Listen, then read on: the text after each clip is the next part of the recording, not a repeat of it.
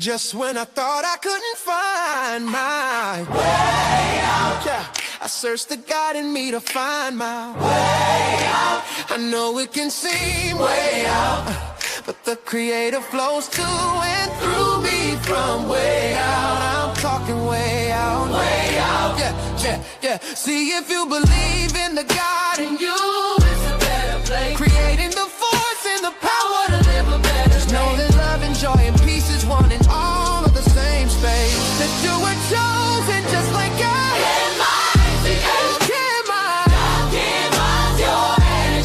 That's right. I'll give myself. Only you can make the change. I'll give myself. Shake your head at you. I'll give myself. Shine so bright. From darkness to light. Hey, hey, hey, hey. From darkness to light. Yeah. And you'll find your way out. Yeah, yeah. Oh, it won't seem way out. Yeah, yeah, yeah. The power of God will flow through you from way out. Welcome. This is DJ Jennison. I am here. This is Alchemizing Energy. And I want to do a quick show because I think it's interesting that, now that the Epstein files of the Great Distraction has gotten on social media, you're not hearing that much about ICE.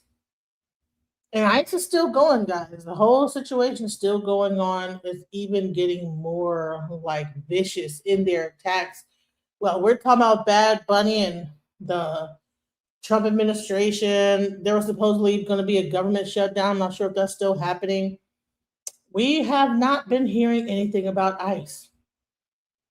If you look on social media, ICE is almost non existent in the social media sphere.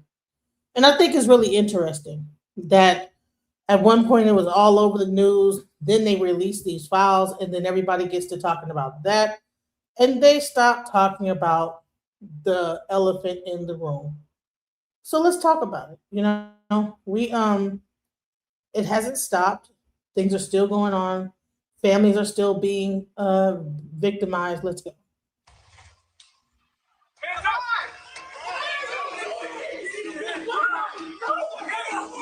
What warrant?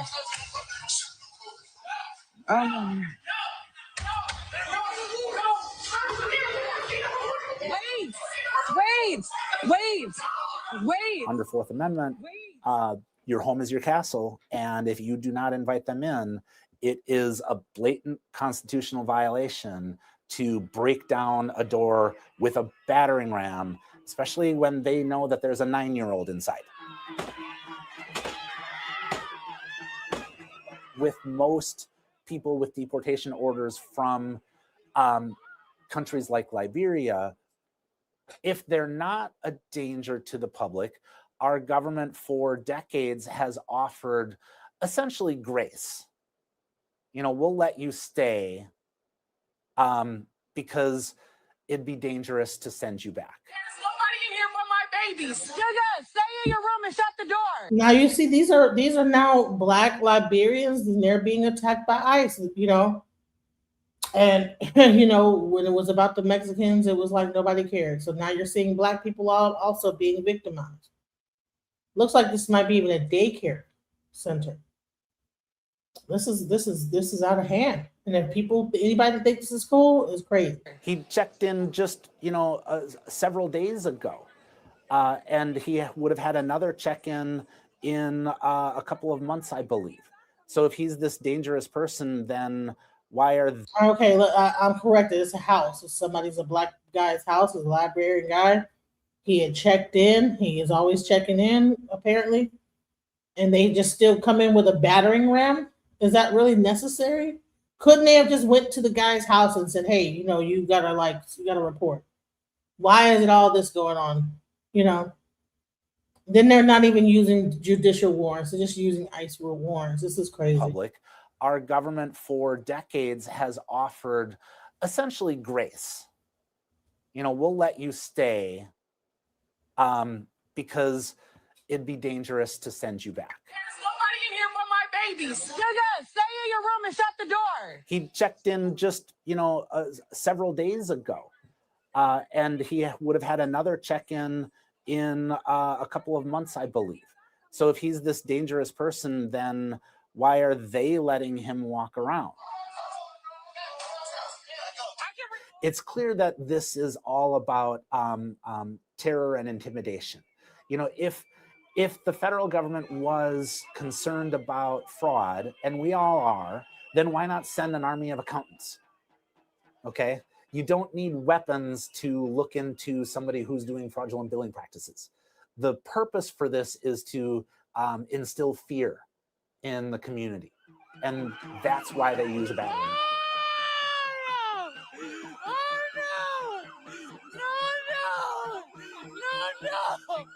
No. Bring him back. Bring him back.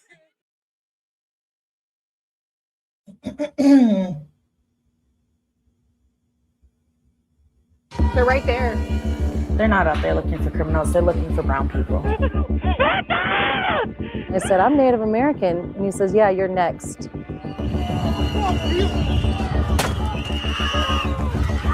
native land. You're not welcome here.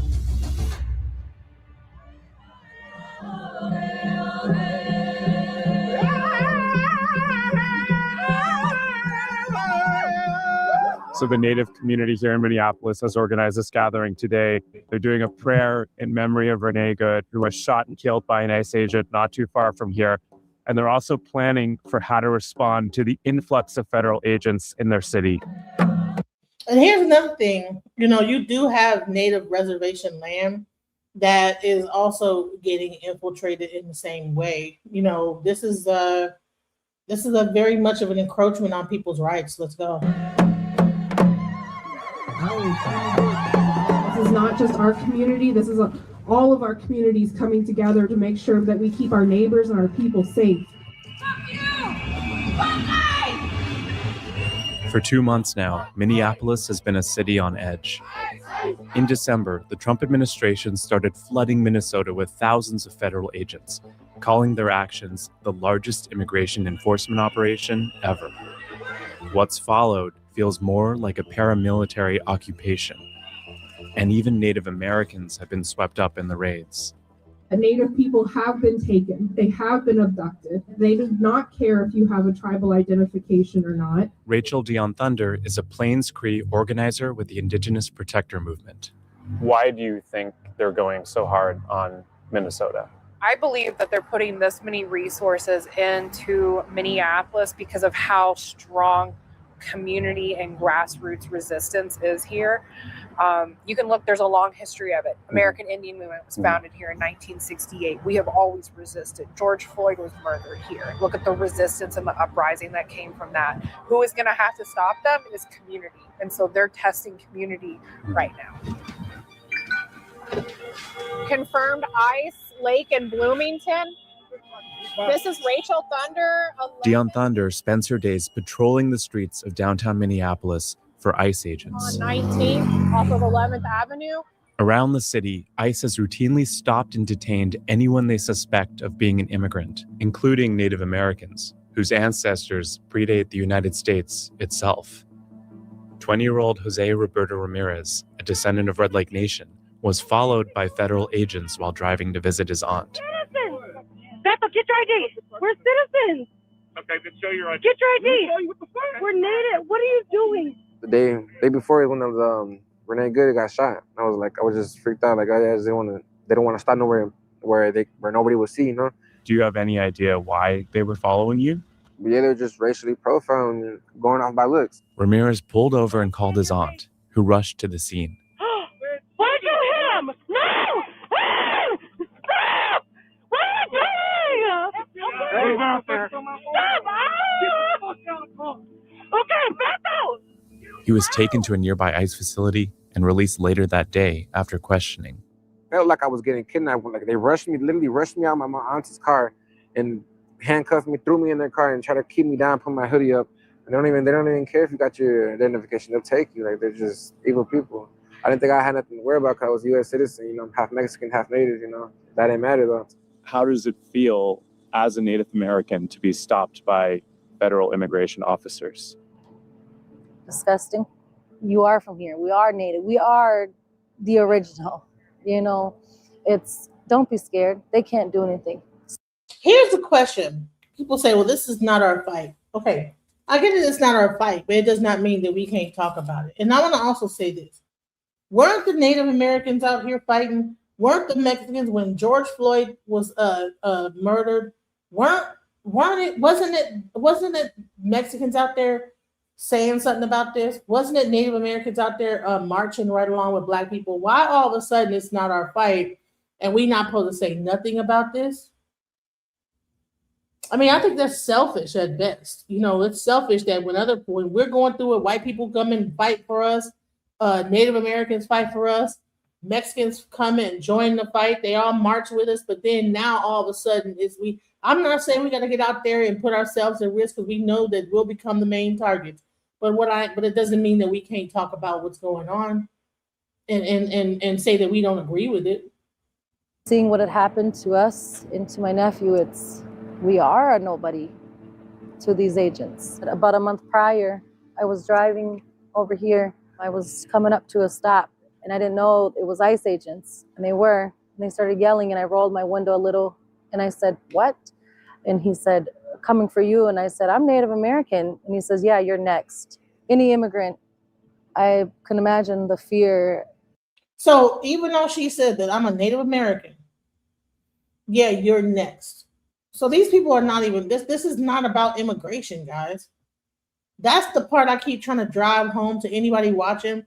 This is not about immigration. It's about fear mongering. It's about, like coming out there with these troops and rounding up people and trying to have this control and showing this this control over people. And people are getting really they're really power hungry, and it's crazy. So we need to talk about this. I mean, we'd rather talk about Bad Bunny's Super Bowl performance and whether we liked it or not. And all this stuff is now becoming muted more. It was on Maine, but now it's being muted more. And ICE is going even harder than ever before. That they are living currently. The Trump administration's crackdown has led many families to hide at home out of fear of being arrested. It's hard to see what's going on in the city right now and not be scared. And I'm glad we have a lot of frontliners to be able to do this, to be able to do drop-offs. Imagine what this is doing to the Minnesota economy. People are afraid to go and work. People are afraid to have their children go to school. All this stuff that is happening is affecting the economy. And we can't have this be rolled out through all the cities in the United States and then the economy crashes, because it's bad enough that all the different tariffs and this, that, the other, but then you put this kind of a effort out there, and now you have people afraid to go out and actually work and go to work and get in their cars and drive somewhere because they might get encountered. That's crazy. Pick up supplies where needed, because we got a lot of families asking already. To help those who can't run out for basic necessities, the Native American community is also coordinating mutual aid, organizing drop-offs of things like groceries, diapers, and toiletries. So Native American families are afraid to leave their homes here. Mm-hmm. A lot of our families are multicultural households. First of all, they're not breaking the law. These are Native Americans. Where are they breaking the law at? They're looking at the person and saying, you look like you might be an immigrant, and then they're attacking them. And then the guy said to a Native American, "You're next." So that they're not going off of Native American. They're not going off of anything. Nobody's breaking the law. ICE is breaking the law. They're breaking the Constitution. But no, they're not only going after illegal aliens. They're going after Native Americans. People are stupid. They keep talking about the fact that ICE is. I'm going to continue what I'm doing. I'm not going to let you divert me. You don't have just... Out of fear of being arrested. It's hard to see what's going on in the city right now and not be scared. And I'm glad we have a lot of frontliners to be able to do this, to be able to do drop-offs, to come pick up supplies where needed, because we got a lot of families asking already. To help those who can't run out for basic necessities, the Native American community is also coordinating mutual aid, organizing drop-offs of things like groceries, diapers, and toiletries. So Native American families are afraid to leave their homes here. A lot of our families are. So do you hear this? Native American families are afraid to leave their homes. Then these are not illegal aliens. These are not illegal immigrants. That's why I played this, because everybody wants to make it about, oh, it's about getting the illegals out. This is not just about that.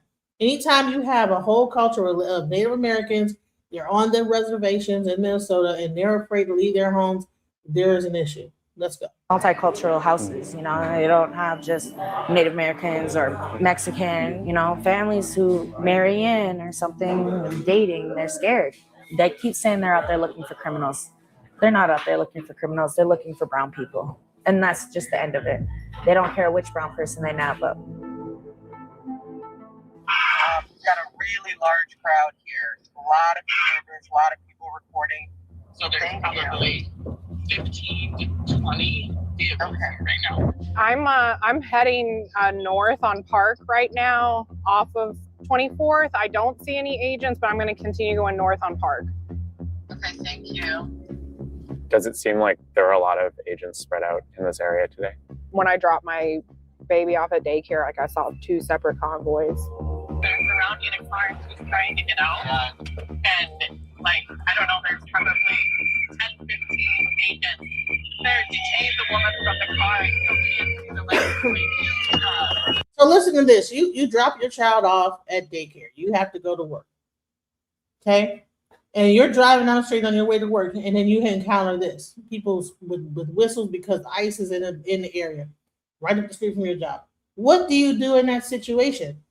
Like, everybody wants to say, well, they are not the true Native American, whatever they want, people want to say. Well, guess what? They are not also immigrants. They're not immigrants. They were here way before America was even a country. So let's stop this. We people can't be that ridiculous. She's on the ground now.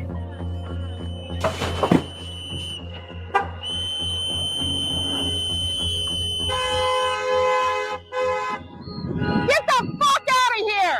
Go out of here! You're on fucking native land! This is native land! You're not welcome here! So federal agents are blocking the street here just blocks away from where George Floyd was killed in 2020. Community members instantly mobilized. We're here screaming, telling them to go away.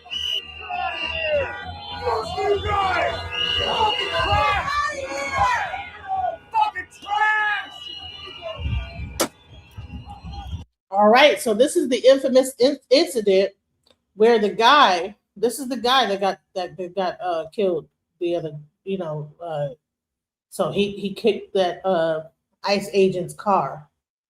They found, so this is that video that everybody's speaking of. This is the guy. What's interesting is why would he have the same exact outfit on like 2 days later or whenever he got killed? He had the same exact outfit on. Something is weird to me about that whole story and who this guy was, because like nobody else is doing all this, but I think it's something interesting about the fact that why is he having the same outfit on both days the thing happened, where you can pick, say, okay, this is the same guy.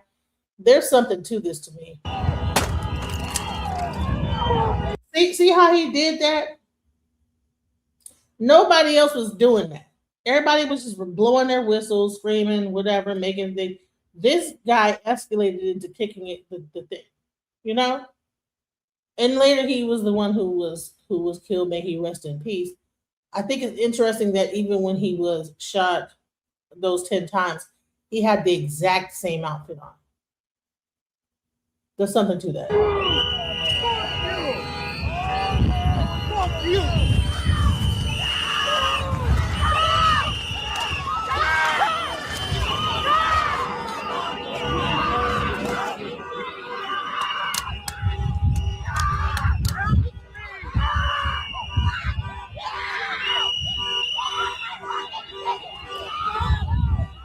Why didn't did he get arrested that day? So they're doing all this. Did he get arrested and let back out? So like they apprehended him when he kicked that thing, like they got him, right? Did he get let back out and then they shot him? Like, what's going on? What was that? That's the reason why you had the same outfit on? Does anybody know? Motherfuckers! Fuck you!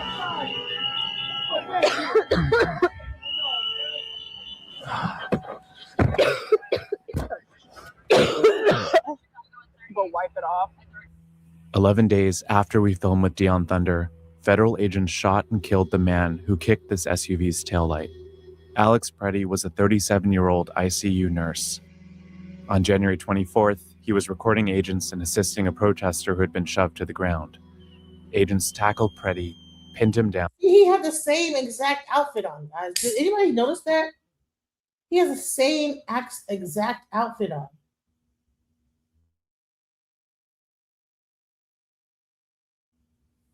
Okay, why is he wearing the same outfit? You know?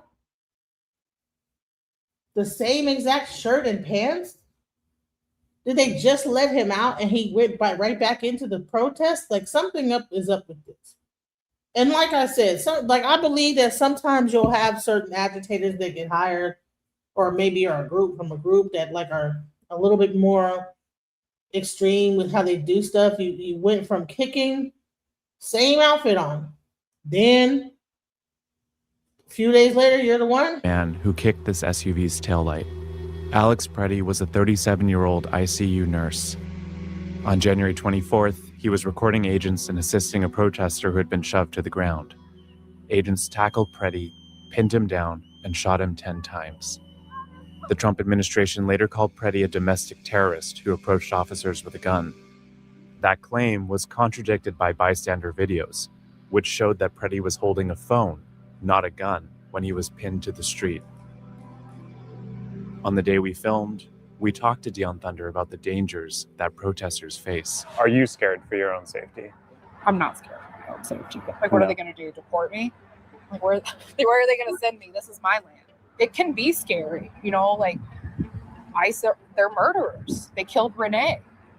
You know, they could kill me. They could kill any of these observers, these patrollers. They could kill somebody that they stopped tonight.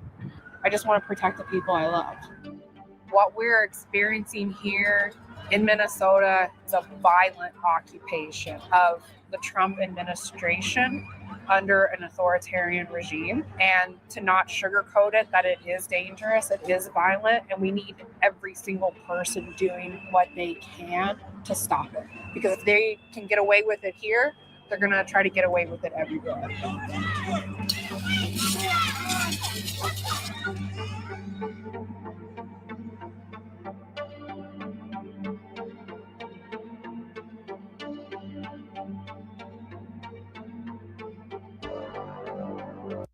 All right, so it said so all this for 4,000 immigrants. They're doing all this, and all that they can go to show for all that money being spent is 4,000 in this Minnesota thing. That's it.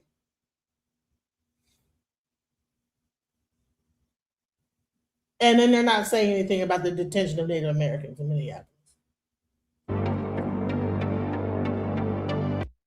Look, they pulled over Jose Roberto Ramirez because he seemed to match the description of an Ecuadorian national with a criminal history, including aggravated assault and DUI. Or maybe it's not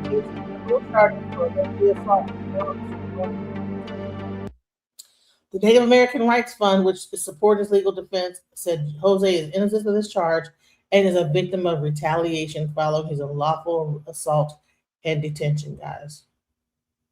So this is not just about, what they say it is. It's not just about detaining illegal immigrants. They are going after Native Americans. They are going after a bunch of a lot of other people. And this. Let me just show you this, just to give you an idea of the horror that's happening when they're breaking in the houses. Look at this. Record. Stop it! Stop it! No! No! Stop it!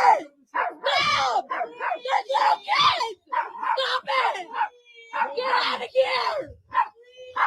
Get out! Now, I don't know if this is her bedroom or she lives in the studio apartment and they're just going down the hall, going from apartment to apartment, kicking in doors. But this right here is like it would frighten anybody. Come on now. Get out of here! What the man?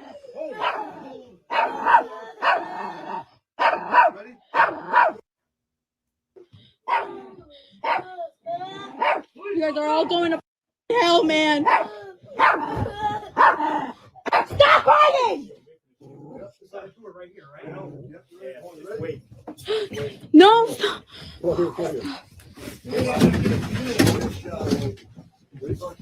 You're going to fuck hell, man. Hold up.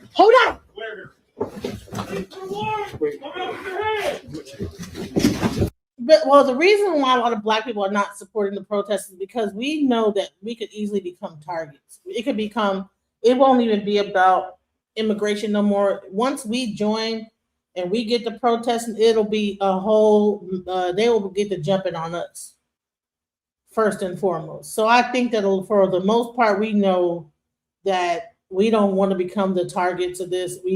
People are sitting it out because they know that that's how it's a scapegoat situation, and they know that we're in danger, of that. So I believe that that's the reason why most people are not getting involved in it. They are robbing the immigrants. Yes, like once they pull you over and everything, what happens to the car? What happens to your belongings, your house, when they ransack your house? They are all foreigners. Native Americans are foreigners. Native Americans are foreigners. Yeah, well, everybody's focused on Epstein and everything, but here's the thing. Like, it's all crazy. The whole thing. Regardless, they are people and deserve to be treated fairly, just like any other American. Yes. Even if they aren't American, they deserve to be treated fairly. Go look up the arrest records of some of these illegal aliens and ask yourself, is this all worth it? Listen, it's not. They're going into innocent people's houses just because even if they might even be up to date on their papers. It's just a matter of just round everybody up and then sort it out later. For a long time, no one is being arrested for Epstein. Exactly. And look at all that PDF going on with that whole file. Where is that? Where are the agents busting into their homes because they're on this file? Right. Not one protest. But here's the thing. At the end of the day, it's like all this stuff is now being muted. And I think that's because they knew it needed to be muted, because they knew that it was going to get like this. Stay in the room, please. No, this is my house. This is my house.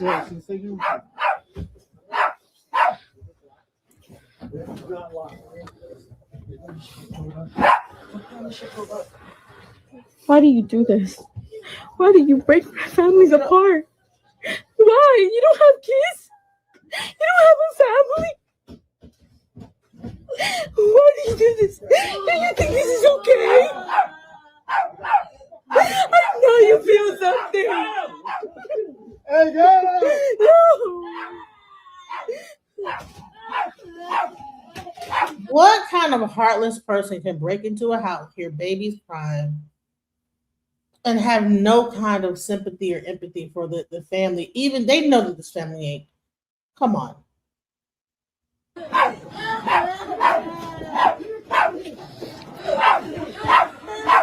Stop crying! No! Call your mom. Call your mom.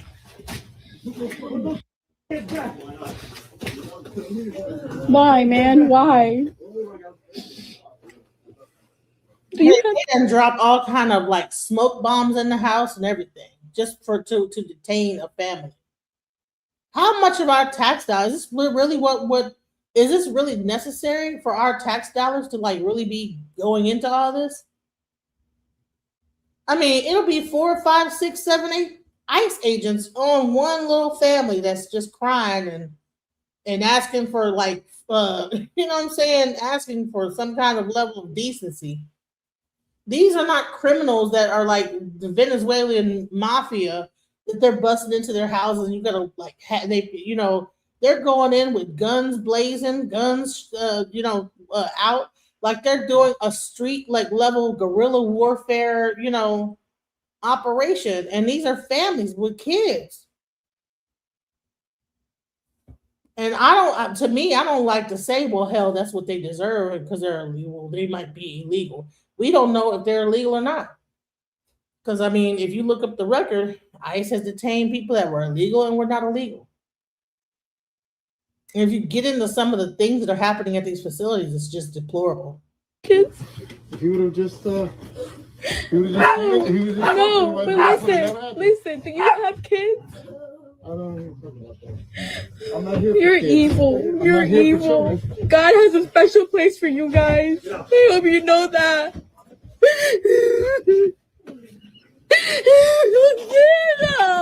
Don't hurt him! Don't hurt him! You're hurting him! What do you mean? No! No! Wow. And people will say that this is cool. That's all. You know what? That's what they need. They are illegal and they need to be deported by any means necessary, right? I mean, I think that we need to like check ourselves, Like, I mean, if we really think this is cool. And the crazy part is that let's talk about some of the stuff happening at these facilities. I found this one thing here. I said that I couldn't even believe it. Look at this. Look at this. ICE agents are deliberately crushing the testicles of boys and men. They are detained in a Texas torture facility. So they're like actually like crushing the testicles of little boys. All right, it says, I want you to read this slowly because the words are so vile in your brain, but we'll try to rush to past them, okay? According to a December 8th, 2025 letter sent to ICE by ACLU in Texas, Human Rights Watch and other human rights groups, detainees at Fort Bliss described officers beating people, engaging in abusive sexual contact, threatening them to force deportations to countries they have no ties to, denying meaningful access to lawyers and withholding adequate food and medical care. And two separate men described federal agents doing something so depraved it has a name in any honest world. The officers grabbed their testicles and crushed them. Not in war, not in battle, not in some chaotic emergency, in U.S. custody in a detention facility under the American flag. If you believe in journalism that stays free for the world, for readers in Gaza, readers in Sudan, families living in deep poverty, or even kids in middle school trying to understand what adults are doing, please support our work. It's called The North Star with Sean King. Shouts out to Sean King and his publication, So yeah, you got ICE agents out here crushing little kids' testicles. But nobody wants to talk about it. They're ice baby is what people say. They want to think that this is okay.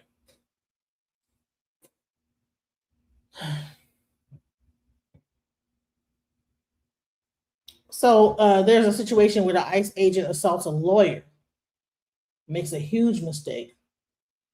Let's go. I'm trying to pump my gas. It's got the camera on my face. The pictures on my car, walking around on the side over here. I don't want anybody sticking their camera in my face. I don't know what he's trying to do with this. In Chicago, that is ICE agent Adam Sirocco. He just pushed an observer and is now whining to local police. I'm pumping my gas here. I'm pumping my gas. He parks over. He's walking over there. He comes with his camera. He's showing me pumping my gas. Starts walking around my car. Takes a picture of the license plate, I'm assuming. Comes around over here. I said, what are you doing? Why are you filming me? I tried to grab his phone. But Sirocco didn't just grab the man's phone. He allegedly threw the citizen to the ground. Big mistake. Because this was the victim, Robert Held. And Held is a lawyer who knows his constitutional rights. I don't know who this guy is. And I don't like him sticking a camera in my face. I want to know what he was doing with it. I want to get the picture and I want him to delete it. Yeah. Okay. The police play it cool with Sirocco and then interview Held. Thank you for coming out here. No, for sure. So what's going on? So I filmed him. I think he's a federal agent. Okay. And he got very angry that I was filming him. And he ran up to me. He grabbed me. He threw me on the ground. Are you law enforcement or what's? No. No? No. I'm just no federal involvement or Zero. anything? Okay. Zero. He threw me on the ground. And he tried to grab the phone out of me. Okay. And that's what happened. Held is 68 years old. How do you grab you? Like by your jacket or? To be honest with you. What do you call? Because of my adrenaline. I don't know, but there's a witness. I'm right here. Okay. She probably knows better. Stopped at a light and I saw this old man being tackled to the ground and pulled around like this by that man. And so I started beeping my horn so people would notice. Okay. And I said, "Get off him! Why? What are you doing?" And that's the only reason I'm here. It's just to tell that. I got you. Okay. Held says he saw Sirocco come out of an ICE detention facility. It's the assumption that works for the government. That he came out of the Broadview facility. Okay. The lead local cop then walks back to Sirocco. You work for the government or no? Do you work for the government or no? I mean, I don't know what you want me to do. You followed me from my work. That's where, I know. That's where this came from. Okay. Because we got, that's the info we got is somebody's yelling and this and that when we were coming over. Followed me from my work. Okay. So after this, you start hollering about all that. This guy's alleging you tossed him on the ground. Yeah, I was trying to grab his phone out of his hand. Did he get on the ground? Did he get on the ground? Yeah, he made it way to the ground. He may have gotten on the ground, says Sirocco, but the ICE agent denies throwing or pushing Held. Ground with him? I was not on the ground, no. He get physical with you at all? I mean, he was actively resisting. He wanted to get his phone out of his hand, which is fair. So, again, walk me through this because we're reviewing, obviously, the camera footage. At several points, it's not clear why the audio from the police body camera is silent, although personal information sometimes gets redacted. Did you see these people following you, everyone that stayed here? Was he following you? I didn't notice him when I was driving. I only saw him when I got out to pump gas. Okay. And he's here, you're pumping gas, minding your own business. He's obviously recording you, recording the car, all that stuff. Do you guys exchange words or anything like that? Not initially, not until I came around the corner and kind of hollered at him, "Why are you filming me? Why are you filming me?" What he said.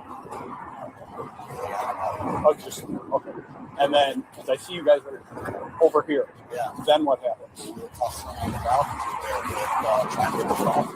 Again, Sirocco says he was simply trying to get the phone. Okay. But you're saying you obviously initiate the contact with him trying to... Okay. You're not injured, you don't need medical attention or anything like that? So, people saying I want to pick a side to bootleg. No, I pick a side because I'm a human being and I have like some level of empathy against what's going on. Whenever you have a 5-year-old in detention, giving food with worms in it, getting sick.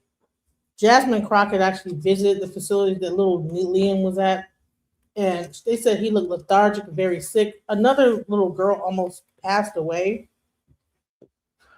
Had sickle cell.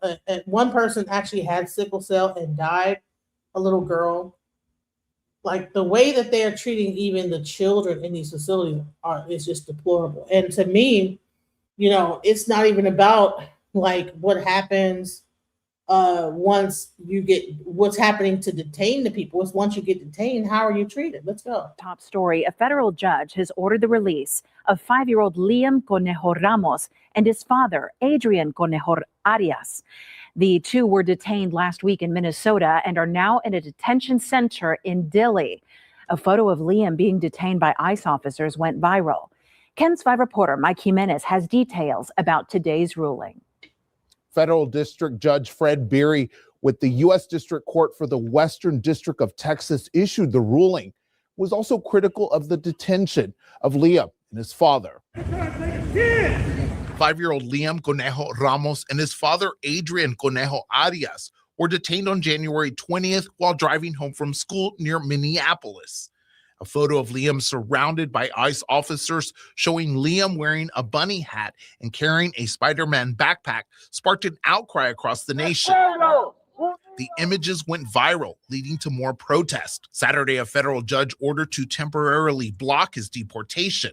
After Liam and his father were taken into custody, they were then transferred to an immigration processing center in Dilley. Last week, Congressman Joaquin Castro and Representative Jasmine Crockett visited Liam and his father at the center, where Castro demanded Liam's release. In a statement today, Castro says, quote, "I've reached out to Liam's mom and lawyers to let them know I will continue to do everything I can to make sure he is safe." In Saturday's ruling, Judge Fred Beery criticized the government's pursuit of daily deportation quotas. He wrote, quote, "The case has its genesis in the ill-conceived and incompetently implemented government pursuit of daily deportation quotas, apparently even if it requires traumatizing children," unquote. Beery also cited the So are like the illegal like how many of these illegal immigrants, these criminals, are at school, in American school, going to school? Why is ICE rushing into schools, grabbing up kids? Why is that even happening? If that's what the case, went to schools, yes, went to schools and was grabbing kids up out of school. Come on, what are we talking about here? Doesn't match that they're going after criminals. They went into little school. Crockett fakes her persona. Okay. If you're not in Texas and don't have a way to vote, it doesn't even matter what you think about Crockett. So whatever. government's ignorance of the Declaration of Independence, quoting some of Thomas Jefferson's grievances against a would-be authoritarian king. Beery stated, quote, "We the people are hearing echoes of that history," unquote. After Liam and his father were detained, the Department of Homeland Security said its agents attempted to place Liam with his mother, but claimed she refused and abandoned him, an allegation disputed by the family. Saturday's ruling orders that Liam and his father must be released no later than Tuesday, February 3rd, 2026. The ruling. So they actually released him, and now Trump is trying to get him to come get back in and send and deport little Liam. Like what? Like what is really going on? They want to deport him, even if it's just about the principle of the matter. But I think that Trump got bigger fish to fry with this whole Epstein file. They stopped talking about ICE, and now it's about Epstein. And they have and honey, this ain't when you're talking about criminals and people doing all this illegal stuff, and you have a whole island full of people just doing debauchery, eating people and all kind of wild stuff, eating kids and killing kids and using their organs and doing all this weird stuff. Like we're in communist China. I'm trying to understand, like, at what point do you have any way to say anything about illegal or a person that's in America when you guys were doing this? Y'all had to go to an island and do all this wild stuff in all these files, 4,000 times and all this stuff. But you want to like have like a morality conversation about anything? People are mad that Bad Bunny talked about unification in his Super Bowl thing and all this other stuff. At least he was talking about unity. Everybody else is really on this like disunity. Everybody wants this. They at one point before this whole Bad Bunny thing and the Epstein files came out, you had this whole polarizing conversation where people were just like cheering on this whole ICE situation. And I thought it was very sick of people because these are human beings. We went through things in the civil rights. Yes, they did do it to us, but two wrongs don't make it right, guys. Let's go. It also states the family's attorney must be notified of the time and location of their release as soon as possible and at least 2 hours before their release. And if you would like to read the full opinion and order of the court and judgment, you can visit this story at kins5.com. So yeah, go check out kins5.com to find out more information about that. And here's another thing. So the children at the ICE facility are facing very, very terrible, conditions. So, even though we went through our thing, honey, listen, I am not trying to at any way compare, and I don't understand why anybody else would compare what we went through, because yes, this is Black History Month, and yes, they was, doing all kind of wild stuff. They were eating us. We called the delectable Negro. They were taking our teeth out, putting them as false teeth, using our skin for bags. I mean, they would go out and have lynch mobs, and everybody would be there and take pictures of it. Have boxing matches to the death. We went through a very tough time in American history, from slavery to the civil rights movement and on, and continue to go through it. But it does not mean that we need to turn and say, well, hey, we went through it. It's your turn now. Now, I get it. There are some people that are racist, you know what I'm saying, that felt like they was above us and looked down on us as Black people. And so we feel like we're being vindicated in some kind of way. But we don't need to lose our humanity, guys. When we start to lose our humanity, we become no better than our oppressor. Let's go. Food contaminated with worms and mold, limited access to clean drinking water, inadequate medical care. These are a few of the allegations made by migrant families in recent court documents about their children's conditions while in ICE custody. As part of this administration's crackdown on immigration, President Trump has restored the practice of family detention, with more than 1,700 children in custody since family detention centers reopened this past spring. Becky? Yes, they were eating us. It's called the delectable Negro. Go get the book.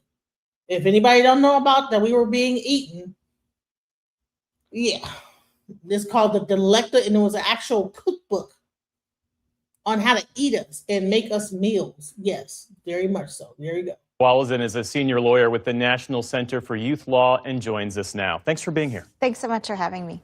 President Trump says the border is effectively closed. If that's the case, how are these children and families still ending up in custody? Who are they? So we've seen a lot of different trends happen since they first reopened family detention in April. But now a lot of families are being arrested from the interior of the United States. So these are your neighbors, your friends, your kids' friends who are being picked up in a lot of different ways, really from across the country. And you've been inside the South Texas Family Residential Center in Dilley, where families are being held. Your organization has sued the federal government, alleging inadequate food, medical care, education, and safety. What were the most striking examples you witnessed that illustrate those failures? Well, there are really profound problems with basic needs like food and water. So we have seen and heard a lot of things about children not getting child-friendly food, not being able to eat what's offered. As you mentioned, people reported vegetables that were moldy or had worms in them. People have gotten sick following meals. And there's really not food that's appropriate for small children. So, for example, one mother told us that in order to try and get her child to eat anything, she had to suck the sauce off each piece of pasta to try and get him to just eat some kind of plain meal that's not the Teddy Grahams and juice that's available. For our viewers who might be unfamiliar, what are the minimum legal standards required when the government detains children and families? So under the Flores Settlement Agreement, there are some basic requirements for detaining children, and those are based on the settlement when it was created in the 90s. And so children have a right to safe and sanitary conditions, and they have a right to be treated with a particular attention to their unique vulnerabilities as minors. That's the Flores Settlement Agreement. There are, of course, other requirements and constitutional requirements in terms of detaining anybody, including children. But Flores sets a very basic floor on the conditions. And how do the current conditions compare with previous administrations? Is this a long-standing problem, or is this specific to the Trump administration? Family detention was not being used for many years before it began again in April. And so in previous iterations, there were very similar conditions issues. And one of the biggest problems is that in 1997, the standards were what the consensus was around child welfare at that time. And now we understand and know so much more. And we know that the detention of children of any kind is really harmful. And so what we see is that as kids are in these prolonged restrictive settings, they really begin to deteriorate. They have regressions in behavior. One mother explained that her previously happy toddler was starting to hit her and hit himself in the face because he was so distraught over the conditions in which they were living. Do you know there's babies that are in this detention center that are actually breastfeeding and they're not even getting any substances? They're pretty much starving. So, I mean, I get it. You know, people want to say, well, we went through it. And for those that don't know about the Delectable Negro, let me just play this real quick for those that are not aware of it. African American Books Edition. Today, we're looking at a powerful book, The Delectable Negro by Vincent Woodard. Now, a quick heads up. Our voices are AI, but all the content comes straight from the book, and we think it's a great way to learn about African American history. Please consider subscribing for future content. And after listening, we really encourage you to go out and buy the book to support the author. So this text really challenges how we see slavery. It frames the whole institution as, well, parasitic, arguing that white masters satisfied a literal and psychological hunger by consuming black bodies. First, let's talk about this idea of consumption. Woodard uses the word cannibalism to describe everything from social consumption, draining a slave's labor and spirit, to actual flesh eating.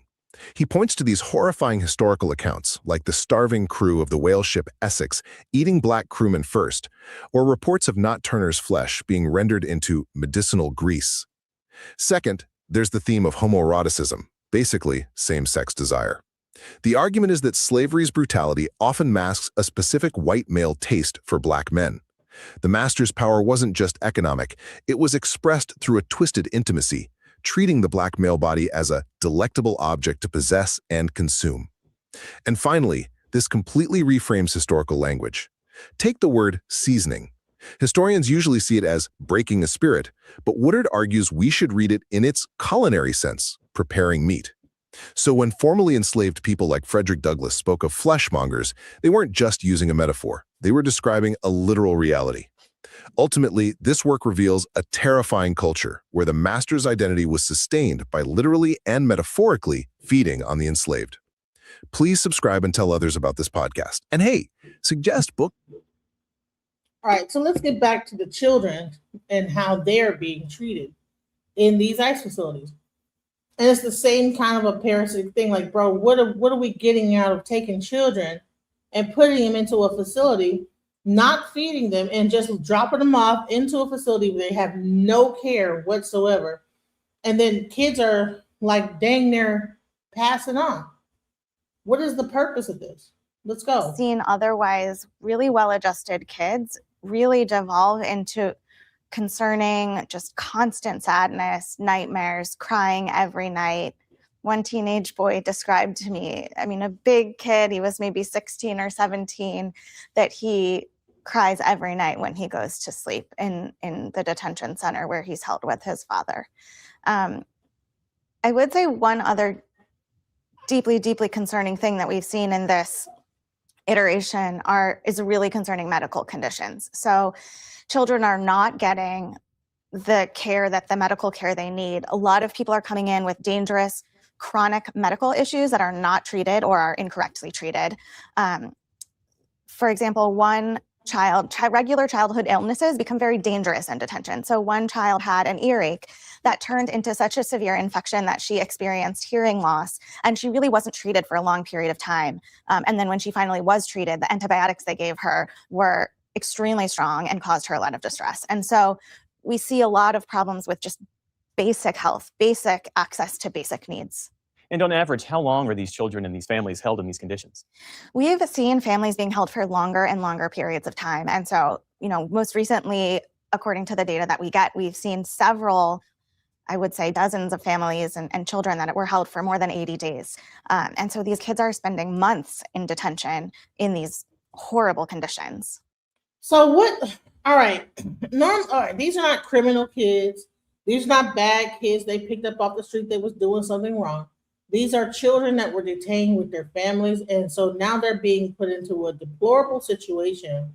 So they're just thrown into a facility with less than enough to even be able to sustain them. And medically, with food, anything, they are overcrowded.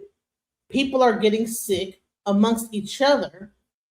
And then when the person gets sick, it's like, well, we'll get to it, So you have a facility that is very inhumane in how it is actually treating children. If the children are treated like this, who knows what's even going on in the adult facility? Well, the Department of Homeland Security did not respond to the NewsHour's multiple requests for a response to the allegations about the conditions at Dilley. But in court documents filed last month, the administration wrote, quote, ICE's actions exemplify a model of regulatory compliance and humane care. How do you respond to that claim? It's just not true. They are not complying with the Flores settlement agreement. They're holding children for extensive periods of time. The conditions are not meeting those basic requirements, as mentioned, not just because of the food. The water is problematic. Often the water containers have mold or algae in them around the facility. The lights are on all night. Children can't sleep. There are constant interruptions. They don't have access to school. Now, if anybody have been to jail before, right? And I've been to jail before. Now, in jail, what they do is it seems like they have a door check every few hours. And it's loud as hell. So if you're not a good sleeper, you're gonna wake up every hour because they're gonna be cha-chink, cha-chink, cha-chink, cha-chink, cha-chink, cha-chink. Now imagine that for kids. So it's almost like you're raising a bunch of children. It's gonna be institutionalized, and these are babies. And what if they don't deport them? Say they traumatize some of them, and they find out that they're not illegal aliens or illegal immigrants, but they are supposed to be here. You've just traumatized this child for the rest of its life.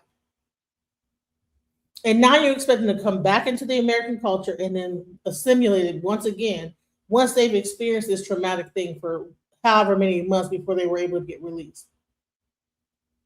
So I get it that people are saying, hey, they're illegal. But is it okay? Even in the judicial system, they have levels of how they treat illegal. There is different colors that you wear. If you are a person that off somebody, or if you're a person that was robbed somebody or did a certain thing, you're not put with a person that, that's just probably has a DWI. They have separate quarters, but now they can put everybody in one space. Everybody's one. And you don't know what kind of weird stuff could be going on. Which they admitted in their most recent filing. And in fact, there's so little to do there that it makes it all the more difficult for children to even cope with the situation in which they're being held. To what degree is this by design to get migrants to self-deport? I think it's very evident that none of this is necessary to carry out immigration laws and policies, regardless of what they are. Many of these families were arrested while complying with various different forms of immigration requirements. And I think that makes it very clear that the goal is cruelty, and the goal is to make people who came to the United States often seeking safety and security to flee the United States for the countries where they felt so endangered that they had to leave. And I think we're seeing that many families really cannot tolerate the level of harm that is being imposed on them by the government and are in fact leaving. Becky Wallison with the National Center for Youth Law. Thanks for being here. Thank you so much for having me. But these are kids, though. These are children. The way that you guys are cursing about children, like really, really just venomous. I don't understand the mentality going on, So now, on top of this whole ICE situation, I'm gonna move the subject on, because just as much as people don't like ICE and don't like the immigrants, now they're mad about the Black national anthem. Oh yeah. See, just because they're talking about ICE right now don't mean we're off the hook with the racism. We're not off the hook. You got people still talking ish. You even had Megan Kelly, whatever her name is, Megan Kelly. Well, we don't want to hear the Black national anthem. We don't want to hear you speaking in Spanish. People believe that this is a white country and everything needs to be just vanilla white. And just ignore all the multiculturalism that's been going on in this country for centuries. So let's go into it. People are demanding the Super Bowl erase the Black national anthem. Let's go. I'm going to tell you why the NFL needs to stop singing the Black national anthem. Also, what the fuck is this Black national anthem about? The regular national anthem is for everyone that's an American citizen. Black people and white people and Asian people, everyone. The Black national anthem is only for Black people. Yet, if there were a white national anthem, it would be racist. It would be so fucking racist. If we had a White History Month, so racist. Did you ever hear the whole national anthem? Have you ever read the actual words of the entire national anthem? It's got some old crazy racist ass words in it. But it's interesting. Now they don't want to hear about the Black national anthem. Let's go. As with most things, racist white Americans are willfully ignorant to the history of their country and why things exist for Black people. They are crashing out online because they discovered that the Black national anthem, Lift Every Voice and Sing, was sung. They are saying things like, we are one country. We are not a white America. We are not a Black America. We are just Americans. Why do Black people have a national anthem? They're even going as far as to blame the Obamas for the Black national anthem. They will use the internet to spread racism, to spread xenophobia, and everything else besides looking up history. Know that the Black national anthem, Lift Every Voice and Sing, is 100 years old. And when you're looking at the NFL, which is a league that is comprised mainly of Black people, with 60% of the league being Black, only making up 13% of the population, you have to ask yourself, why would you not want Black history to be included for the very players that entertain you? But when you say things like, we are one American, we are the same people, do you guys know the third verse of the national anthem that talks about slavery, talks about slaves, talking about how we can keep slaves subjugated and then that slaves will die? The third verse literally says, no refuge could save the hireling or the slave from the terror of flight or the gloom of the grave. Lift Every Voice and Sing was written in 1900 as a poem for Abraham Lincoln's birthday by James Weldon Johnson. It was intended to chronicle the Black American journey from slavery to freedom, which then became a rally cry for civil rights and a symbol of the Black identity and perseverance. It was adopted as the National Black Anthem in 1919 by the NAACP. Now let's get into this, right? Did y'all hear about what the actual words of the national anthem? If you didn't hear it, let me actually go and grab that second verse of the actual national anthem.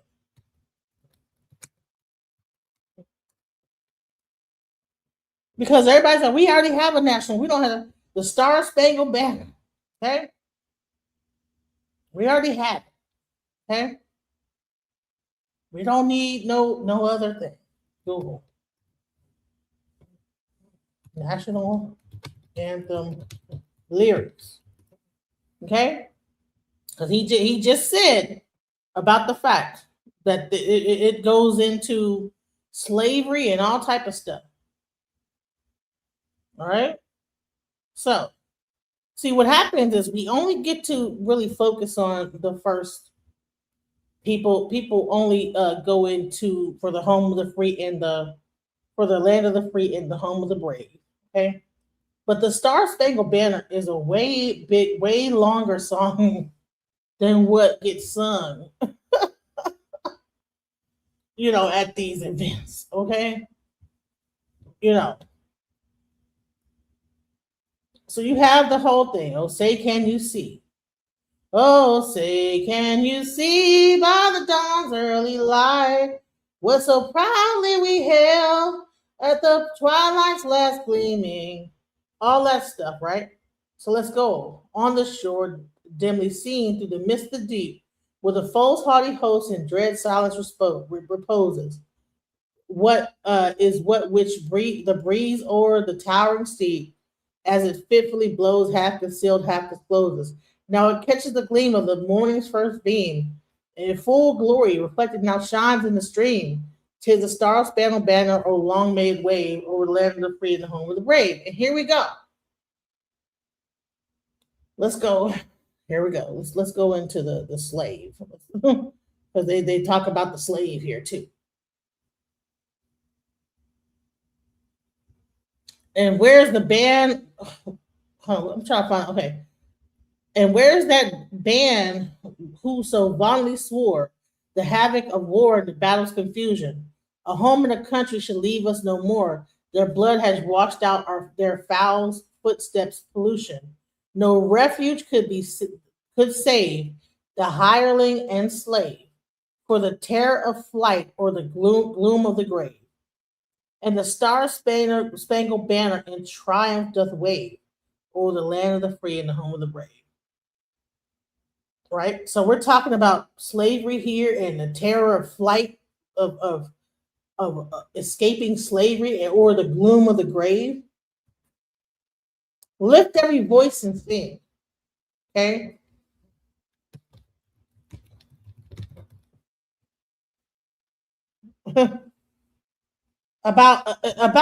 was about like, you know, it didn't say anything about Black people. It just talked about like, you know, lifting every voice until okay, these are the words of the Black national anthem. Okay, lift every voice and sing till earth and heaven ring with the harmony of liberty.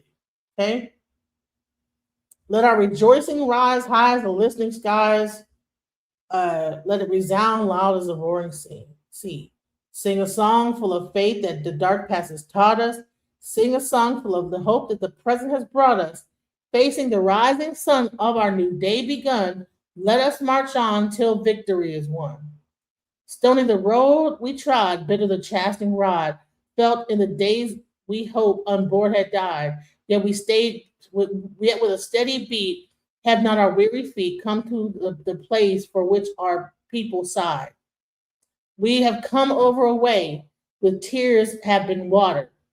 We have come treading our path through the blood of the slaughter, out from the gloomy past till now we stand at last, where the bright gleam of our bright star is cast.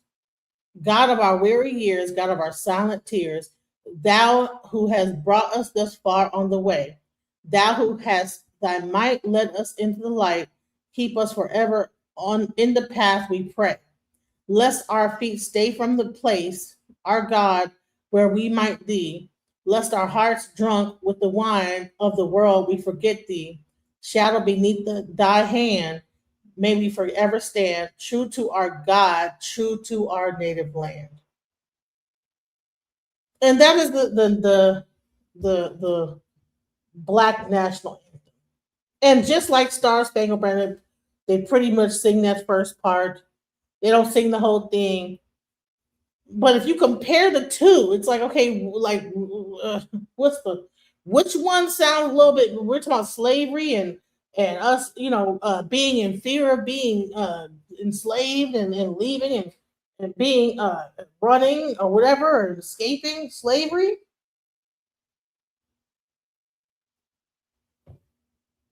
Okay. But people are mad. They're mad. People are pissed off. They don't want Lift Every Voice and Sing being sung at such a prestigious event as the Super Bowl. Let's go.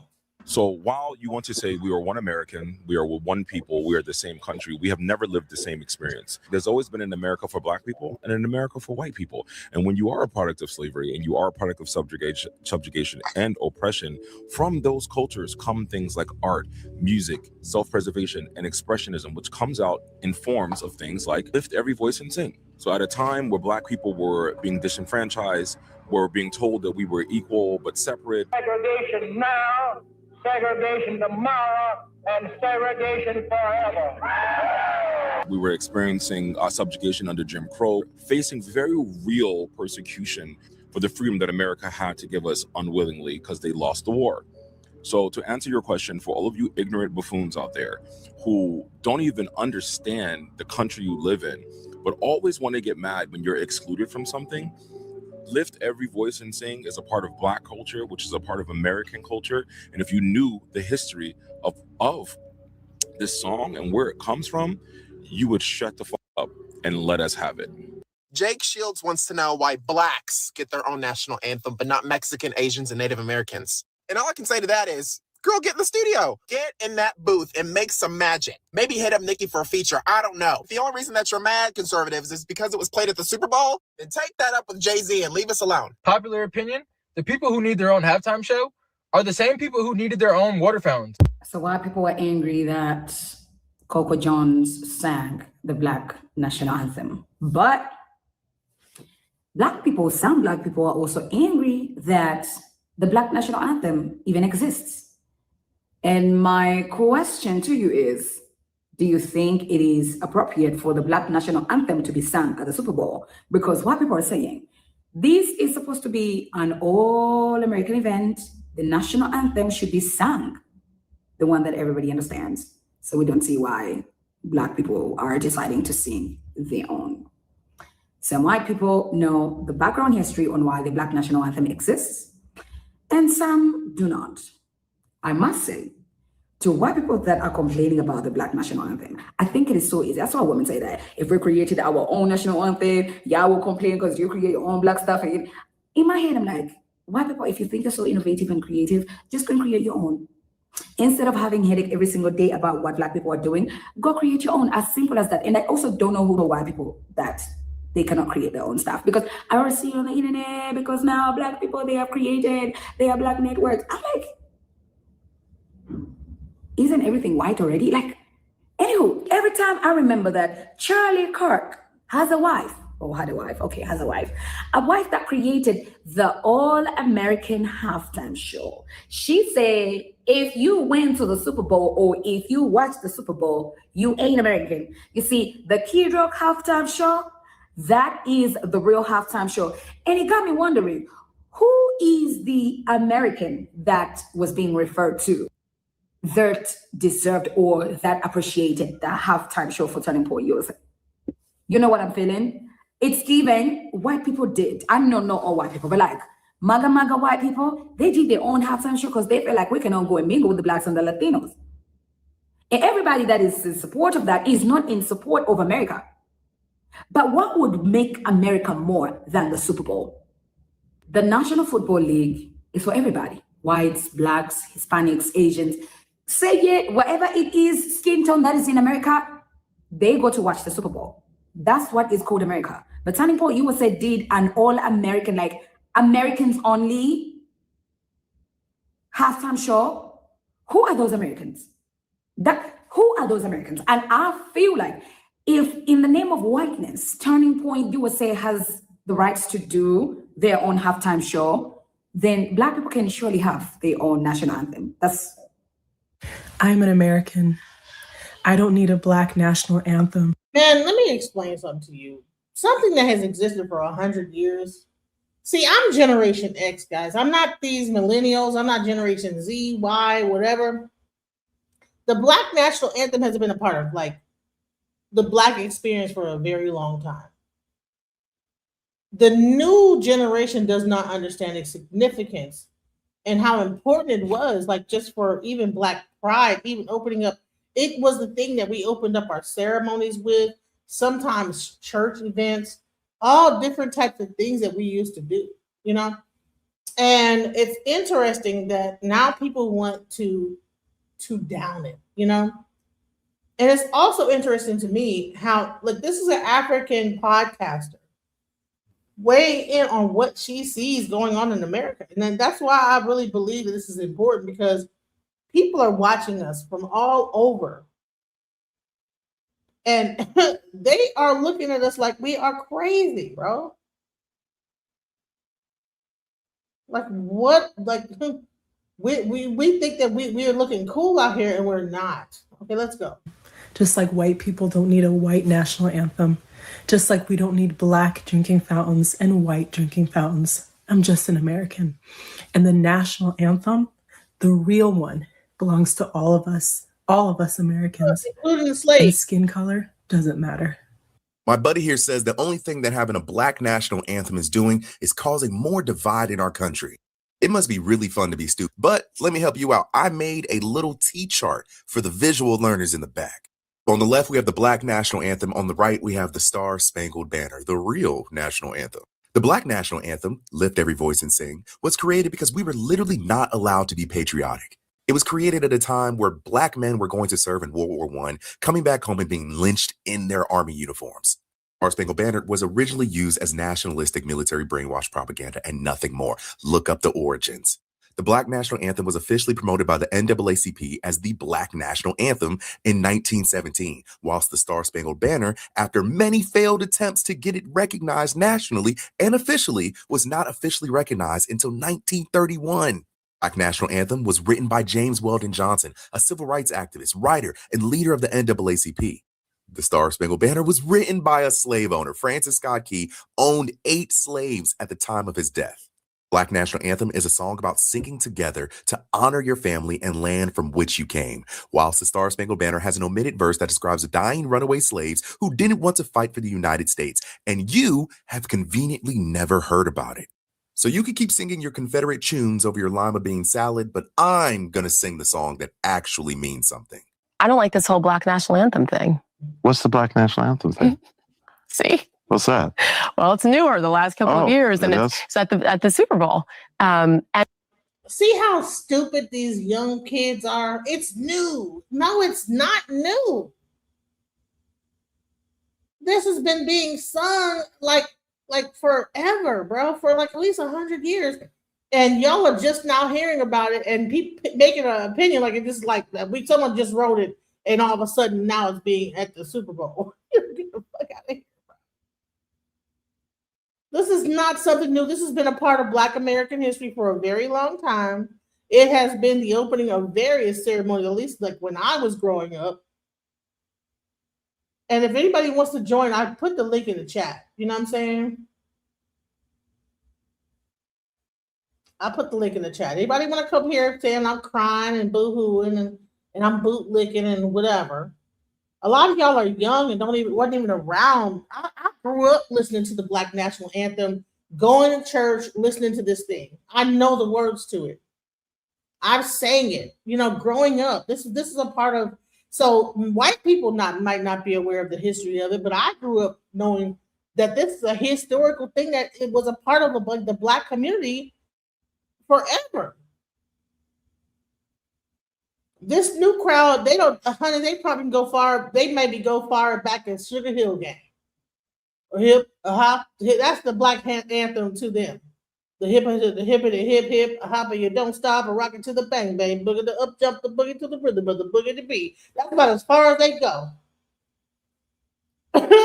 They ain't went all the way back to the Black National Anthem and know that this is actually a historical thing. Let's go. And it's been at a couple of major sporting events, and it's Lift Every Voice, and that's sung now before the national anthem. Okay. And it's called the Black National Anthem. Okay, it's a blantham.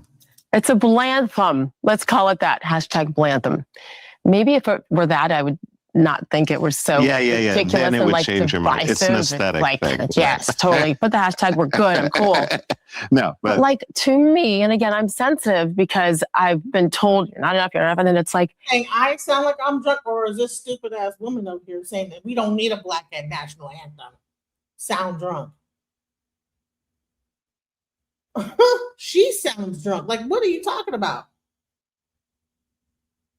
Like, do some research before you get on a podcast and start talking shit about anything. Like, what are we doing here?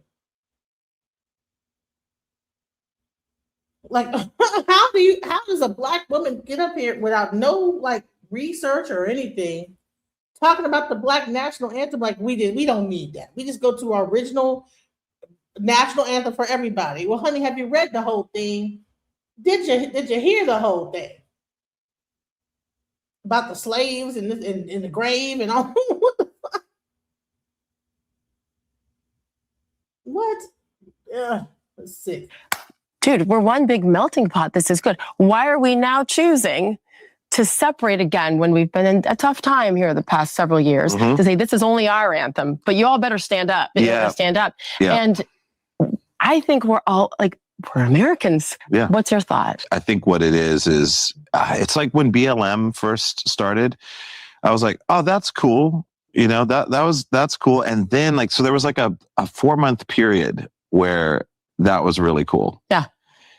And then it got quantified and kind of reduced and then of course weaponized by like, you know, conservative racists or whatever that like started using the term woke and misappropriating the time, you know, and then it evolved. But to the point where we now know that it was sadly BS and the money never went to actually help people. Yes, exactly. Who needed it. So, so I'm glad we blew that up because it was a farce. No, that was fine. But I mean, yes, and that's great. But even if that had not happened, I think there was a problem with it. The problem is that when you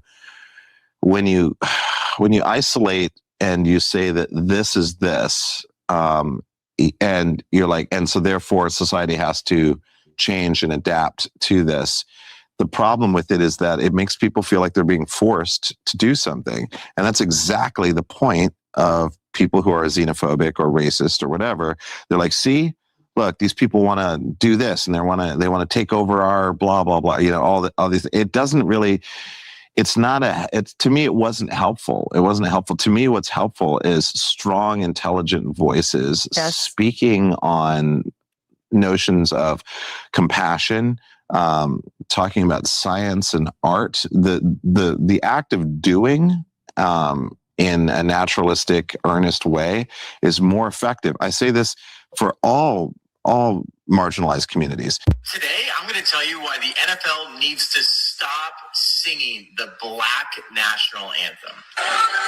The thing is, Lift Every Voice and Sing were never labeled the Black national anthem by its curators. You see, James Weldon Johnson and his brother wrote it as a poem and hymn for Black communities that were oppressed and living under Jim Crow, and not as an official anthem and not to replace anything. The Black national anthem label came later from commentators, and ironically is coming mostly from white conservative spaces who keep repeating that phrase and then getting mad about it, even though they're the ones who helped popularize it in the first place. So watching a white conservative male make a whole 10-minute rant video over a song that was simply created for Black people is just peak manufactured outrage. So nobody is trying to replace anything. Y'all are literally shadowboxing at this point. Y'all are not fighting anything. The song was written because Black people had no real protection from the state. And in many ways, we still don't, because we remain the #1 targets of hate crimes. Black people don't have much reason to feel included in American patriotism. Lift Every Voice and Sing was written in 1900 during Jim Crow, and when Black people were oppressed by law and denied voting rights and faced lynching every day and were excluded from white institutions. So with this all being said, Black Americans don't want to live your fake pale-face culture by the book, especially when white Americans don't really have a single fixed culture of their own. Much of what's called a white American culture today was taken from other cultures, especially from Black cultures, brown cultures. And then after it was taken, it was rebranded and normalized. So expecting Black people to follow your rigid cultural rules while white Americans freely borrow, remix, and profit from everyone else's culture doesn't make sense. So the message that I'm getting to you is let other Americans who don't share your skin color live the culture that they want to live. This song is... You know, I can't believe that this is that much vitriol and got this real serious. So let's hear the far right. Because everybody wants to talk about the left all the time. Let's hear the right, and how they talk about Green Day playing and the Black national anthem, and like this is like the Bad Bunny, who loves preaching politics and a hard left agenda. The NFL also picked has-been pretend punk rockers Green Day, the painfully mediocre and lame Green Day to perform at the Super Bowl. What? Green Day lame? Honey, I grew up on Green Day. What are y'all talking about? I grew up listening to Green Day. Is Alanis Morissette also far left too? Green Day. What was the other? Under the Bridge of the Town. What was it? Red Hot Chili. Are they far left too? Damn, is everything Generation X far left? what artists are far left, like artistry? And so this is the type of weird rhetoric that the far right wants to make the far left. So Green Day is far left. I don't know why. I haven't been watching enough media on celebrities to know why they're being labeled as like this far left group. But they're just a rock band, bro. What are we talking about? Far left rock band? This is music. So music now is far left. I guess if we're not listening to Beethoven or something like that. Okay, well, we should have had a whole Beethoven halftime. Oh no, Kid Rock, should have been on halftime. I think Green Day got way bigger hits than Kid Rock. I loved Green Day back when it came out. Is Nirvana also far left? I mean, the whole like garage band era, is that far left? Is that like woke? Let's go. Let's look at some of their recent work. Well, maybe I'm a American. I'm not a part of a MAGA agenda. Yes, changing the lyrics to their old songs to slam MAGA. How brave. There are no new songs, anyone knows. They jumped the shark around 1997. But now they are interrupting their lame concerts to deliver political messages like this. This goes out to all the ICE agents out wherever you are. Quit that job you're at. Because when this is over, and it will be over at some point in time, Chrissy Dog, Stephen Miller, Jay Vance, Donald Trump, they're gonna drop you like a bad habit. Come on this side of the line. How does he manage to look like a middle-aged lesbian, about as punk rock as a pumpkin spice latte? Well done, NFL. That's who you have selected to unify the nation. Talk about not knowing your audience. Let's bring in Newsweek's senior editor-at-large, Josh Hammer. Josh, the NFL continue to treat the great majority of their fans with utter disdain. Rita, this was the most left-wing Super Bowl that I have ever consumed in my entire life. And I am a die-hard American football fan. I've been watching Super Bowl since I was, probably 5-6 years old. This surpassed any other one. And of course it. I mean, we have a game that was being played in San Francisco, the epicenter of the American left-wing universe. Two teams that are in Seattle, and from Boston, Massachusetts, to liberal titans here. You had Green Day, you had Bad Bunny. I mean, the whole thing was just an utter, absolute abortion. It was an atrocity of a Super Bowl. The Bad Bunny halftime show is going to get the headlines, and rightfully so. I mean, Roger Goodell, the commissioner of the NFL, is frankly just utterly commie trash.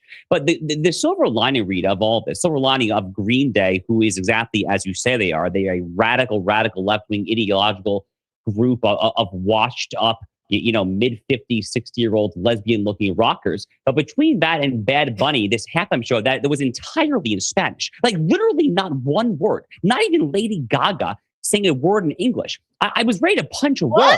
It was utterly insane. I mean, it makes me just... That's how you know that this fool didn't even watch the halftime show. She sang her whole thing in English. This guy didn't even watch the halftime show and lied and just said that Lady Gaga didn't sing her part in English. She most certainly did. But listen, this is everybody saying, we only look at left-wing, left woke media. So now I'm playing the right media, and this guy is lying, saying Lady Gaga didn't sing anything in English. She sang the whole thing in English. This guy didn't watch the halftime show, guys. But then he's giving this scathing report. Looking rockers, but between that and Bad Bunny, this halftime show that was entirely in Spanish, like literally not one word, not even Lady Gaga saying a word in English. I was ready to punch a wall. It was utterly insane. He wasn't punching no wall because you wasn't even watching it, sir. You probably was over there at TPUSA watching that boring show that only 4 million people watched. I mean, it makes me just genuinely live. My blood was boiling. But the silver lining here is that Donald Trump's approval ratings are probably going to spike in response to this, because the people will see this and they will see that this is the opposition, that they celebrate the multicultural agenda, they celebrate the desecration of American heritage, they celebrate the notion that America will ideally in their dystopian future not be an English-speaking country there. They love that there. So frankly, I think that ICE actually could see a spike in approval rating as a result of this. Donald Trump, I think, will probably benefit as well. Rita, that's the silver lining. But frankly, this whole Super Bowl, frankly, the football game stunk too. It was a very boring game.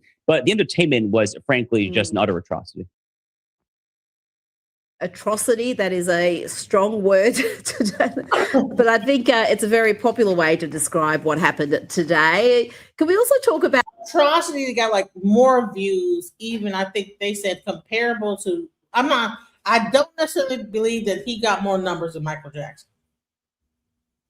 I think that's like some bullshit, fuck that. No, he did not beat Michael. They're gonna say that. No, he don't get to beat Michael Jackson. Michael Jackson is number one. So. At the Black National Anthem that was performed before the game.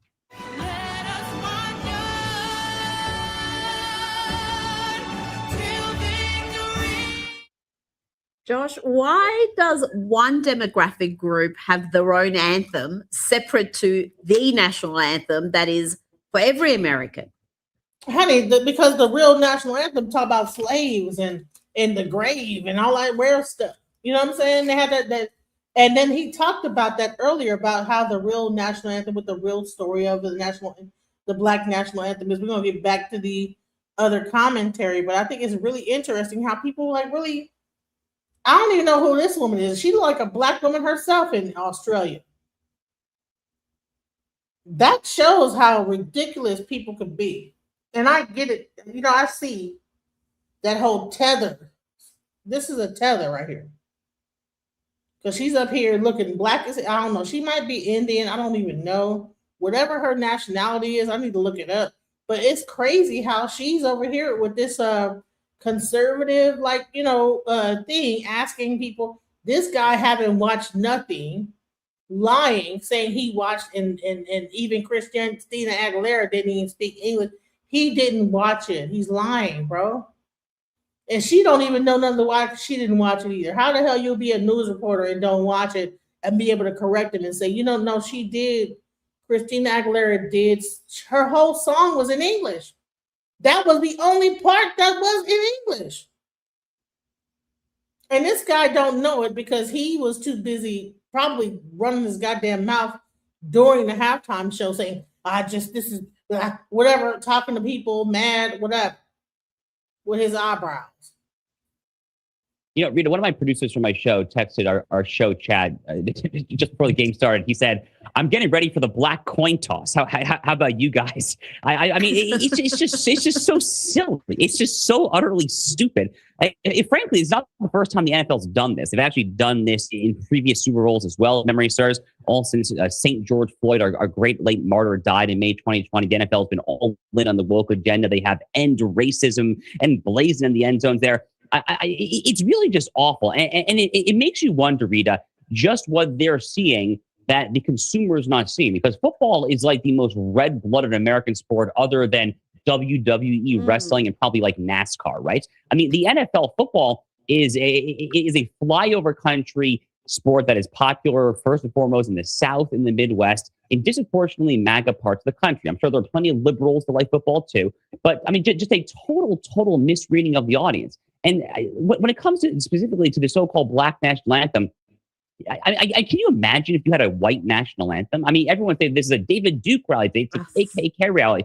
You would never do it because you recognize intuitively how utterly insane it is. The national anthem here in America is for everyone of all religions, all sexes, all sexual orientations, all skin colors there. Blacks, whites have fought and died for that flag there. The Tuskegee Airmen in World War II. It's just awful. It's just absolutely awful. This is where the NFL has gone to, Rita. Frankly, it makes me, again, as a lifelong football fan, makes me frankly want to tune out of the game next year. Well, I tell you, if they want to redeem themselves next year, have a country music-led halftime show. It will absolutely be brilliant if they select the right artists, and their fan base will actually enjoy it rather than wondering what in God's name is happening. Now, I'm going to do a full breakdown of all the Super Bowl craziness in tomorrow's show, but Josh, can you explain what is happening here? This is Patriots wide receiver Mac Hollins showing up to the Super Bowl. Is wearing handcuffs, a prison jumpsuit, and a Hannibal Lecter style mask, no shoes. What is happening, Josh? I could not work out what this meant. Rita, you know, that frankly makes two of us, if I'm being very candid to the audience. It was actually my wife who flagged this for me. I totally missed it. My wife found this video for me and said, honey, what the heck is going on here? He's clearly making some sort of political statement. It's not entirely clear exactly what he's trying to say there. I presume it's some sort of ICE open borders, anti-incarceration, pro-decarceration agenda. But remember that, again, this game was in San Francisco. San Francisco, the 49ers, the NFL team there. They had Colin Kaepernick as their quarterback for many years there. So, I mean, this was kind of the moment with Green Day, with Bad Bunny, and the backdrop of Nancy Pelosi and Gavin Newsom and Colin Kaepernick's beloved San Francisco. This was the time to pull out all of these stupid stunts, even if the stunts, frankly, don't make any sense there. So, again, it's so cryptic and it's so utterly dim-wit and low IQ that we can't even figure out what he's trying to say there. It's clearly some sort of anti-ICE, anti-incarceration, anti-prison, anti-MAGA, load of just utter gobbledygook there. But it failed, and frankly, for what's worth, his team actually failed epically too. They got their butts kicked by the Seattle Seahawks, and rightfully so. But this is some sort of just utterly idiotic attempt to get the man, to get the political establishment there. And the fact that you and I are still having a hard time figuring out what in the world he was trying to say shows what an utter failure it was. Crazy. So let's get back to understanding the Black National Anthem, what it really means. Let's go. Older than most of the outrage about it. That part seems to get skipped. Lift Every Voice and Sing was written in 1900.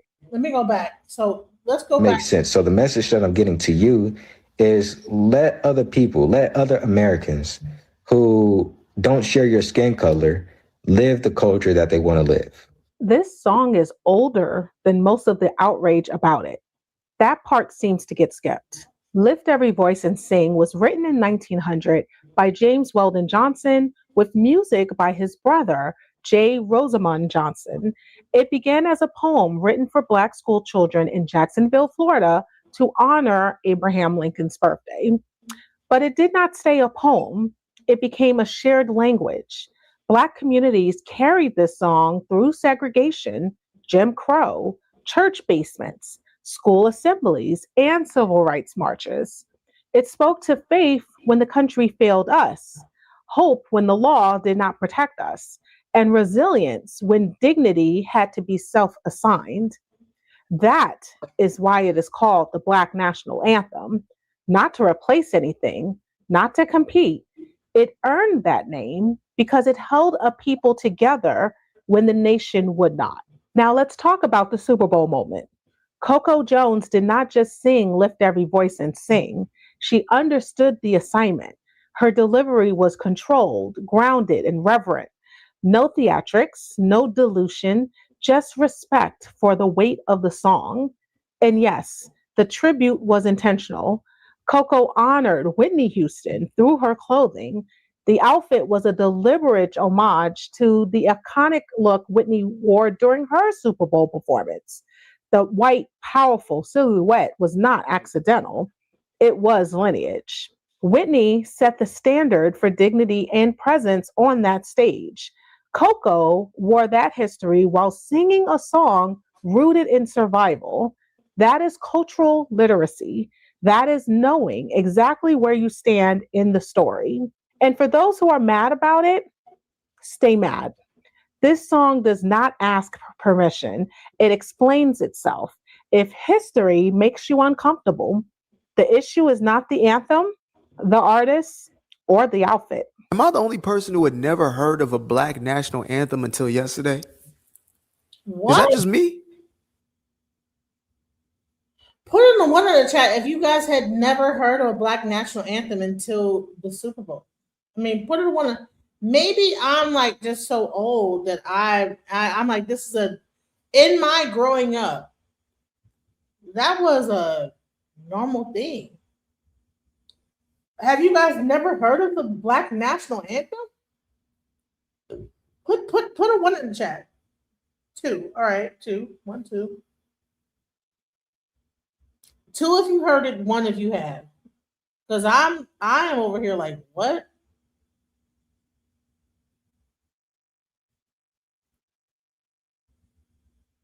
Okay.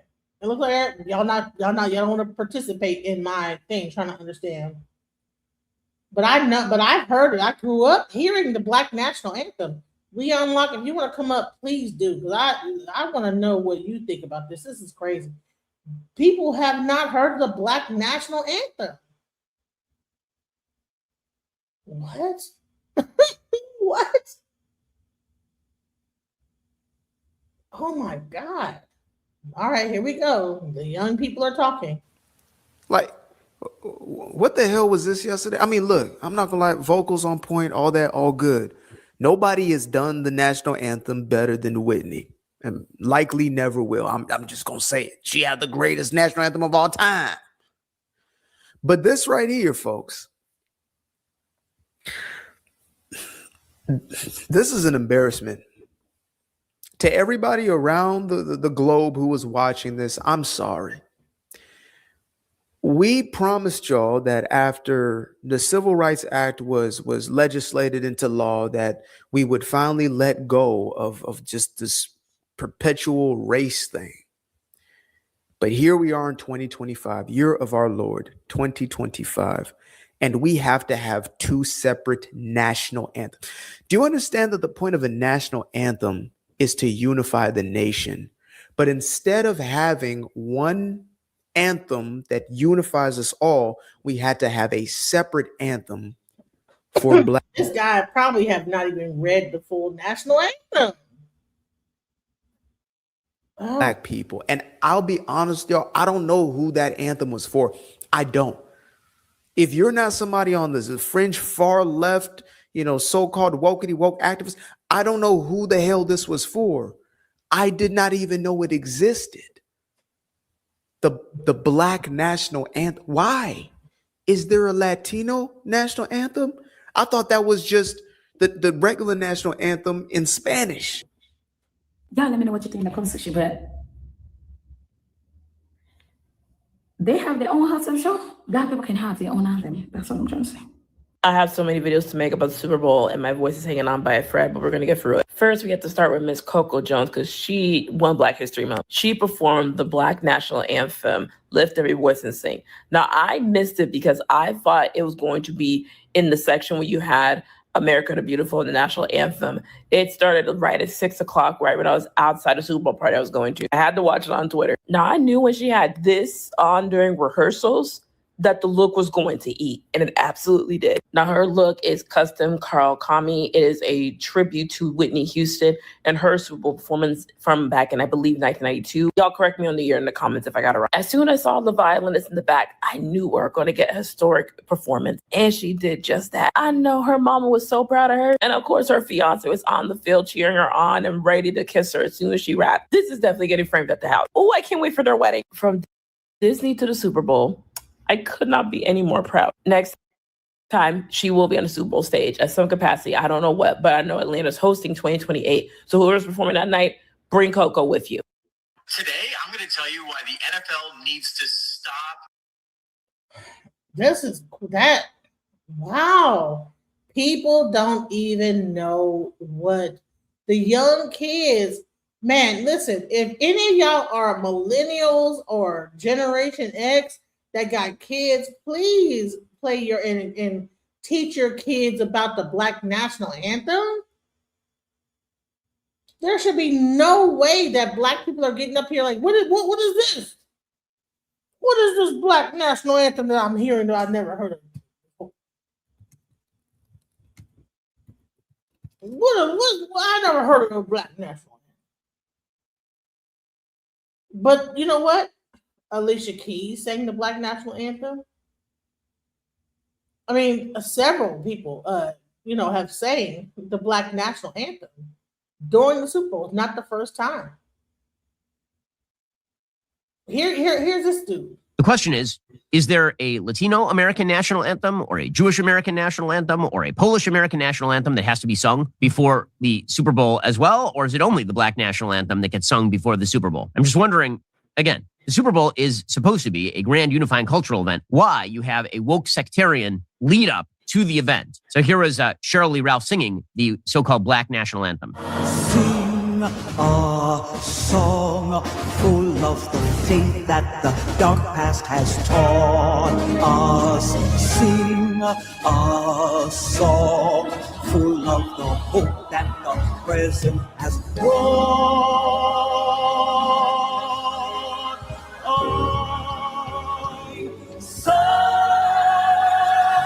Okay, so, all right, but there's only one reason that you're doing this, and this is because you are attempting to woke up the Super Bowl. The question is there...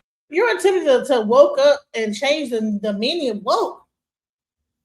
The word woke was started, first of all, you're using a Black term to then go against the Black national anthem?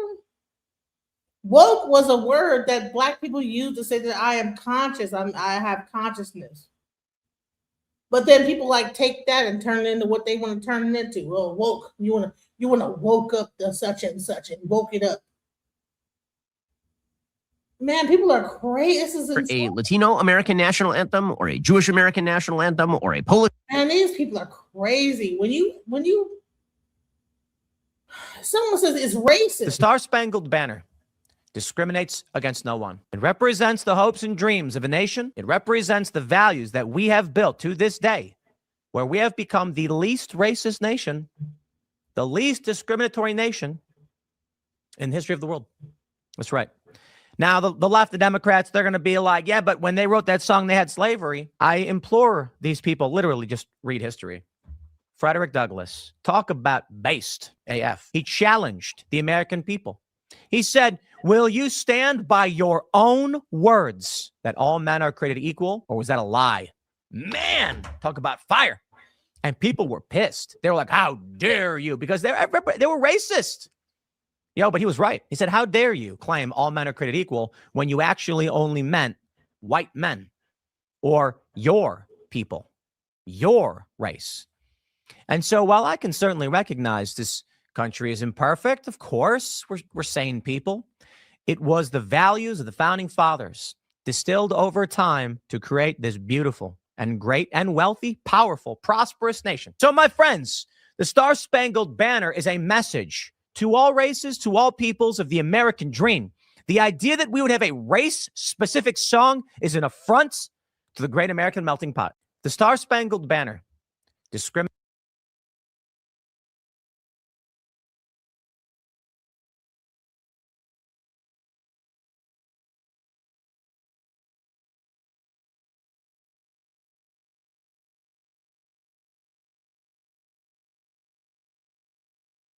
CBS 17 is celebrating Black History Month. Lift Every Voice and Sing, also known as the Black National Anthem, has been performed everywhere from presidential inaugurations to Super Bowl Sunday. As Jewel Hillary reports, the song is now on the road to new recognition.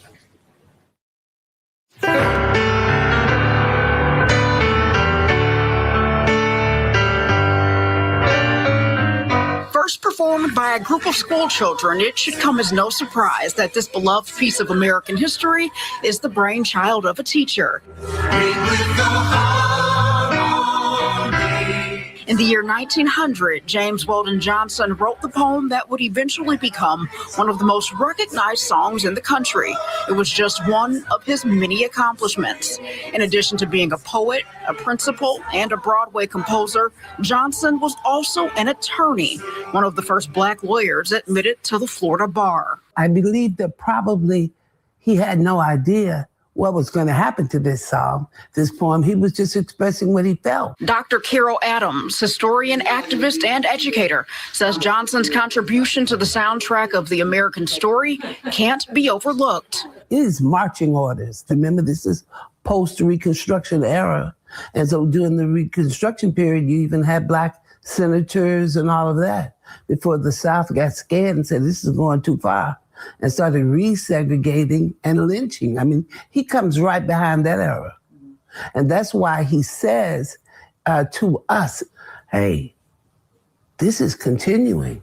This struggle is still going on. We haven't won. We've been through a lot, but it's not over. Originally scripted as part of a school celebration of Abraham Lincoln's birthday, the three-verse hymn was accompanied by music composed by James Weldon Johnson's brother, Rosamond.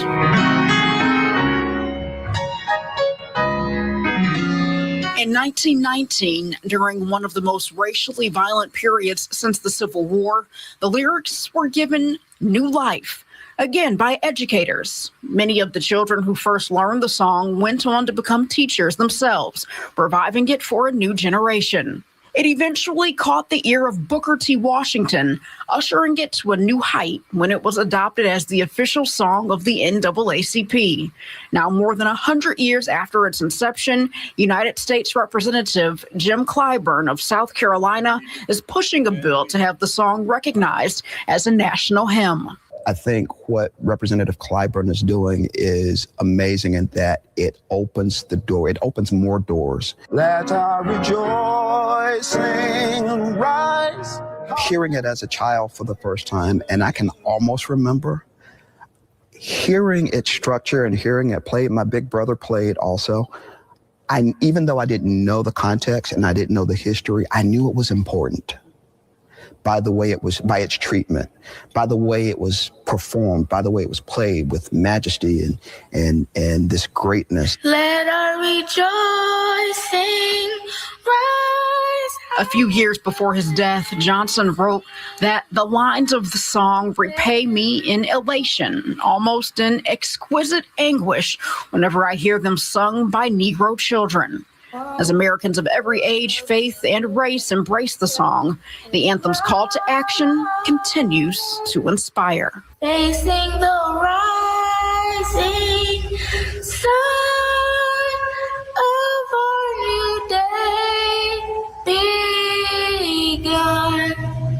Let us march on till victory is won.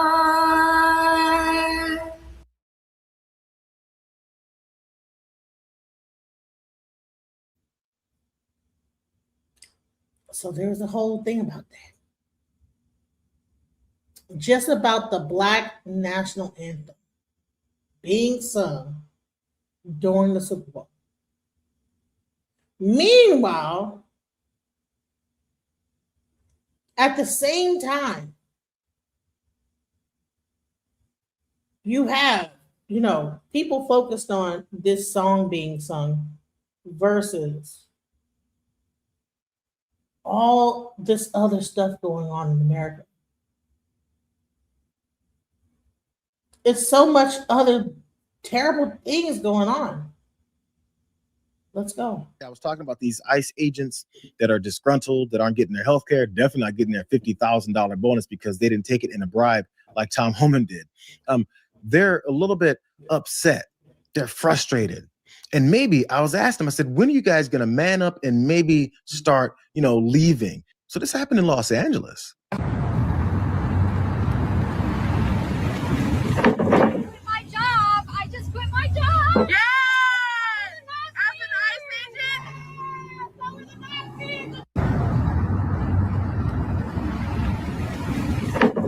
My job. I just quit my job. Yeah! As an ICE agent.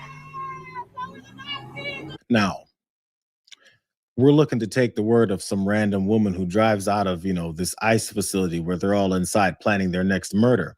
But she drove up, rolled down the window, and apparently these are activists and protesters standing out here, and they record many of these guys coming out as they have to leave that particular exit. And she pointed out that she just quit her job very happily. We don't know if it's true, but she's only one person. If she did, that's actually good for her. Let's continue taking down the entire system. But I asked for it to happen, and maybe it took this lady to be one of, and she announced it. Maybe others are quitting in mass numbers, and I don't even know about it because they're not announcing it on camera. I just wanted to, I guess, give a little bit of a John Iadarola type of optimism. One of them left. Now, by the way, go back home. I'll need to hear more from you. Just, I'm glad you're leaving the organization for yourself, for your own soul. That doesn't mean that makes up for all, the terrorism that you took part in. You have to do a lot more work to come back from that. But I mean, it's a starting point. But still, things are starting to close in on this agency, specifically Department of Homeland Security and all their illegal activities when it comes to Border Patrol and ICE, because more Democrats are stepping forward and saying and doing more. Specifically, as I talked about earlier, the funding when it comes to DHS. Here's one representative, let me get his name right, Raja Krishnamurthy. And he was talking about some of the devastating things that ICE has done, the murders that ICE has taken part in. Here's some details of what he's upset about and the reasons why they don't want to have they don't want to have anything more to do with funding this murderous terrorist organization. The story of Mr. Silverio Villegas Gonzalez. Here's a picture of Mr. Silverio Villegas Gonzalez. Mr. Romanucci, he dropped his kids off at school one morning, and then ICE agents stopped his car. When he tried to drive away, the agents claimed that they, quote, feared for their lives and then shot him in the neck. Mr. Villegas tragically died of his injuries. Mr. Romanucci, videos from the scene do not show Mr. Villegas Gonzalez hitting or attacking the agents. You're not aware of any evidence to the contrary, right? I am not aware of any of that. DHS also claimed an agent was, quote, seriously injured, but body cam footage showed the agent in question said his injuries were, quote, nothing major. You're not aware of any evidence to the contrary, right? I am not, and that is very typical of the cover stories that we hear in the false narratives in order to defend their actions. There was no evidence. This is part of a pattern. As you know, Mr. Romanucci, Mr. Villegas Gonzalez was stopped and then he was shot dead. The nation knows the names of Renee Good and Alex Preti, but let us please not forget Mr. Silverio Villegas Gonzalez, a Chicagoan and a father of two, pictured here. I love it from Representative Krishnamurthy. Make his name be remembered too. He was one of the first, at least the first on camera. Who knows how many they've murdered and we just don't hear about because there weren't enough people recording it at the time. But Representative Krishnamurthy is giving the case for Democrats and how they're increasingly, maybe slowly, but increasingly coming forward to maybe do something about all the atrocities that we continue to see. He gives another example in this same hearing where he focuses in on Greg Bovino. Yeah, Greg Bovino already left Minnesota, but did you know that Greg Bovino did all these other countless horrific illegal things? Stoughton, in a ruling on DHS's excessive use of force, U.S. District Judge Sarah Ellis accused Greg Bovino, a commander in the Customs and Border Patrol, of quote unquote outright lying. That's what this poster shows, and that's what he did in a court of law, right? Yes. In fact, during his deposition, Mr. Bovino falsely claimed and lied that he was attacked before he deployed tear gas at peaceful protesters in Little Village in the Chicago area, correct? Yes, he lied about being hit in the head with a rock prior to that demolition. That did not happen. It did not happen. He also lied about something else. In court, he falsely claimed that he did not tackle a protester to the ground during a demonstration outside of Broadview's ICE facility. But here are the pictures of him doing just that. He lied, and he lied again. I've already called for Secretary Noem to be fired or impeached. Today, I'm calling for Greg Bovino to be fired. In addition, he must be investigated and held accountable for his actions, and I believe crimes in Chicago and across the country. And nothing else should be done until these things are taken care of, until the criminals face some kind of charges. Greg Bovino is supposed to just ride off into the sunset, go back to California, and then retire with some kind of package, maybe a payoff system, so he doesn't continue to talk about how he was given this authority to destroy people's lives. And speaking of that authority that he says he was given, did you know this, though, about Greg Bovino? Gregory Bovino, writing in recently revealed messages that he does not report to the head of CBP enforcement and removal operations, but directly to the Department of Homeland Security and Corey Lewandowski. Wait, say what? Greg Bovino apparently put in some emails that he doesn't report to the head of the Border Protection, the agency that he's supposed to work for, but instead to Corey Lewandowski, the assistant to Kristi Noem, who cosplays all over the place. Corey Lewandowski, who's not in law enforcement, Corey Lewandowski, who's not an elected official, Corey Lewandowski, who's not an appointed, vetted official, but someone who just sits in the background and apparently gives people like Greg Bovino the authority to do all the horrific things that he was doing. That is before he runs away and gets to ride off with some kind of a package. The Daily Beast has some details as to what was in that letter and how it came together. Let me read that for you. So Greg Bovino lusted for a more heavy-handed approach to immigration in months before his foot soldiers started shooting people. That's what this leaked email has revealed. So Greg Bovino wasn't happy with the light touch that was happening. Whenever that light touch happened, he wasn't big on it because there was no bodies in the streets. Here's more. Their deaths, they're talking about Alex Preddy and Renee Good. Their deaths came after Bovino pushed back against guidance from the acting director of ICE to stick to targeted operations. The network of NBC News obtained an email apparently sent by Bovino to the Department of Homeland Security leaders in the Capitol where he complained about the acting director of ICE, who's Todd Lyons. Todd Lyons is not a good guy, but apparently he didn't want Greg Bovino to be murdering people in the streets. And Greg Bovino said, well, F you, I'm looking to murder. I'm a Nazi. So in that note, sent months before federal agents shot those two folks in Minneapolis, Bovino complained that Lyons' preferred approach was too limp. Something that Greg Bovino is probably, very much accustomed to. He wanted Operation Midway Blitz in Chicago to be an all-encompassing sweep rather than targeted individuals who had committed crimes or were known to authorities prior, which it wasn't anyway. Here's a quote. Mr. Lyons seemed intent that CBP conduct targeted operations for at least 2 weeks before transitioning to full-scale immigration enforcement. That's what Greg Bovino wrote, and he was talking about how he doesn't like how this whole thing is going down. Here's the last quote from Bovino. He says, I declined his suggestion, and we ended the conversation shortly thereafter. Who knew that there was all this back and forth, this battling going on within CBP and Greg Bovino and his Nazi outfits? So this whole discussion and confrontation wrapped up with this email revealing this bizarre chain of command when Bovino said that he reported to Noam's aide, Corey Lewandowski. And he said, Mr. Lyons said he was in charge, and I corrected him, saying, I report to Corey Lewandowski. So I guess Corey Lewandowski sided with Greg Bovino, sent him from Chicago where they were terrorizing people. Remember the canisters of tear gas they tossed at people when he said he didn't toss it at people? Remember he had his send-off in the middle of the streets of Chicago when he tossed a couple Heil Hitlers out? And here's the thing. You're saying it's fake news. Which more is fake news? This guy saying what is going on, showing evidence of what's happening, and then I showed a right-wing news channel from Australia discussing the Super Bowl. This guy didn't watch it clearly and said that Bad Bunny didn't have nothing in English. It was all in Spanish.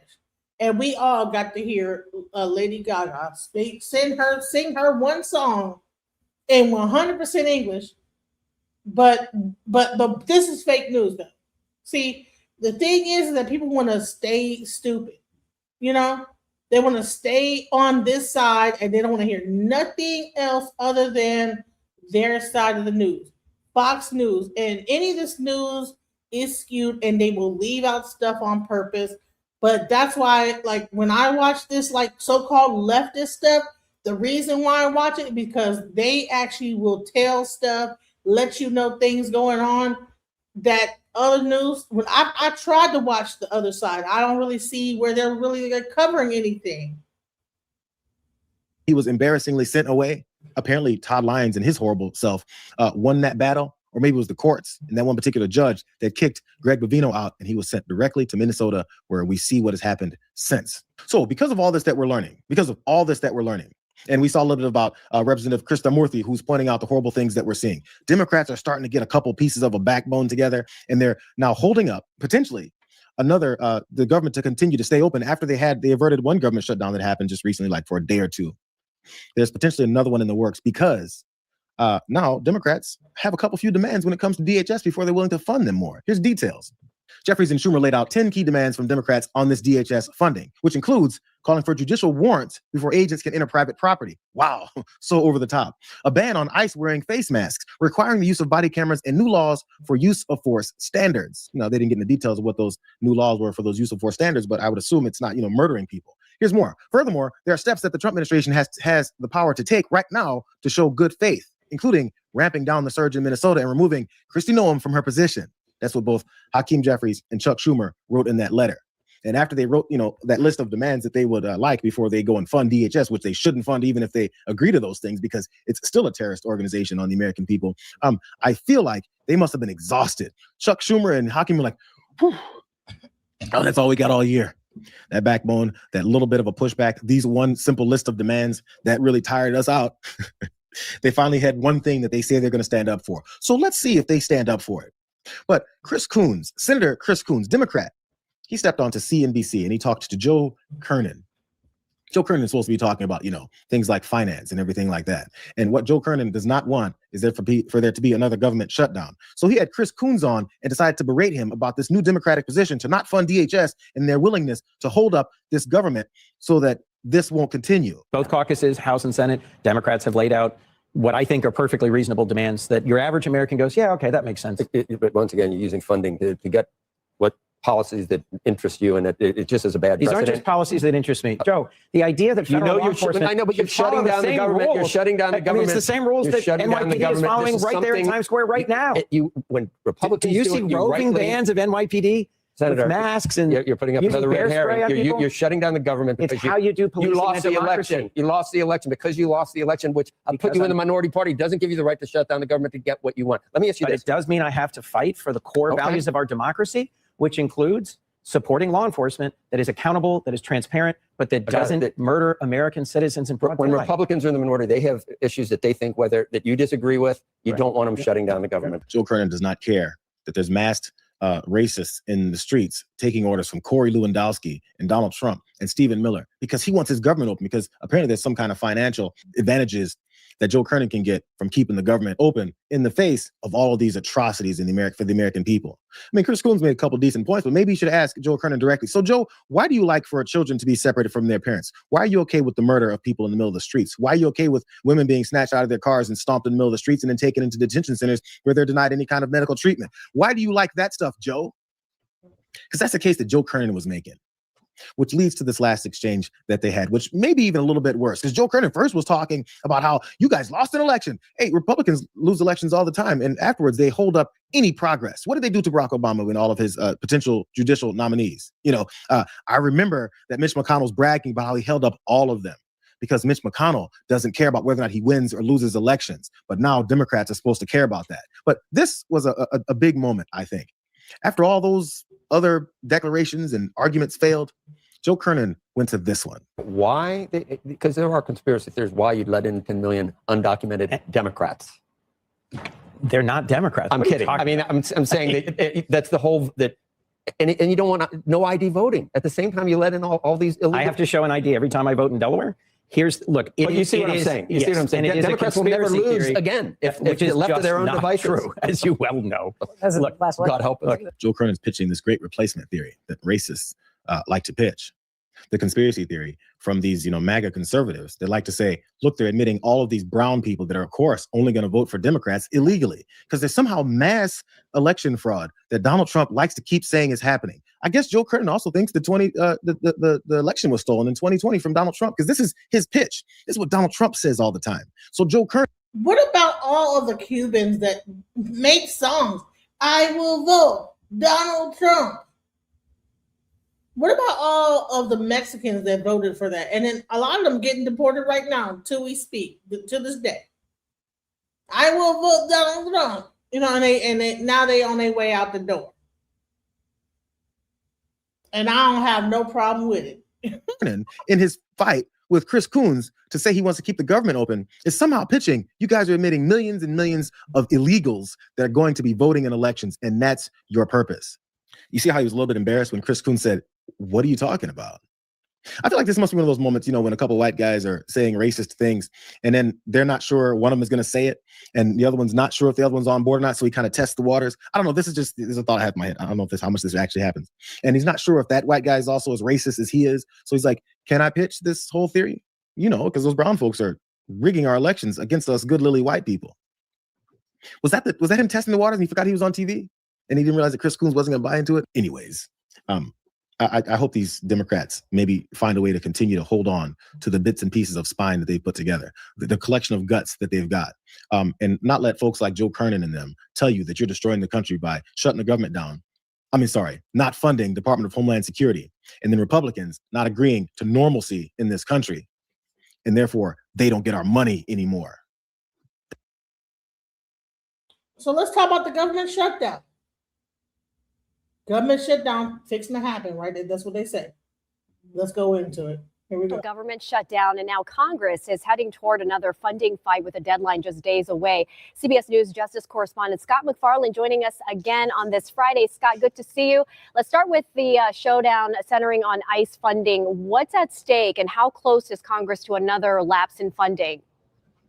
This is a big, fat snooze button. They're going to keep hitting through the year on whether and how to fund the Department of Homeland Security. Everything is tied up and knotted up over how to fund Immigration and Customs Enforcement because of what's happening in Minneapolis and because of the growing concerns in other cities around the country. This is just a thorny issue politically, and I don't see that getting ironed out anytime soon. So what they've done is they've hit pause buttons on the funding. They go about 10 days. They may do so again. They may do so again and again. But this is an issue that the Democrats want to mechanize for the elections. Republicans typically want to mechanize immigration as a campaign issue too. This could be disruptive to other Department of Homeland Security offices, of which we have many in our area, and workers who may have their pay or their operations impacted in the process. So much fallout. We'll continue to monitor that. Also want to talk about the midterms, still 9 months away, but concerns about election security already surfacing. You have Democrats, including Virginia Senator Mark Warner, saying that there appears to be a coordinated effort to interfere, pointing to FBI agents seizing ballots in Georgia and the president's renewed calls to nationalize elections.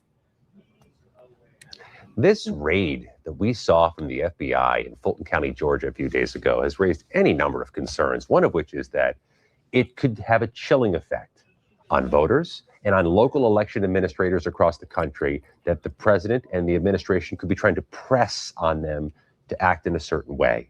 Senator Warner spoke with us this week about his broader concerns about what the administration is doing with the midterm elections this year. All right, Scott McFarland, thank you so much on this Friday for your insight. We'll see you next week. Have a great weekend. So you have people in the chat talking about Biden.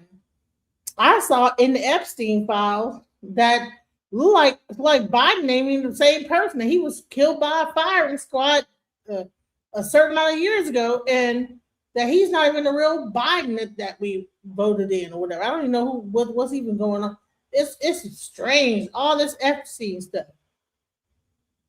But let's talk about the fact that, like even across the world, Trump's people ain't feeling Trump. Let's go. All right, guys. So we've been talking quite a bit about how the world now hates us. And look, it all happened because Trump basically gave the middle finger to the whole world. I mean, how many times have we gone through the number of policies and treaties he just ripped up because he doesn't give a shit? Take, for example, the Iran nuclear agreement. It was literally working perfectly. We had validation from the International Atomic Energy Agency. They're following it to a T. There's no problems here. Everything's great. Trump ripped that up completely illegally. He just decided to rip it up and get out of get out of what we had to do underneath the deal, what we were mandated by the deal to do, which is basically just don't sanction them and give them back their own money that we had stolen. Okay, that's one example. The Paris Climate Agreement, ripping that up was kind of a big deal as well. My favorite example is the USMCA, which was basically the new NAFTA, which Trump negotiated in his first term. In his second term, he goes in there, he rips up the agreement he fucking made with Canada. And so the message you're sending to the world is, you cannot work with us. You cannot trust us. Another great example is when Trump murdered Qasem Soleimani, a top Iranian commander, he had lured him to where he was with promises of negotiations. And so he used diplomacy to get him to go somewhere. Then he murdered him with a drone. Okay. Again, what message does that send? You can't work with us. You can't trust us. You can't take us at our word. We'll say one thing Monday and something totally different Tuesday. In other words, we are a pariah. We are rogue in the international scene. Okay. People aren't stupid. Other world leaders are not stupid. Contrary to what Trump thinks, he's the fucking stupid one. They're actually smart. So what they realize is, okay, the old order is done. Mark Carney gave a speech at Davos saying exactly that. Don't mourn the loss of the old world. We got to now work for a new world, right? And basically the idea is Canada's going to work with China. Europe's going to work with China. Everybody's turning towards China now as the world leader. They're the manufacturing hub now. They're bigger than us now. And people realize, hey, at least they're good at their word. They're good at their word. And but I don't think people really get just how bad it is, just how much the world has turned on us. We have countries that were our allies, top allies, like Mexico, for example. Well, now we're threatening to bomb them illegally. Okay. So they've turned on us. You have, like I said, Canada has turned on us. The EU has turned on us. These were like, are like ride or dies here. Now they're gone. Well, take a look. This new poll just came out, and we've now quantified just how much the world hates us. European opinion towards the U.S. Look at this. Great Britain. Now, 64% in Great Britain view us unfavorably. Denmark, 84% view us unfavorably. France, 62% unfavorably. Germany, 72% unfavorably. Italy, who, by the way, is also being led by a far-right government with Meloni, 63% still find us unfavorable. And in Spain, 66% find us unfavorable. This is catastrophic. Because now, not only is it, hey, you can't work with us when it comes to foreign policy, now it's also the world's going, all right, we're got to be done with the dollar. So now countries are slowly but surely dropping U.S. treasuries. Eventually, I think they're going to hop off the dollar as the world reserve currency. And at that point, we're just cooked. This country is going to see a crisis the likes of which we've never actually fucking seen. And that's where we're headed. What this man has done.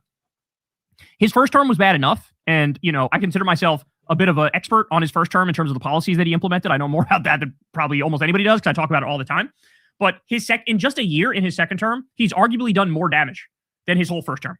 And it's because at least in the first term, he was surrounded by people like Steve Mnuchin and Gary Cohn and Mark Meadows and others and Mick Mulvaney, people who, yes, they're asshole Republicans, but they're also not sadistic and suicidal, where they realize, hey, we got to keep this train on the tracks to one extent or another. Surrounded by people like the generals at the time who were like, hey, let's not deploy the military and shoot protesters in the leg over George Floyd. So you're calling the FBI office tomorrow to do what? To say someone is showing information online about what's going on in the whole situation. What are you talking about? You're weird. I'm calling the FBI office tomorrow. What do you say? He say I'm calling the FBI office tomorrow. Like a schizophrenic. You're gonna sound like a fucking weirdo. Let's go.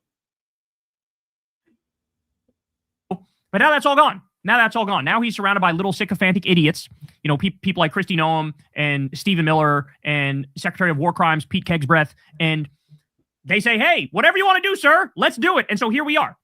You know, you let the Republican id go run wild. And it took a year to destroy our relationship with Mexico, to destroy our relationship with Canada, to destroy our relationship with all of Europe. And there's no repairing that. Because as I've said to you guys, what happens if we have, let's say, a good lefty Democratic president gets elected, tries to repair these relationships, you know, tries to fix a bunch of the crap, which is going to be really hard to do, by the way. But let's say they succeed in doing that. The whole world is going to look at us and go, look, we're sorry, but how do we know the next Republican president who gets elected is not going to mirror themselves after Trump and put us through the same shit? We're done with you. We're done with you. It's never going to be the same. He broke the trust. And so that's it. It's over. It's done. There is no recovering from this. There is no, I'm sorry. Because if J.D. Vance wins or any other right-wing asshole, Ron DeSantis or whoever, fill in the blank with whoever you want, Don Jr., doesn't matter. They could just do the same shit that Trump did, and then we're cooked again. So I'm sorry. We're moving on from you. So this is where we are. As the guy lies and brags and pretends like everything's going great, it's actually the golden era is here, all that shit. It's all literally covering up for the fact that the exact opposite is happening. That the downfall is occurring, and it's happening more rapidly than anybody thought was possible. It's amazing how much you can piss away, you know, a generation of effective goodwill where the whole world was just like deferred. Yes, you're the leader. Now that is gone. It took literally a fucking year, and here we are. Hey, y'all, do me a favor and like and subscribe. It helps out big time in the algorithm. And then on top of that, you have other people. See, the thing is, everybody wants to pretend like that Trump is not in the Epstein files. Let's go. The reason why I think I give him a hard time is because I find him very charismatic, very entertaining, and I just think he's better. Why is it? Because now the Epstein files is out there, it's real heavy. Why are we pretending like the Trump is not in them? Oh, is that fake too? That's fake news? Is the Epstein files fake news, even though it's put out by the DOJ? Is that fake as well? What are we talking about here? Let's go. And a lot of the dumb bullshit he says politically on his show. I think he's capable of seeing the whole picture, and he's got these blinders on, bro. So as you all know, he rode the pro-MAGA vibes online during the election. He had on J.D. Vance and gave him a hot stone massage. Really flirted hard with the Trump train, pretty much with all the Rogan Sphere podcasters, pretty much hopped on that Trump train. But now Tim Dillon has been one of the first in the Rogan Sphere to sort of notice how disastrous Trump has been and how horrible MAGA has been. And he's been sort of distancing himself from them probably for a longer time than even Andrew Schultz, who recently just came out and sort of did a semi-mea culpa over having Trump on and throwing him softballs down the center of the plate. But what's interesting now is I think the rhetoric has escalated a touch where, now it's not just, hey, these vibes are off. Now it's like, motherfucker, this guy's tanking the entire goddamn country. And everybody sees it. And if you don't see it, you're a fucking idiot. You're just a total moron, right? So his friend Joe Rogan, Rogan is literally protecting the Epstein class on a regular basis. Had on Mike Benz to lie for the Epstein class, the sadistic, rapist, pedophile billionaires. Has on Elon Musk all the time, Mark Andreessen, Peter Thiel, Mark Zuckerberg. Seemingly every week, it's a new billionaire to lie to the American people and act like they're special and they're amazing. And, Rogan sits there and huffs their farts and goes, oh, really, bro? Oh, that's crazy. Oh, the Consumer Financial Protection Bureau is evil, bro? Damn, bro, that's crazy. I guess we should get rid of it and stuff, man. Like, that's the whole show. Just utterly embarrassing. So here's Tim Dillon, and you tell me, am I looking too much into it, or is he actually escalating his rhetoric now against Trump and Trumpism? Here he is discussing the Epstein files, and listen to what he says here. She has one thing left to do, and it's destroy Trump, because I don't... He's talking about Hillary, I should point out. He's talking about Hillary and Bill Clinton and how they want to do a committee hearing, which is live, and answer all the questions about Epstein. And his theory is, well, maybe they're going to do this to really expose the game, really expose to everybody how it works. And now Bill's 100 years old. Fucking Hillary's not going to run for office anymore. So maybe they view their last thing they want to do on this earth is really nuke Donald Trump completely and just tell the truth. Tell the whole truth and nothing but the truth and blow the lid off the Epstein case. She has one thing left to do, and it's destroy Trump, because I don't know what Trump was a part of. But he's probably fucked some underage people, I would imagine, and God only knows what else. He's been accused of horrible things in these files. Now Trump's saying he likes Bill Clinton. Play this. Because Trump knows. Here's what Trump knows. Trump didn't fear Hillary when she had something to lose. Do you understand? When Hillary needed the dark overlords, when she needed them, he didn't fear her. Now that she doesn't need them and she's about to slip her skin suit and go back to her home planet, he knows that she will go in front of Congress. There she is with her husband, Bill, and they're going to light this shit on fire. They're going to talk about Trump. They're going to talk about everything. Let's play the video where Trump is talking about liking Bill Clinton. But it bothers me that somebody's going after Bill Clinton. See, I like Bill Clinton. Oh. I still like Bill. What do you like about him? I liked his behavior toward me. I thought he got me. He understood me. He's guilty. It's guilt. This is guilt. This is guilt. I think he's right. Why would Trump say that? Trump is going to say that because he knows, hey, if Bill Clinton actually tells the whole truth, I'm Fucksville, bro. Like, yes, there's assholes like me on the internet going through the Epstein files with a fine-tooth comb and the emails and finding all the things about Trump and sharing it with you guys. But mainstream media is not talking about all the actual dirt on Trump that's in the Epstein files and the Epstein emails. And Bill Clinton might have stuff we don't even know about, right? I'm sure, he was close enough with Jeffrey Epstein. He knows the whole shebang. And so if Bill Clinton goes up there and I'm going to tell you all the whole truth. You want to know what Donald Trump was really into? You really want to know what he was into, right? And remember, we've seen all sorts of horror stories. The trap door underneath Rape Island that Epstein owned. There was a trap door that led right to the fucking ocean. Emails about torture. Emails from people that say, I'm so happy I didn't kill anybody last night. I guess I got lucky. Shit like that, right? Epstein ordering a bunch of sulfuric acid right as the investigation was first opened up into him. You got all this stuff going on. Bill Clinton has the opportunity to really take down Trump, like actually take down Trump. And here's Tim Dillon acknowledging, oh yeah, he's guilty. Why do you think he's out there saying, oh, I like Bill Clinton a lot. He's actually a really nice guy, and I've never had a problem with Bill Clinton. That's him going, please don't tell them the actual stuff that you know. Please don't tell them. I'd really appreciate it if you don't tell them. I don't want anybody to know. But here's the thing, Don. We do know. And I know. And everybody who watches this show knows. Because we've been honest from the beginning about what's in the Epstein files. We've been honest about the fact that there's literal audio tape of Epstein saying he was Trump's best friend for a decade.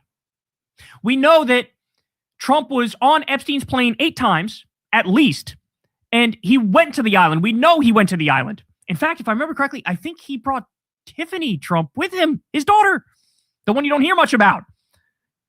We also know the first time Trump and Melania had sex was allegedly on the Lolita Express. That's Jeffrey Epstein's pedophile plane.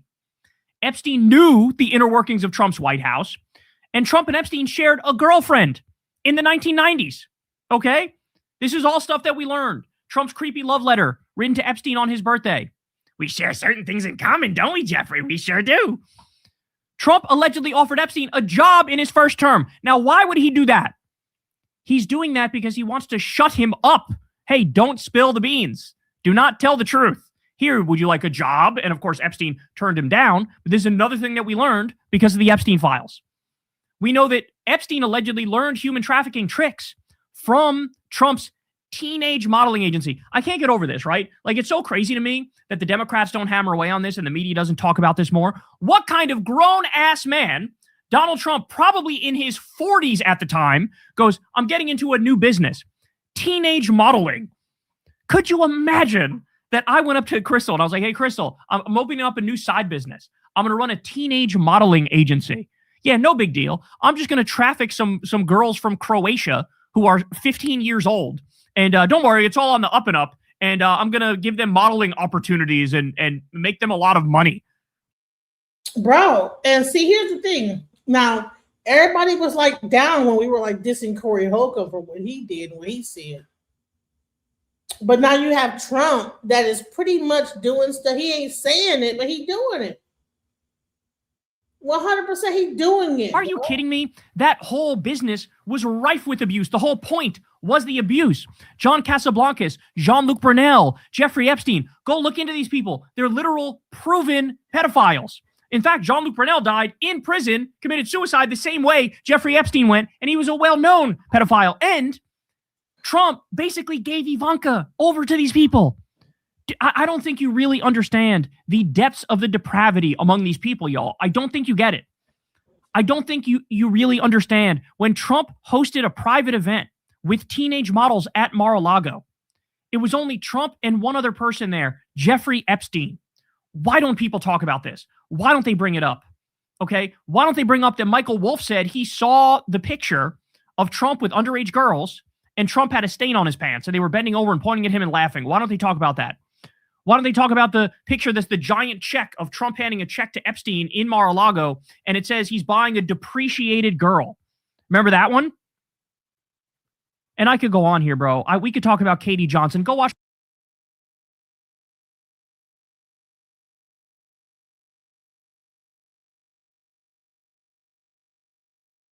my whole breakdown of Katie Johnson. In 2016, there was a lawsuit filed against Trump and Epstein, and it's somebody whose alias is Katie Johnson. They didn't want to give their real name. And they ended up dropping the case in 2016, but she alleges that in 2014, Epstein and Trump raped her. And she has incredibly detailed stories. Now, some people say, oh, she dropped the story because it wasn't true. Other people say, no, she was threatened. She was threatened by Trump. Okay. Then you got the new stuff, the Sasha Riley stuff. I still plan to do a detailed segment on that, but Sasha Riley blows the whistle on this stuff as well. You have the FBI intake forms, the limo driver in Dallas who says he heard Trump talking on the phone to Epstein about, quote, abusing girls. The story of Dusty in Oklahoma in 2000, where Trump allegedly raped her and she wound up dead. And cops said, I don't think that was a suicide. Trump's got so much dirt on him. So much dirt. Fucking Mar-a-Lago was subpoenaed in the Ghislaine Maxwell investigation because they thought it was the hub of child trafficking. Are you serious? How can you guys even, I mean, y'all want to make this about left versus right, but like, listen to what this guy is saying in the research that's being done, bro. I mean, so you're going to say that Trump's Mar-a-Lago was not brought up in that investigation where they thought that it was the hub of child trafficking? Are we going to say that didn't exist? Okay. That's who's in the White House right now. Never mind the fact that he's got dirt on him because Epstein emailed in 2011 about how Trump is at one of his properties with one of the victims, and he's been there, quote, for hours. So that means there's videos and pictures of the president of the United States with underage girls. Okay? Mossad has access to that. Russian intelligence has access to that. Saudi intelligence has access to that. The CIA has access to that. The royal family has access to that. Because Epstein was a freelancer who ran a honeypot operation, a blackmail scheme, and was working with big intelligence agencies across the world. Okay? He's cooked. He's cooked. He's blackmailed. He'd be coerced and extorted into doing fucking anything. You sit there and wonder, hey, why is it that Israel literally always gets absolutely everything they want with Trump and he never says no? Gee, I wonder why. Could it be because they have videos of him boinking a 14-year-old? Right? This is where we're at. So I like the fact that Tim Dillon is now beginning to see the picture. But Tim, you got to realize the whole picture. And what my message would be to Tim Dillon is this, is you've come a long way from sucking off Trump during the election, but it's time to shake off the both sides bullshit, okay? It's time to shake that off. It's enough already with that tired, dumb talking point. The both sides false equivalent stuff is a dumb person's idea of a smart person's commentary. That's what it is when they're all exactly the same and they're all exactly the equal amount of corrupt and equal amount of fucking horseshit. Not true. Kamala Harris would not have secretly given away AI chip secrets that are classified to fucking Qatar for $500 million, okay? Kamala Harris wouldn't have kidnapped Maduro in the middle of the night, stolen Venezuelan oil, and put in $300 million from that into a private bank account in Qatar. I got many issues with Kamala Harris. That ain't one of them. Kamala Harris wouldn't have been building 23 different concentration camps right now and sending people to motherfucking CCOT in El Salvador where they literally were tortured and raped, okay? Kamala wouldn't be doing that. Would she be perfect in my eyes? No. But let's stop with the false equivalence bullshit. Let's stop with the both sides bullshit. It's time for people to fucking wake up. It's time for people to grow up. It's time for people to understand, yes, Democrats are better than Republicans. It's just a fact. If fucking Al Gore, who won the popular vote, by the way, in 2000, if he actually got the White House, we never would have had the Iraq War. We never would have had the defining fucking thing that ruined this country and ruined the world. Never mind destroying Iraq and killed hundreds of thousands of people and displaced millions of them. It's not the same. It's not the same. And unfortunately, the best you get from Tim Dillon is he retreats from being a MAGA sycophant to, well, you know, both sides are corrupt and both sides are bad and stuff, bro. Wake up, okay? Wake up and start telling the total truth about Trump. And even though this podcast was good, what I'd say is he also doesn't go through the stuff I just said, right? He won't bring up that stuff. In the same way that you got Joe Rogan refusing to mention the damning facts about Elon Musk and the Epstein files, Rogan doesn't bring up that Elon was basically begging to go to Epstein Island. Rogan doesn't bring that up because Epstein's his boy, right? You get Tim Dillon acknowledging he's guilty and maybe he fucked kids and did some other messed up stuff on. But no, you can get into the specifics. You can get into the details. Your audience would love you for it, Tim. Go all the way. Tell the whole truth. Everybody's waiting. Everybody's waiting. People, hey, why is it that all these fucking comedy podcasts, which got these massive audience, weird, all those people are now fleeing and watching stuff like Too Lazy to Try Now, you know, watching American Redact, watching a bunch of the channels that are like the anti-Rogan Sphere channels. Why is it Rogan fans are becoming fucking Midas Touch fans now, right? Maybe it's because we're telling the whole truth and these people fucking aren't. Have you considered that? But having said that, Dillon has come further than any other ones. I would even say he's gone further than Andrew Schultz, right, who recently did a semi-mea culpa. But the fact of the matter is, the shit is not complete until they tell the whole truth about Trump and then also admit Kamala fucking Harris would have been better. Despite all of her flaws, Kamala fucking Harris would have been better. We were right. You were wrong. And now that the Epstein files are coming out, every single left-wing conspiracy theory actually turned out to be totally factual. It's crazy that that's true. Crazy that that's true. That's the truth. All the conspiracies turn out to be true, guys. And let me even show this. Listen right now, because I want to go back to ICE and how this whole thing with ICE is going on. This is a teen's plea about how he was treated at ICE. They don't care about us. They treat us like dogs. They treat us like animals. A 16-year-old boy's emotional testimony about the impacts of ICE in the community at a Hillsborough City Council meeting last week that has now gone viral. And I hope you guys really do something about it, because I really do want something to change, because I should not live like this as a 16-year-old. I shouldn't be scared. I should be focusing on school. I can't even focus on school. Manny Chavez says he didn't prepare and he never knew his words would go so far, but he knew he had to speak up. It's not just about me. What I spoke is not for me. It's for my community. It's for all colored people. It's all for my Hispanic culture. Since the meeting, Chavez has started a fundraiser to create a Hillsborough Immigration Support Fund, which he says will support families impacted by the increased ICE arrest in the area with financial and legal help. If I was put in a situation where my family, anyone in my family needed help, I would want people to come and help me. So knowing that I could be there for someone else that's dad or mom is going through a lot and is a main provider, I'm glad that I could be there for them and give them anything that would help. And in just 4 days, the fundraiser is nearly at its goal of $26,000. To me, it's really shocking. I've never seen that type of money in my life. So knowing that a bunch of people have donated their hard-earned money to help me support other people is crazy to me. Even though he is only 16 years old and in high school, Chavez says this has given him a new passion and purpose. I feel like this is something I would want to do after school. Instead of go to college or something like that, this feels like it was kind of meant for me. So I really do want to keep doing this. Chaos in Little Village as a neighborhood resists federal agents and their Operation Midway Blitz. An angry crowd gathers after federal officers allegedly detain a young woman near 26 in Kedzie. Border Patrol Commander Greg Bavino was there. He can be seen in the cell phone video with a tear gas canister in his hand. Residents demanded the detained woman's release while in pursuit of their caravan. DHS officials say the Border Patrol agents were conducting immigration enforcement operations when a man driving a black Jeep fired shots at them. 25th Ward Alderman Byron Sigcho Lopez says cell phone video recorded by a resident shows something different. It's very clear. They came out of the vehicles, pointed weapons, and they used tear gas at people. Moments later, a Chicago police officer who had been called to the intersection for crowd control was hit by a car. He was taken to an area hospital. CPD has not updated his condition. More chaos ensues when residents say CPB agents used tear gas to take another person into custody near 26th and Pulaski, all under the watchful eye of the agency's helicopter. It's just been terrible to see what ICE is doing to our communities. We're scared for our neighbors. We're scared for our friends.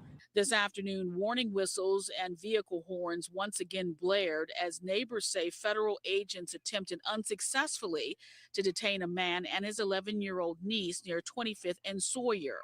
Tensions flared after CPD once again was called for crowd control when federal agents left after claiming a vehicle rammed their SUV. Oh my God. Oh my God. Is he seizing? I think is he seizing? Video obtained by CNN shows a man apparently having a medical episode during an immigration and customs enforcement arrest. The incident happened when ICE officers were detaining a woman identified by the Department of Homeland Security as Juliana Malena Ojeda Montoya. The Department of Homeland Security said in a statement she's an undocumented immigrant from Ecuador who in August allegedly, quote, repeatedly stabbed her co-worker with scissors and then threw a trash can at her victim. She was in an SUV with her husband, Carlos Sebastian Zapata, and their daughter when ICE stopped them. Zapata told the Boston Globe that he, quote, lost consciousness while clinging to his wife as federal agents tried to pull her out of the SUV. In the video, agents can be seen tapping Zapata's face as if to get him to regain consciousness, then putting him in a headlock as they pull him out of the SUV. Zapata told CNN affiliate WCVB he believes an agent used a stun glove on him that caused him to have a seizure. Zapata told the Globe the couple have pending asylum cases and valid work authorizations. He said they crossed unlawfully into the US a few years ago and later turned themselves into immigration authorities and applied for asylum. DHS said medical personnel found, quote, no legitimate medical emergency, and Zapata was allowed to leave with his child. Bring them home! Bring them home! Bring them home! Bring them home! Under the glow of the first snowfall of the year, a couple of hundred people stood outside the Hanley Federal Building in Syracuse Monday night to demand the safe return home of two men, Alex Gonzalez and Jan Hidalgo. The couple, who were recently married, were detained by ICE officials last month. Their story is no different than the previous generations of immigrants who came to Central New York. No one should be torn from the people they love for daring to believe in the American promise. And those here say it would be one thing if the two men were bad people, the criminals they were told would be targeted in these detainments. However, friends and co-workers universally describe Alex and Jan as two of the most wonderful people you could meet, who were handling their immigration status the right way. When they were detained back in October, it was at a court appointment required for people to become legal. You see them, you had a bad day, they smiled, and your day changed. They were just that type of individual. It's disrupting our communities. It's not making us safer, it's making us less safe. Alex and Jan have explained their decision to leave Cuba as necessary, fearful of political persecution. They were so touched by this rally, Alex actually called in from his detention center. He's so thankful for everything happening back here at home. We're all here for you. I miss you so much. They say they don't have a way to pay, not even in another life, they don't have a way to pay everything that everybody's been doing for them. So happy to hear their voices. Family and friends say it only further invigorates their desire to be as loud as they can. So what do you think about this? The American government allows people to come into the States. Then all of a sudden, there's like this whole push to get them out, right? We got to get rid of the illegal immigrants. But then you going to the court, making sure your documents are straight, you get targeted as well. Is this okay? Like, that's the part I'm looking at. If this is about illegal immigration, I would say, okay, yes, they came here illegally. They should be evicted based on whatever it is. But the problem is, it's not just people that are here illegally. They are actually attacking people that have been here for 20 years, have been trying to get their stuff straight, came here for asylum. It's almost like the American government is going against their word. Like, if I say, listen, you can come to my house and live in my house for free. Or maybe, you get a job and pay me to like stay here. And then after a certain amount of time, I'm like, you know what? I want you to leave my house. I'm going to get a military person to kick down your door, whatever door you're in my house, and they're going to forcibly, violently remove you, and then you get to leave my house. What are we doing here? I mean, I don't understand. And you're saying this all makes sense to you? For Alex and Jan, and for everyone else, they say, going through this. They work, they're contributing to our society, to our economy, and this is wrong. They don't even have a parking ticket, but they're in jail. Bring them home! Bring them home! Bring them home! It's a fight they say they will never give up on, even when Alex and Jan get home, because there are so many others out there who need their support, their voice, their help. The Kenner boat launch in the Lake Town area is typically patrolled by local police. But volunteer activist for Unión Migrante, Rachel Tabor, now fears for people's safety in the area following an ICE raid where more than a dozen people were detained Friday. People are traumatized. Their loved ones who've been here working for years with no criminal record are now in ICE detention. ICE confirmed to WWL that 13 people are in custody. A spokesperson said one person in custody has a removal order issued by an immigration judge and another was previously removed from the U.S. Saturday, Kenner Police Chief Keith Conley explained why his office collaborated with state police and federal agencies to launch the joint operation that was in effect for at least 2 months. We've always had complaints out there, nuisance crimes. It starts off small, everything from traffic to litter to loitering to loud music. And then, we go out there and we police it and we make a presence. They're not all illegal. That's the part that I keep trying to tell y'all, is that everybody that's being deported is not illegal. You guys are stupid. You guys are just saying the same stupid shit over and over again. But it seems like the activity was escalating into just lawlessness. When asked why he included ICE in the operation, we brought them in because we knew there was going to be a large amount of Hispanics out there. We have had ICE assist us with some gang activity or some gang affiliations that come through the city. Tabor. If it's the case that they're really getting rid of illegal immigrants and they're doing their thing, why is it only like 4,000 illegal immigrants being evicted from Minnesota? And I know that they got way more than that. Why is it only 4,000? They're more focused on fighting against those protesters than actually going and being relevant in removing illegals. If it's about illegals, there should be like they should be able to do that shit so slick, because when Obama was in office, he was able to remove way more than 4,000. So I don't understand. Like, okay, Obama was in office, he was able to remove like how many million people by just having like some order to the whole thing. But then Trump gets in office and it's like a fucking shit show. And only 4,000? What, in Minnesota?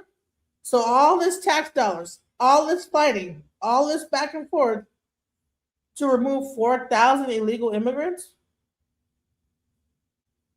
Says the collaboration with ICE is unfair. They racially profile people. They're calling people criminals that have minor sound infractions. They're literally picking up anyone that looks Hispanic and turning them over to ICE. We asked a spokesperson from ICE if any of the people in custody were going through the legal process of obtaining a visa or permanent legal status. Her response was, quote, "Not that I'm aware of," unquote. Chief Conley denied claims that his officers are racially profiling people within the city. I can assure you they're not, but if they have a complaint, they're more than welcome to contact our Internal Affairs, Department of Justice, FBI. We're an open book. Reporting in Kenner, Winston Reed, WWL, Louisiana. So all this is going on. So now you have Nick Fuentes. Now he's talking his mess, right? I think he didn't like, I don't know what's going on with him. One point he was all for it. I think he's changing his mind. Let's go. All your meta political victories, and you could put them in a bag, and that and $1 will buy you a cup of coffee at McDonald's. It's worth nothing. You know what I want? I want my border wall. You know, I want my 30-foot, 2,000-mile long concrete fucking border wall. You know, what did he say in 2016? Does anybody even remember? Seriously.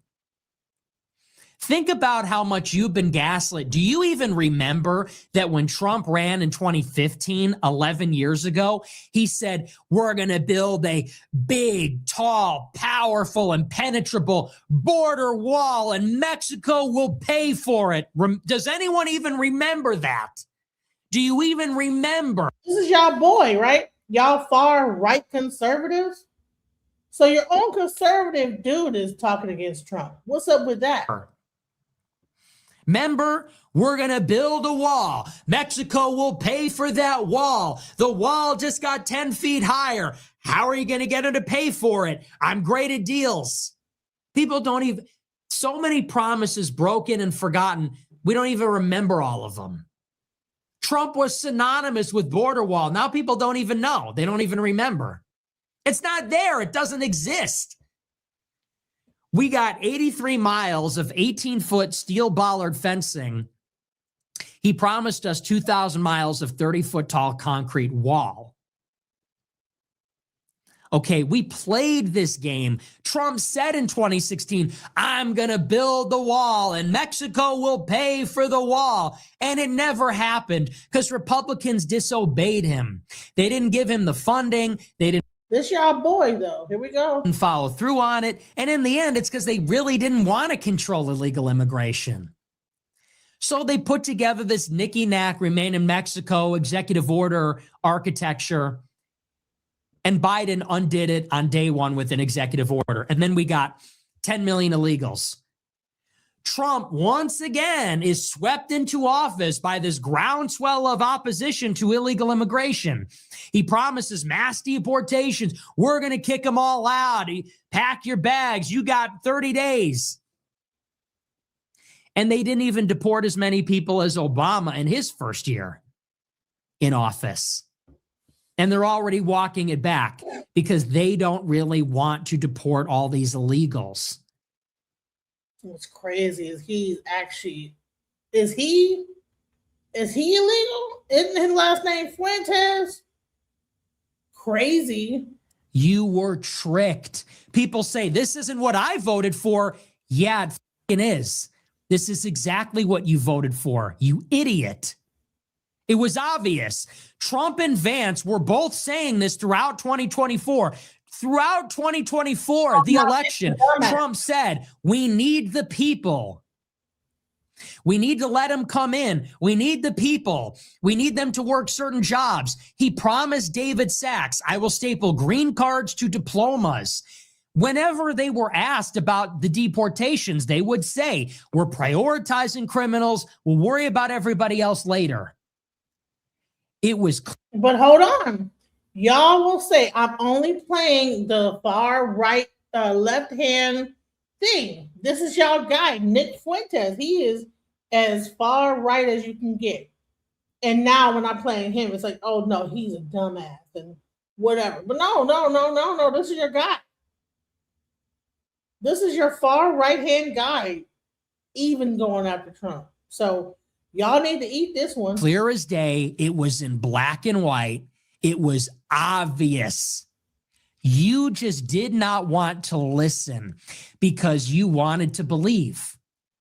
You were so caught up, so emotional, so involved in the groupthink, you didn't want to listen. You didn't want to see it. It was right in front of you, smacking you in the face.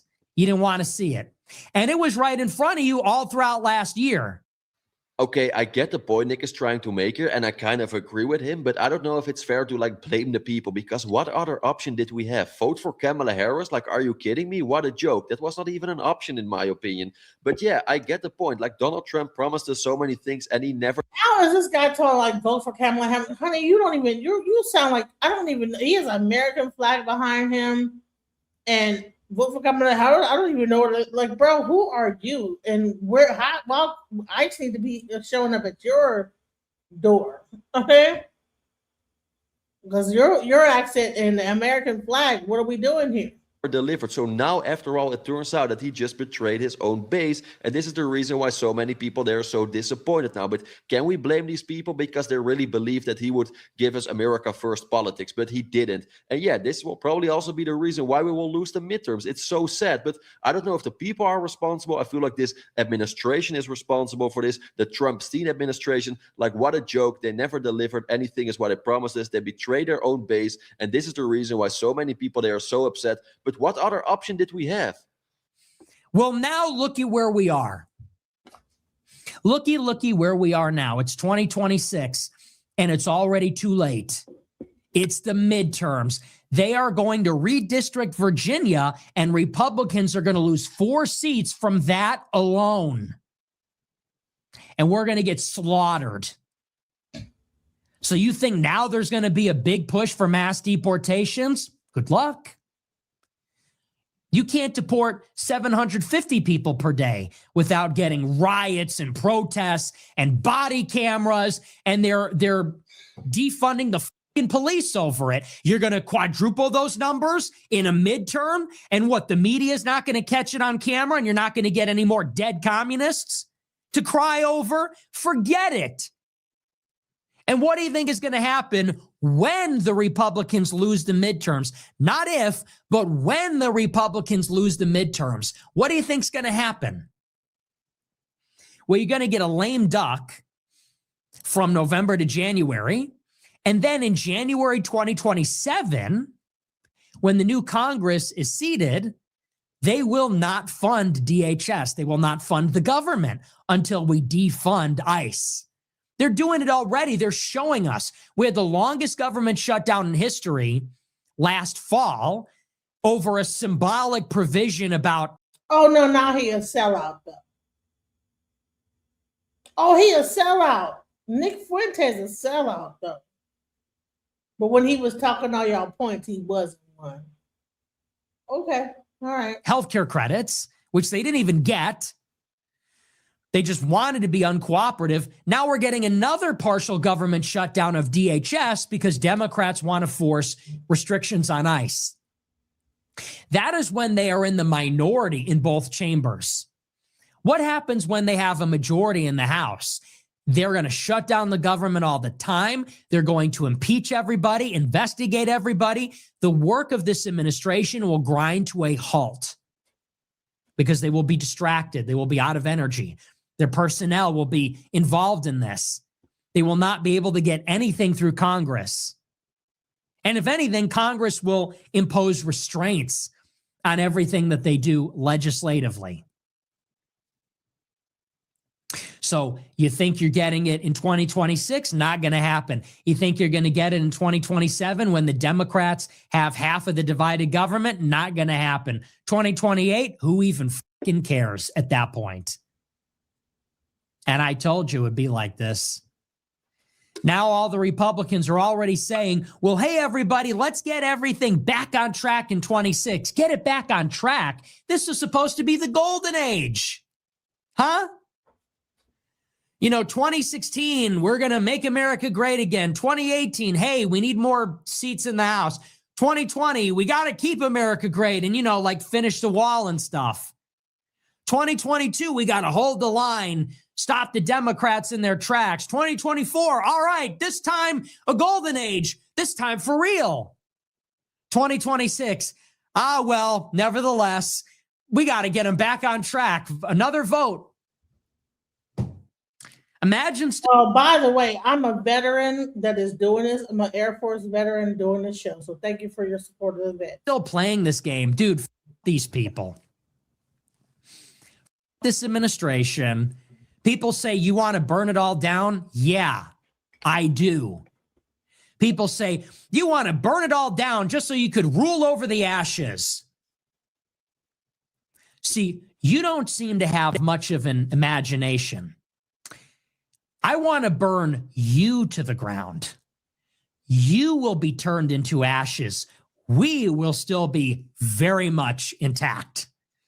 People say he just wants to burn it all down so he could rule over the ashes and whatever's left. No, you got it wrong. We want to burn you to the ground. Wow. We want to burn the Republican Party to the ground. That's not us. We want to burn you and this administration and all these criminals that are stealing from the government, all the liars that made false promises, all these people that buried the files, brought us to war in Iran, failed on deportations. We want to burn you to the ground. We want to destroy your careers. Wow. Wow. And wow. What?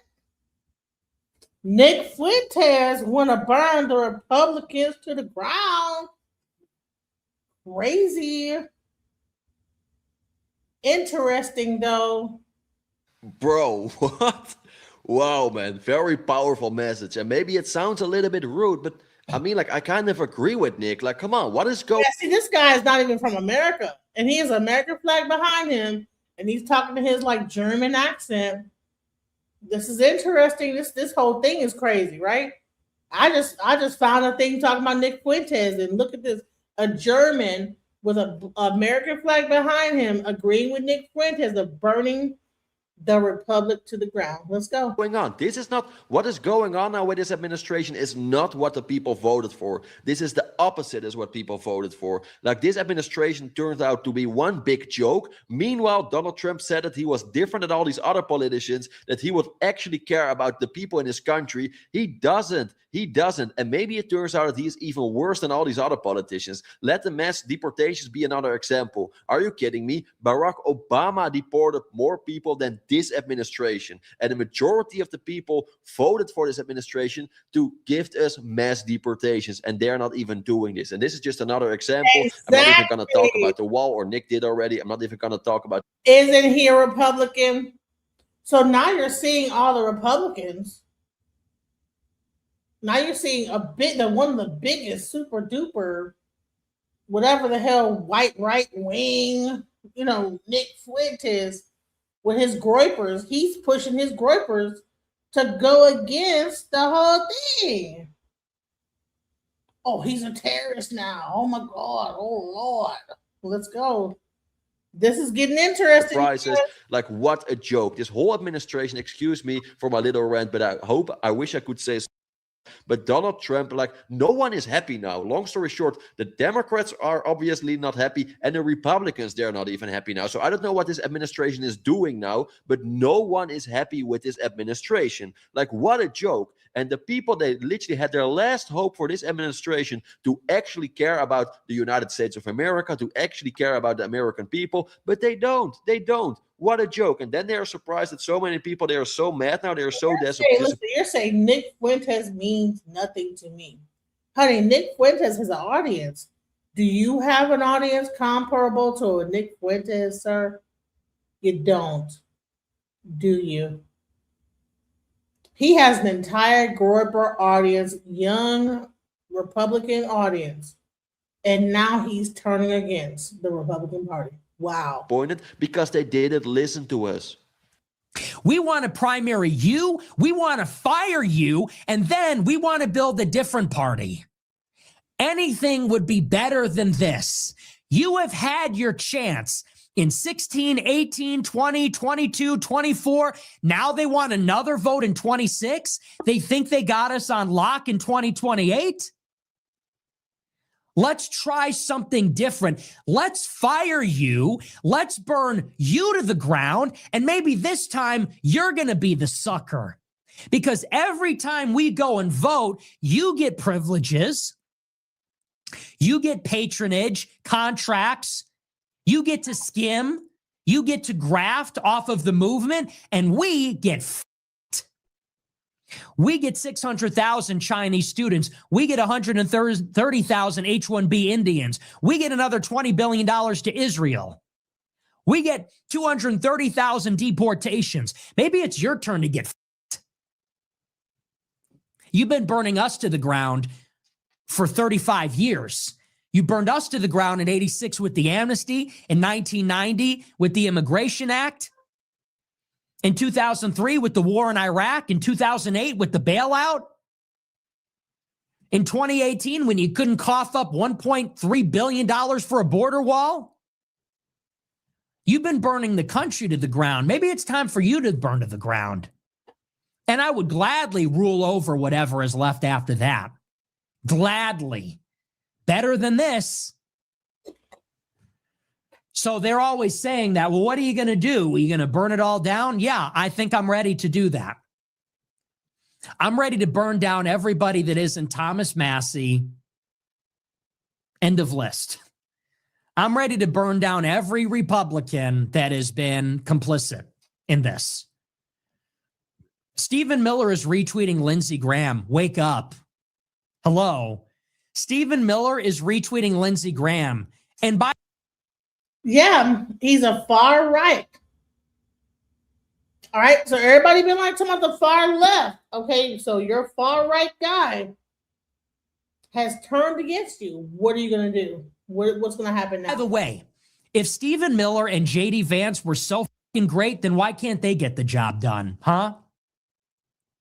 All the hype, all this propaganda on Twitter, all of this paid influencing campaigns to promote Stephen Miller and J.D. Vance. Hey, if they're so great, why can't they get the job done? Trump is 100 years old. What is their excuse?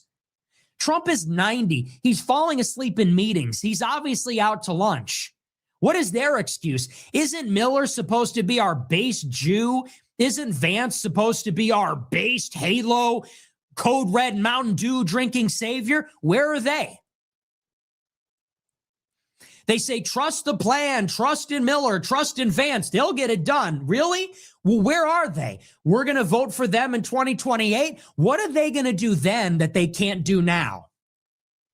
You are there now. You're in the White House now. You can make the change right now. If you can't, you got no business being there. If you won't, then you should have never been there in the first place. Yeah, eat that popcorn, honey. Either way, people say we're going to need Vance to, keep up the good work. Dude, it's a joke. It's a disaster. And here's going to be the delicious irony, and I can't wait for this. Peter Thiel and Little Tech and CIA Tucker Carlson with the CIA daddy, Dick Carlson, that ran Voice of America, that is in bed with Hungary and Israel-backed NGOs. Yeah, Tucker Carlson, who's hanging out in the Gulf. Tucker, who's hanging out in Russia. Tucker's best friend, J.D. Vance, Peter Thiel's sugar baby. They thought that by putting him in the sidecar for Trump was going to guarantee his ascension in 2028. I'm sure that when Trump tapped him to be the VP in 2024, they were clinking their glasses and saying cheers to the 48th president of the United States, our puppet J.D. Vance. What they didn't count on is that Trump ruins everything that he touches. They thought that Trump would be a Trojan horse, Trump would be a vehicle to propel Vance. Trump is Vance's tomb. Trump, and this second term, this is J.D. Vance's mausoleum. This is where J.D. Vance for president went to fucking die. Maybe, arguably, he could have been a contender if he was in the Senate for a little while longer, built up his record, maybe put some time in, maybe did some actual work. They really thought they were going to put him next to Trump, and this was going to be his Disney fast pass to the presidency, and then they could get all their contracts for Anduril and SpaceX and OpenAI and Palantir and all that garbage. Israel would get their bombs. They would get everything that they wanted, their charter city in Greenland and wherever. And instead, Trump is an albatross. He is dragging Vance to hell with him. The failure, the vaporware, the scam that is Trumpism, it is dragging J.D. Vance right to hell with this whole sick fucking thing.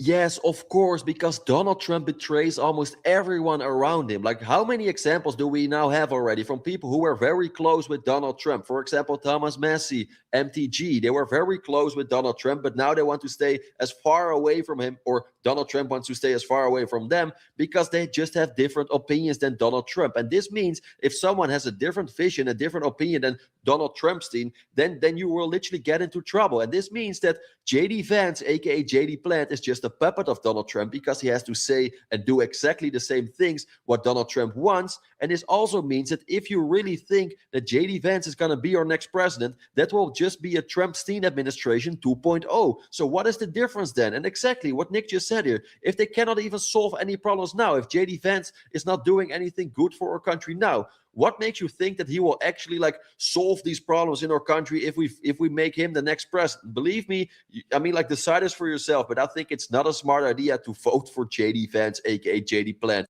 And that is the most delicious irony of it all.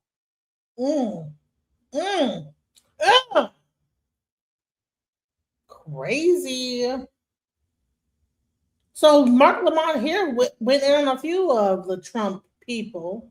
Let's hear what he had to say. I think there is a difference between whatever Bad Bunny does and a 100-year-old beautiful Italian opera by Puccini. But even putting that aside, President Trump plays Nessun Dorma at the end, a beloved song in America. Well, the difference is one is a much higher form of art and a much more beautiful song that is much more widely appreciated in America for 100 years. And that's the point I'm making. Even beyond that, though, this is an important clarification. President Trump. You are about to watch a white supremacist crybaby event. Michael Knowles and Jack Posobiec have a total meltdown because Bad Bunny sang in Spanish at the Super Bowl, calling it ungrateful and anti-American. But watch how the panel, Mark Lamont Hill, Glenn Greenwald, and even Piers Morgan, absolutely crushed them. Piers springs a logic trap about Trump's love for Italian opera that leaves Knowles stuttering, exposing their racism for the world to see. Let's watch this together, and I'll give my 2 cents at the end. Joining me now is the host of the Daily Wire's Michael Knowles Show, Michael Knowles, Jack Posobiec, the senior editor at Human Events, who opened the alternative halftime show with Kid Rock, Glenn Greenwald, the host. All right, so y'all hearing? So now we got the right, okay? Everybody say you only play like the leftists. You only play people that don't like Trump, okay? So now here you go. Host of System Update, and Mark Lamont Hill, host of Bet News. Panel, thank you for waiting patiently. Megan had a lot to get off steam there. Let me start with you, Michael Knowles. This whole Bad Bunny thing, I can't help but think that we've got to a place now in the United States where everybody's desperation to march to their tribal tune overrides any sense of reality or just staying calm and looking at something objectively. I watched the Bad Bunny show. I saw nothing problematic about it at all. I saw a Latino rapper at the peak of his powers, absolutely killing it in terms of the production. And he's the most popular artist in the world right now. He belonged there. He owned the stage. He didn't criticize anybody. It was a message of love, of unity, of marriage. I don't get the rage about it. Piers, you didn't get it because the English and the Americans are two people separated by a common language. So I forgive you for your misunderstanding, but the problem with it was that Bad Bunny hates America. He doesn't just hate one president or some other president. He doesn't just hate some policy or some other policy. He is specifically irate over the enforcement of federal immigration law passed by both parties, enforced in history by both parties. And he has frequently thrown jabs at America, up to and including speaking a language that the vast majority of Americans do not speak at this performance. And then I think the key that he did not have good intentions here came at the end when he said, the one fleeting little bit of English in the performance, he said, "God bless America." And then he followed that up by naming a ton of Latin American countries. So when we hear God bless America, traditionally we use that to mean God bless our country. He was using this in an ironic way to say, you're not even America. And then he named Chile, Argentina, some countries that I do like, El Salvador, Cuba, great cigars, and all of that. He didn't even make America the final country, the apotheosis. He then went on to say Canada. And then finally he said, and my homeland, Puerto Rico. So even though Bad Bunny's an American citizen, he made a point to clarify. He said, I don't really consider myself American. My homeland is Puerto Rico. It was just a thumb in the face of Americans, I think. And, there were other problems with the performance. I agree some of the choreography was well done. But the question you got to ask is, what is the Super Bowl halftime show for? Is it just for great entertainment? Is it just for musical prowess? Not really. The whole point of public games, going back to antiquity, going back to ancient Greece, is patriotism, is to support your country. And this ran totally contrary to that. That was obviously Bad Bunny's intention. And I just think he had no place there. He can go sing his songs. He can get lots of streams on Spotify, but that's not what the Super Bowl's for. Mark Lamont Hill, I mean, there are 54 million Americans who have Spanish as their first language at home. That number is rocketing year by year by year. So, in 20, 30 years, it's quite likely that the United States will have as many people who have Spanish as their first language as have English, which, by the way, is my language. So the language thing in particular, I don't get. This is a guy who's the most streamed guy in Spotify history, I think. And he always sings in Spanish. Every album he does, every song is in Spanish. There's nothing unusual about Bad Bunny singing in Spanish. And if 54 million people in America understand it, does it really matter that a few other people like me, for example, watching from London, didn't understand what he was saying but enjoyed the show? Well, that's exactly right. I mean, there are a few things here. First, you're right. 54 million people speak it as a first language. Tens of millions more speak it enough to understand it. So it's not as if he was speaking in some cryptic, indecipherable, obscure language. He was speaking in one of the most important languages in the world, and certainly one of the most important languages in the United States. But let's not pretend that Americans only enjoy music that they understand. I mean, you go to any white bar in America and let it get late enough and Macarena come on. I promise you, they will be dancing their asses off and they won't know a word of it. And guess what? It's just true. Okay. But performances aren't just about the language. It's about the dancing. It's about the set design. It's about the lighting. It's about all of the things that made that such a beautiful performance. You mentioned the wedding that took place, all these other things that took place there.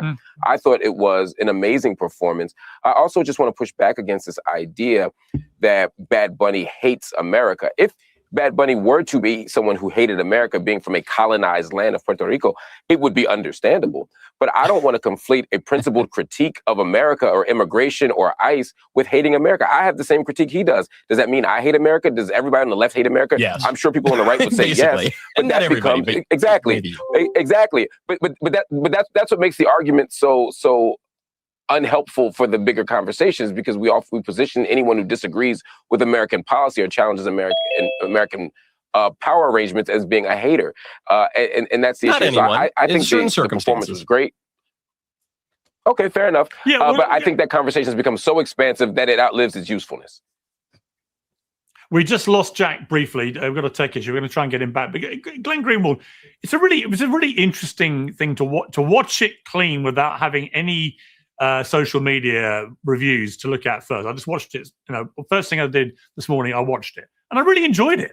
And then I turned on social media, and suddenly I had to hate it or I had to love it, but there was no middle ground. There was no nuance. There was nothing allowed. The president said it was the worst halftime show ever, just objectively from a piece of theater. It's very hard to argue. Look, I think Michael Jackson did the greatest one ever, followed by Prince. Other people have different favorites. But as a piece of theater, I thought this was the best I've ever seen. It was so elaborate, so smart, so clever. And I didn't get a sense of hatred. In fact, quite the opposite. I got a sense of love and marriage and harmony and unity. And I don't even agree about the Americas stuff, because, the Americas are the Americas. And what's wrong with actually a Latino rapper acknowledging that the Americas go a little bit further than just the United States of America? Exactly. Yeah, I think to me that's kind of the heart of the matter. I personally didn't like the halftime show all that much, just like from a musical perspective. It's not the music I like. I'm not of the generation that, likes Bad Bunny. That's totally fine. I think the question is, why does everything now have to be put through this prism of this like existential right-left culture war? We can't even have the same halftime shows anymore at the Super Bowl. Kid Rock is an extremely ideological and politicized figure. Had he been the host of the presenter of the Super Bowl, the main presenter, I assume that the American right would have been fine with that, even though he's been extremely critical of American policy under Democratic presidents.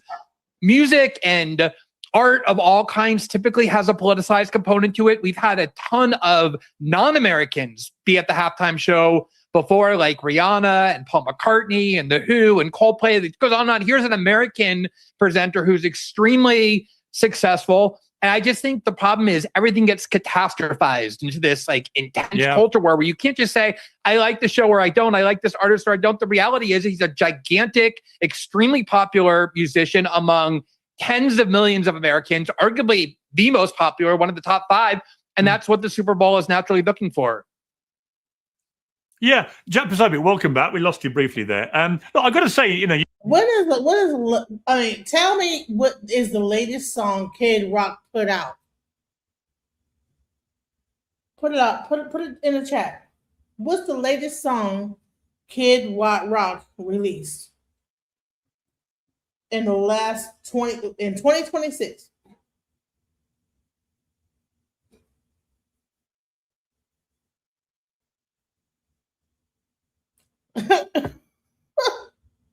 I kind of agree on that. Come on, what song? Name me one Kid Rock song.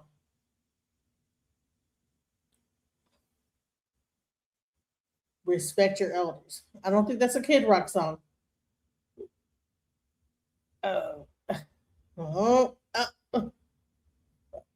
Like I said.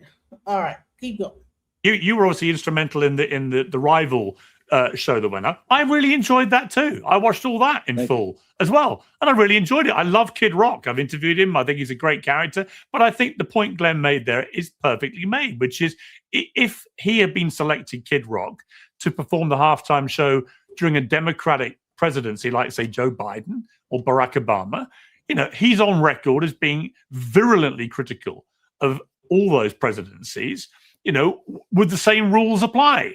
Would the conservative right be happy with that? Or would they apply intellectual honesty and say, actually, it applies to our side too? If you've been really critical of a president or a presidency, then de facto you're criticizing the country and you disqualify yourself from being able to perform the halftime show. In other words, I think there is an intellectual dishonesty here, and it's very tribal.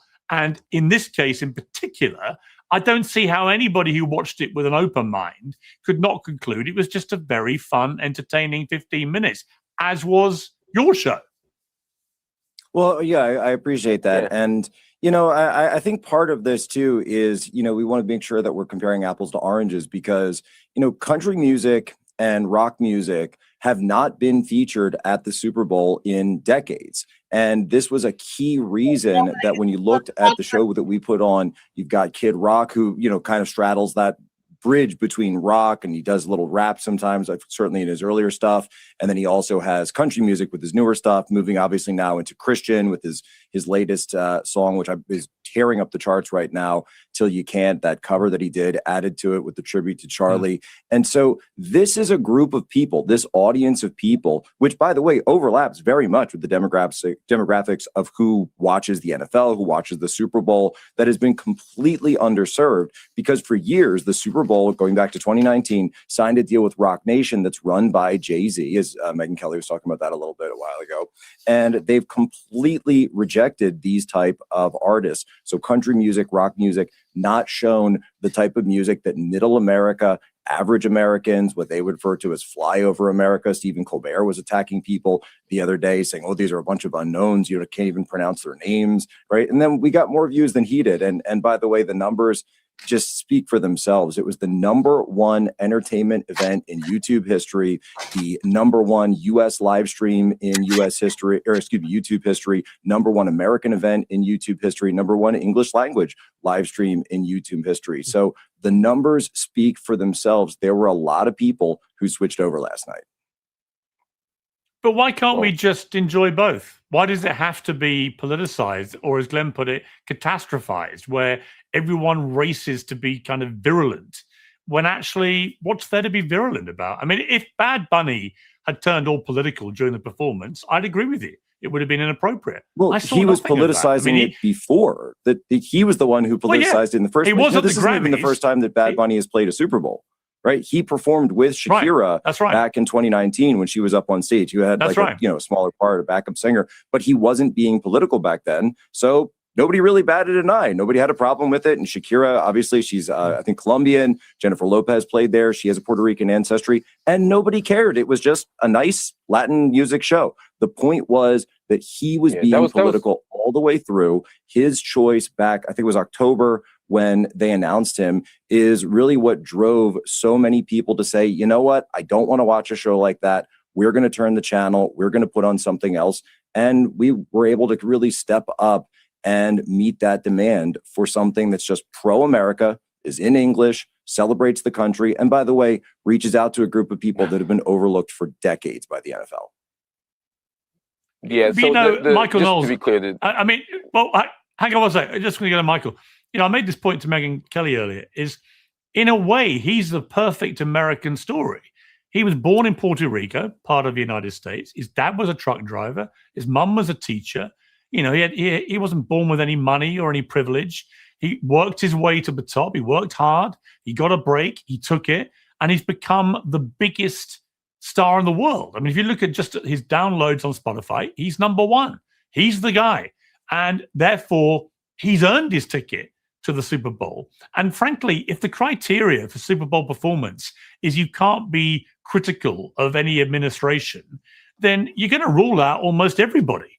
Most of these celebrities, for better or worse, at some stage criticize a president or a presidency, and it depends whether they're from the right or left, which one they do. But, if we're going to be honest about this, I don't think that can be a criteria for deselection. Nobody wants them politicizing the actual performance.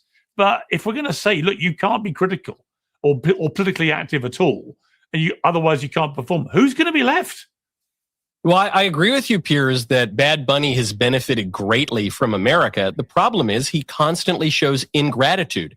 including during the performance. The very fact that he made this little joke at the end, he said, God bless America, but I'm actually going to name all these Latin American countries, and I'll throw America in there somewhere toward the end, but I'm going to claim Puerto Rico as my homeland, not America, even though I'm an American citizen. That is an expression of the kind of ingratitude that we were expecting from Bad Bunny. The fact that if we were supposed to have this great unifying performance, the fact that he sang exclusively in a language that most Americans and certainly most Super Bowl viewers don't speak is offensive. That demonstrates an ingratitude toward the country. And even if he were talented and skilled, and I'm not saying that he is, I find his music awful. I'm totally with Glenn there.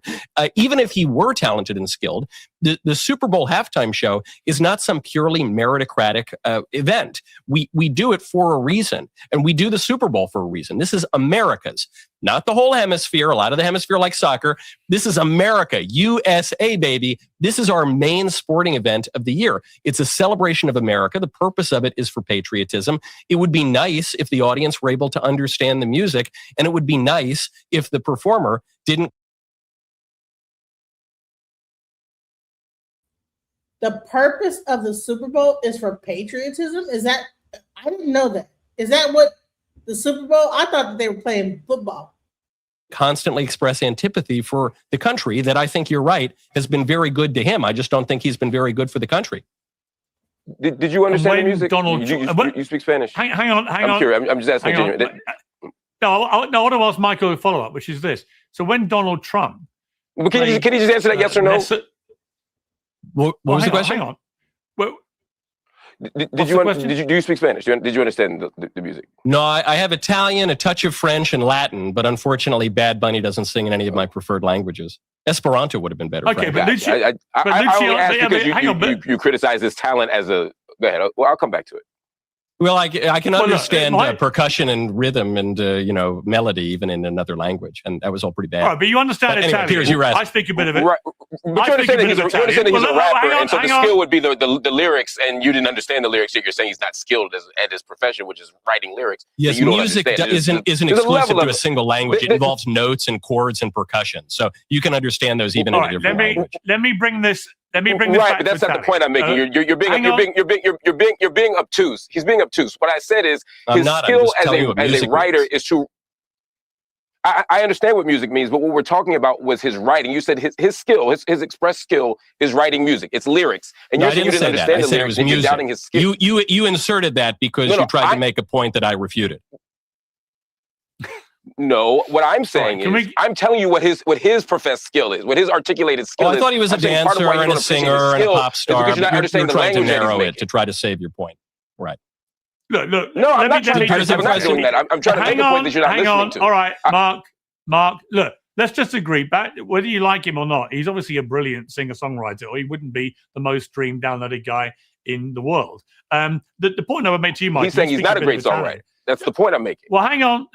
Please let me ask a question, which is, again, a question I put to Megyn Kelly. Donald Trump, in 2016 on the campaign trail, played Nessun Dorma by Luciano Pavarotti at every single one of his rallies. He's played it at the RNC, right? And it's all in Italian. I didn't see anybody leaping up and down saying, well, we can't understand it, therefore it's an insult to all Republicans. What's the difference? Well, I think there is a difference between whatever Bad Bunny does and a 100-year-old beautiful Italian opera by Puccini. But even putting that aside, President Trump plays Nessun Dorma at the end, a beloved song in America. Well, the difference is one is a much higher form of art and a much more beautiful song that is much more widely appreciated in America for 100 years. And that's the point I'm making. Even beyond that, though, this is an important clarification. President Trump plays this beloved song in a foreign language once at his campaign events. The rest of the events are in English. I've been to some of them.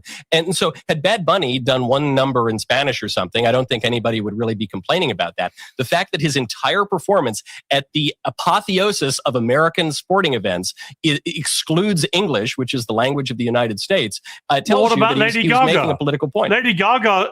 Hang on, Lady Gaga sang her song in English. That's true, but Bad Bunny did not sing in English. And so the criticism here is of Bad Bunny. I suppose there are other criticisms of Lady Gaga, but she was friends with Tony Bennett, so she gets a pass from me.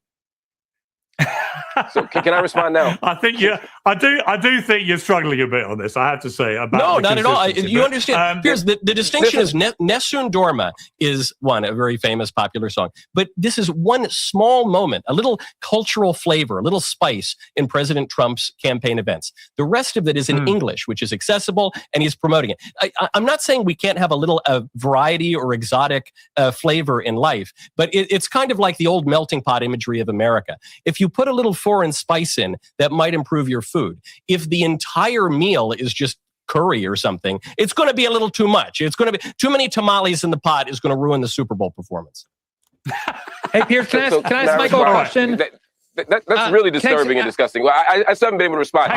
Too many tamales are very disgusting. I agree. Let me bring in Glenn quickly. Then we're going to Scott. Like if you look at the last 20 years of Super Bowl presenters, huge numbers of them have been non-American, going back like to the aftermath of 9/11 when we had the Rolling Stones and U2 and Paul McCartney and The Who, all kinds of groups that are not even American, and there's all sorts of other ones as well.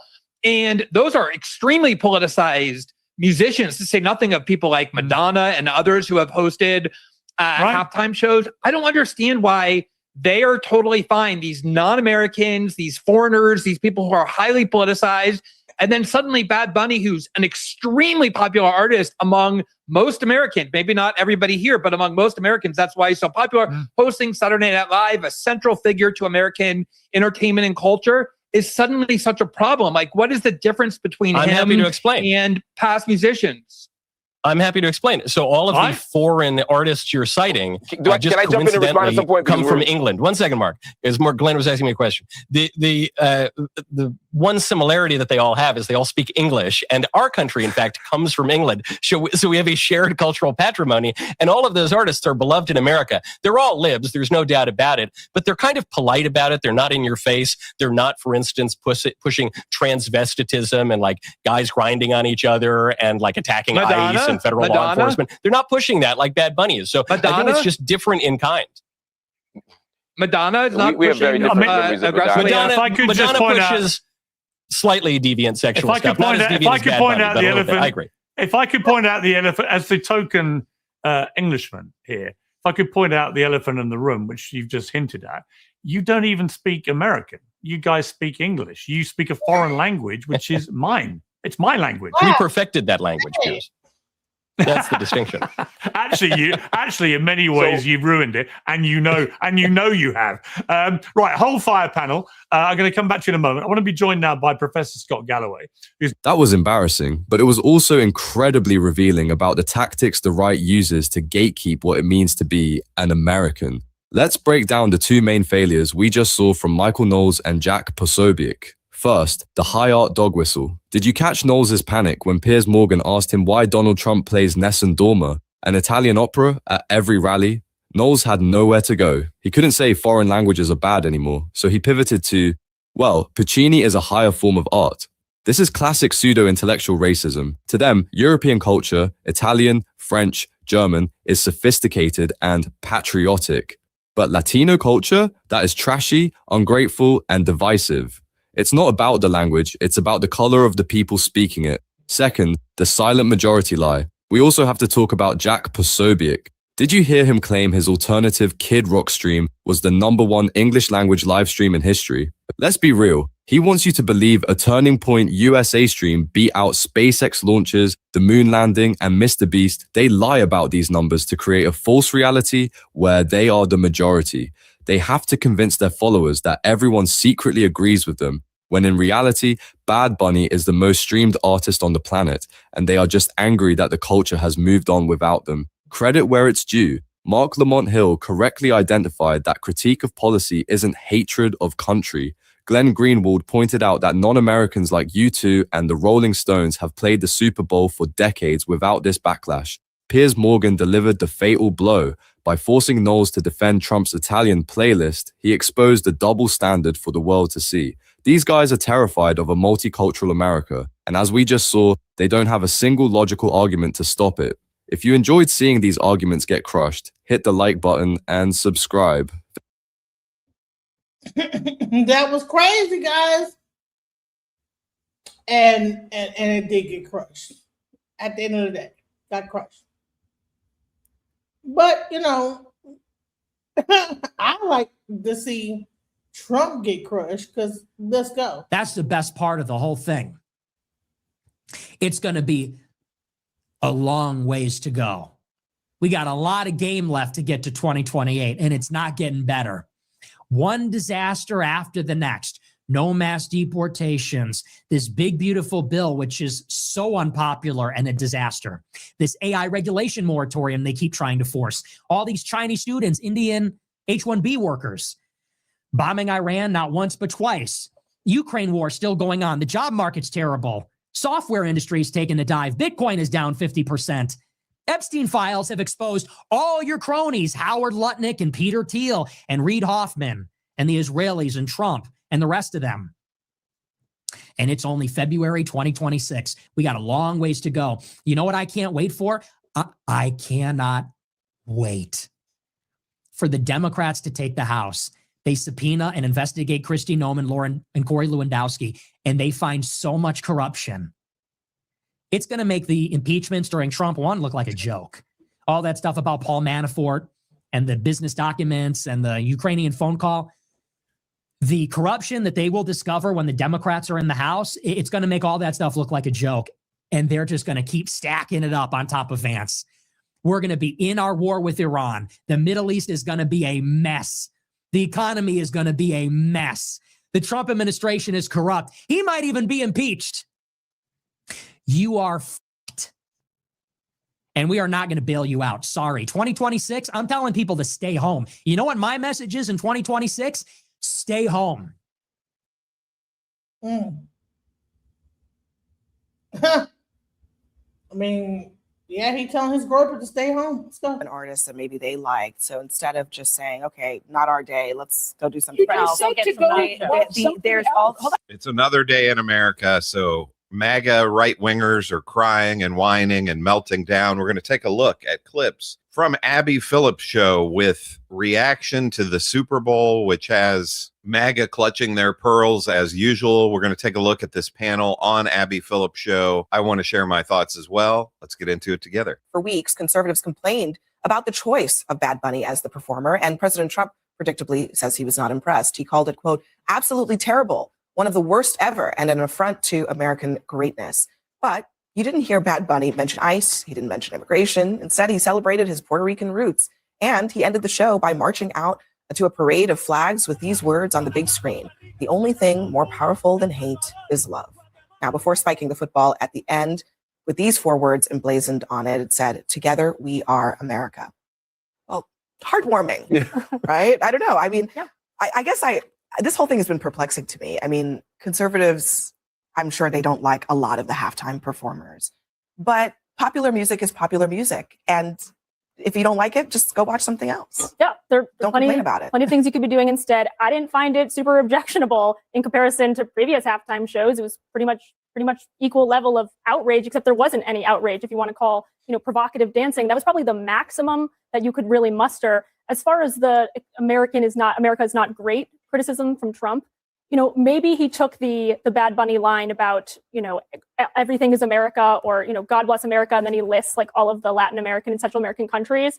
But honestly, I don't think that's objectionable either, because I think what that is just a unifying message. And I think most Americans just took it at its artistic performance value, which was family friendly, actually family focused. There was a wedding that happened. One of the biggest performers in the world. 3 of the top 10 songs are his.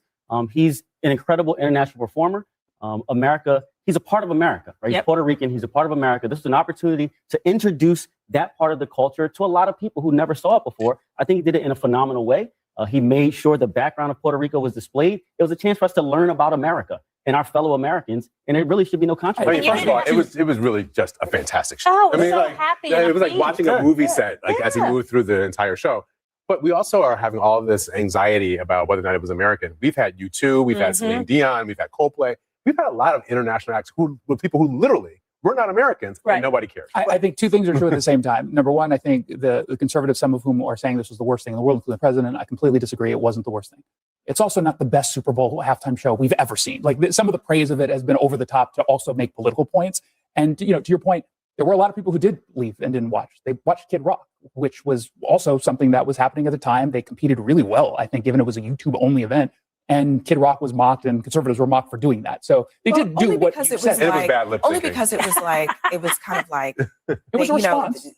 The conservatives didn't have an artist that maybe they liked. So instead of just saying, okay, not our day, let's go do something else. There's all this, there's a lot of insulting happening of the Super Bowl. Jake Paul says, turn off this halftime show. Or a fake American citizen performing who publicly hates America. I cannot support that.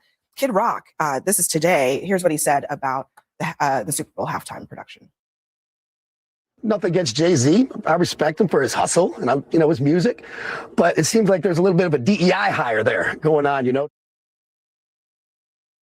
I don't know. I mean, that's the stuff. And that's not it can't be about his music. I mean, I mean, if you want to put DEI on the table, right? If this is about merit, I mean, Jay-Z and his career runs laps around Kid Rock. Oh, yeah. So what are we even talking about here? And This even is the thing I want it to seems know like is cultural resentment. And Yeah, it doesn't yeah. seem No, it is. It's the reactionary culture that I think is so insufferable to so many Americans. And if you want to really take the Kid Rock lyrics, you want to take the Bad Bunny lyrics, I mean, come on, it's like a whole nother level. And that's coming from a conservative who's like, this is outrageously there was a vulgar. piece of Kid Rock's lyric where he's talking about underage girls that was highlighted a couple days ago. And the thing about, you didn't have to speak Spanish to know what he was saying, right? And it was so joyful. It was so upbeat. It was so young kids and people getting married and, iconic. But even if it wasn't, you don't like the music. I didn't know what he was saying. I didn't hate the performance. Even if it wasn't, you don't like the music, it doesn't make it un-American. One, America doesn't have a national language, right? And so if he spoke Spanish, he spoke Spanish. He's Puerto Rican, he speaks Spanish to Puerto Rican. It should be an event that But brought imagine people being so together. bigoted that you think, I don't like this music, so it's un-American. Right. Well, I don't think I don't think Bad Bunny set himself up for success, though. He tainted his future performance by his anti-ICE activism that nobody asked for. Or he elevated his stature. He Or set he himself up for elevated success by being the top-selling artist right now in the world. He has But 3 that's why songs in so the many top 10. Americans, I think, That's why tuned he's in the out. Super They Bowl. tuned out because they anticipated an anti-law enforcement screed when they would have just wanted a performance, which didn't happen. Which didn't happen. You're right, So but that's why you don't why use the that stage continued for that. hatred of him. And they had And by the way,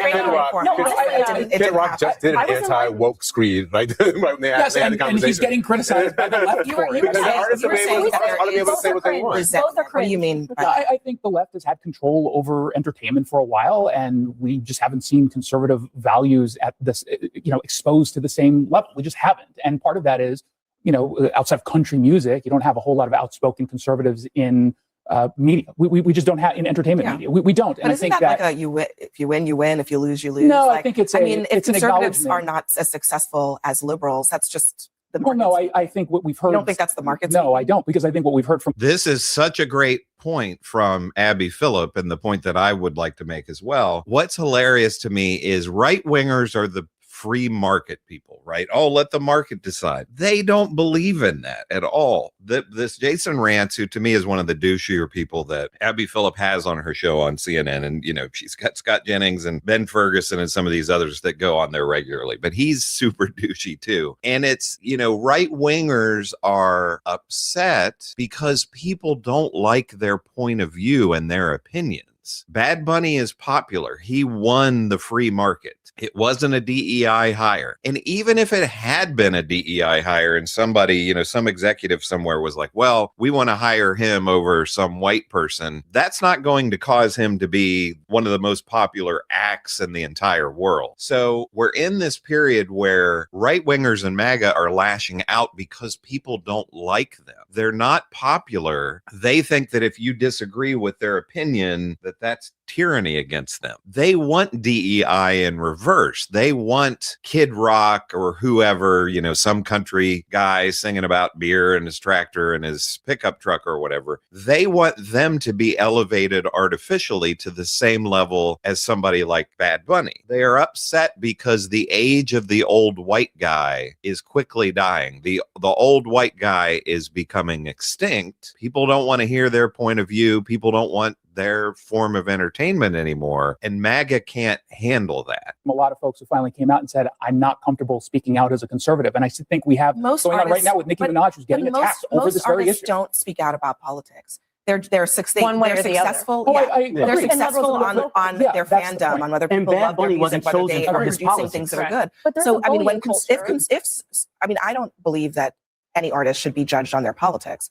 But if it is, in fact, Depends that on the politics. right-leaning artists are just simply not producing the art that people want to consume, isn't that just merit? No, Playing because itself whether out? or not someone feels Because they're not comfortable allowed to be speaking right out in I'm favor of talking their about putting conservative aside. values. I'm talking about putting aside their political views. But Just I'm straight. They have the right to speak out, but there's no law in America that says that people have to be comfortable in speaking out. You know, you can speak out and you shouldn't be thrown in jail for that. We have the First Amendment. And because you express your opinion, that doesn't mean somebody should punch you in the face, but also that does not mean that people should have to buy your records or watch your movies or watch you on TV or whatever. You know, that they want DEI, MAGA does, they want everything to be equal. And that's not how the marketplace works or how real life works. You know, if you had a friend group and one guy is just a total jerk, you know, he just acts like an asshole all the time, and you're like, hey, you know, we need to hang out with Steve, and your other friends are like, yeah, but we don't like Steve, he's a jerk, we don't want to hang out with him. Okay, are you going to force your friends to hang out with Steve? You know, that's basically what MAGA wants. It's like, yeah, most of the country does not like Kid Rock. A larger percent of the country likes Bad Bunny. That's not a conspiracy against right-wingers. That just happens to be that the right-wingers lost the marketplace of ideas. People don't like their, and I disagree with Abby Phillip about saying that, you know, the artists should not be punished or whatever for their political views. If they choose to express their political views and people then say, yeah, I don't want to buy their music, or I don't want to watch their show, or I don't want to watch their movies or whatever, tough. I mean, they shouldn't have shared that political view. MAGA thinks that they have the right not to be offended. You know, yes, they have the right to express their opinion, but other people can say, hey, I don't like your opinion and I think you're a jerk. And to MAGA, that's tyranny, and that's the left silencing them. You know, and MAGA and right wingers are the people who, how long did they make fun of the idea of safe spaces on college campuses or at schools? Well, as people often say, everything is projection with the right wingers. They want safe spaces for themselves. They don't want safe spaces for anybody that they disagree with, but anyone who disagrees with a right winger, the right winger wants a safe space for themselves. On the music, on the art, on the acting. But do you think that there is closer to a 50-50 in artists who are conservative versus liberals, or do you think that No, you're missing the point. Bad Bunny wasn't chosen because of his politics. He was chosen because he's a good artist. He just happened to have views you don't agree with. Oh, That's nothing to do with it. yes, no one here is so you saying acknowledge he's talented, right? I don't think he was chosen for his politics necessarily. I do think it was chosen in the context of the political world that we're now living in. Chosen for the Super Bowl specifically? Yeah, you're highlighting. But I'm talking about the fact that he is one of the most, if not the most popular musician on the planet. Right now. That was before he was talking about ICE, before he was talking about any of this stuff.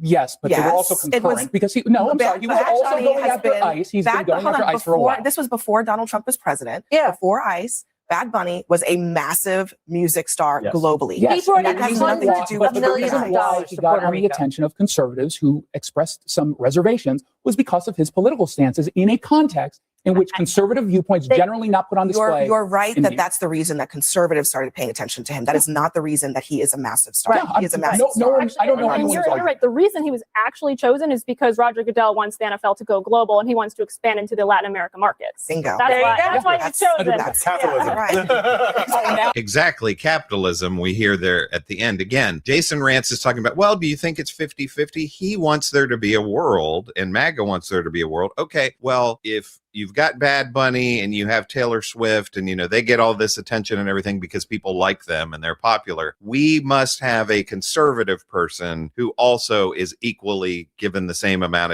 of attention and is equally popular, which this is another thing that's hilarious to me. How much of media is controlled by conservatives? You know, they would say, well, the hosts and the actors and all that, they're not conservative, but the people running these companies, the CEOs, in most cases are conservative. And, you know, we've got Fox News and we have these other networks. Make conservative product, make conservative content, make conservative music and TV shows and movies and whatever other forms of entertainment. And if it can compete in the marketplace, great. But that's not what's happening because people as a whole don't like the conservative content. And creative people and artists just tend to be more liberal in general. I mean, conservatism is all about conserving, keeping things the same, whereas artists tend to be people who are forward thinking and looking at the world in a different way and questioning things rather than saying we must conserve and it must be exactly the way it always has. You know, I mean,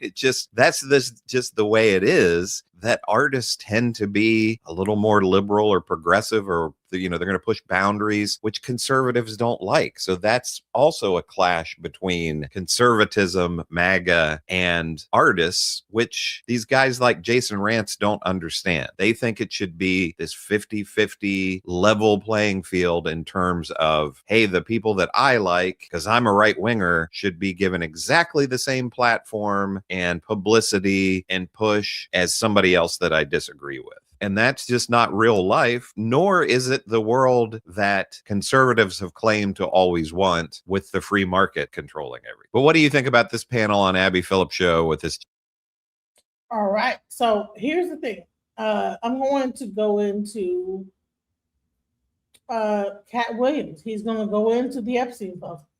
I mean, we talked about like the whole Super Bowl thing, but again, we still have this weird thing going on. Epstein files, weird people doing weird stuff, Hollywood on some weird stuff, rappers, all this stuff, being sucked into all this. And so, you know what? Cat Williams, he called all of the shit out. He said, you know what? There's a lot of stuff going on. And here is the real and the truth of it all.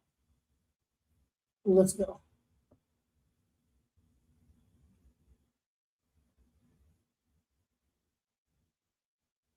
Later, I'm still in the parking lot when they come down, and just to see all them big time Hollywood men that I just watched go up there, they all come down off the shuttle and looking sad in the eyes. All of them wearing Sean John, looking oily.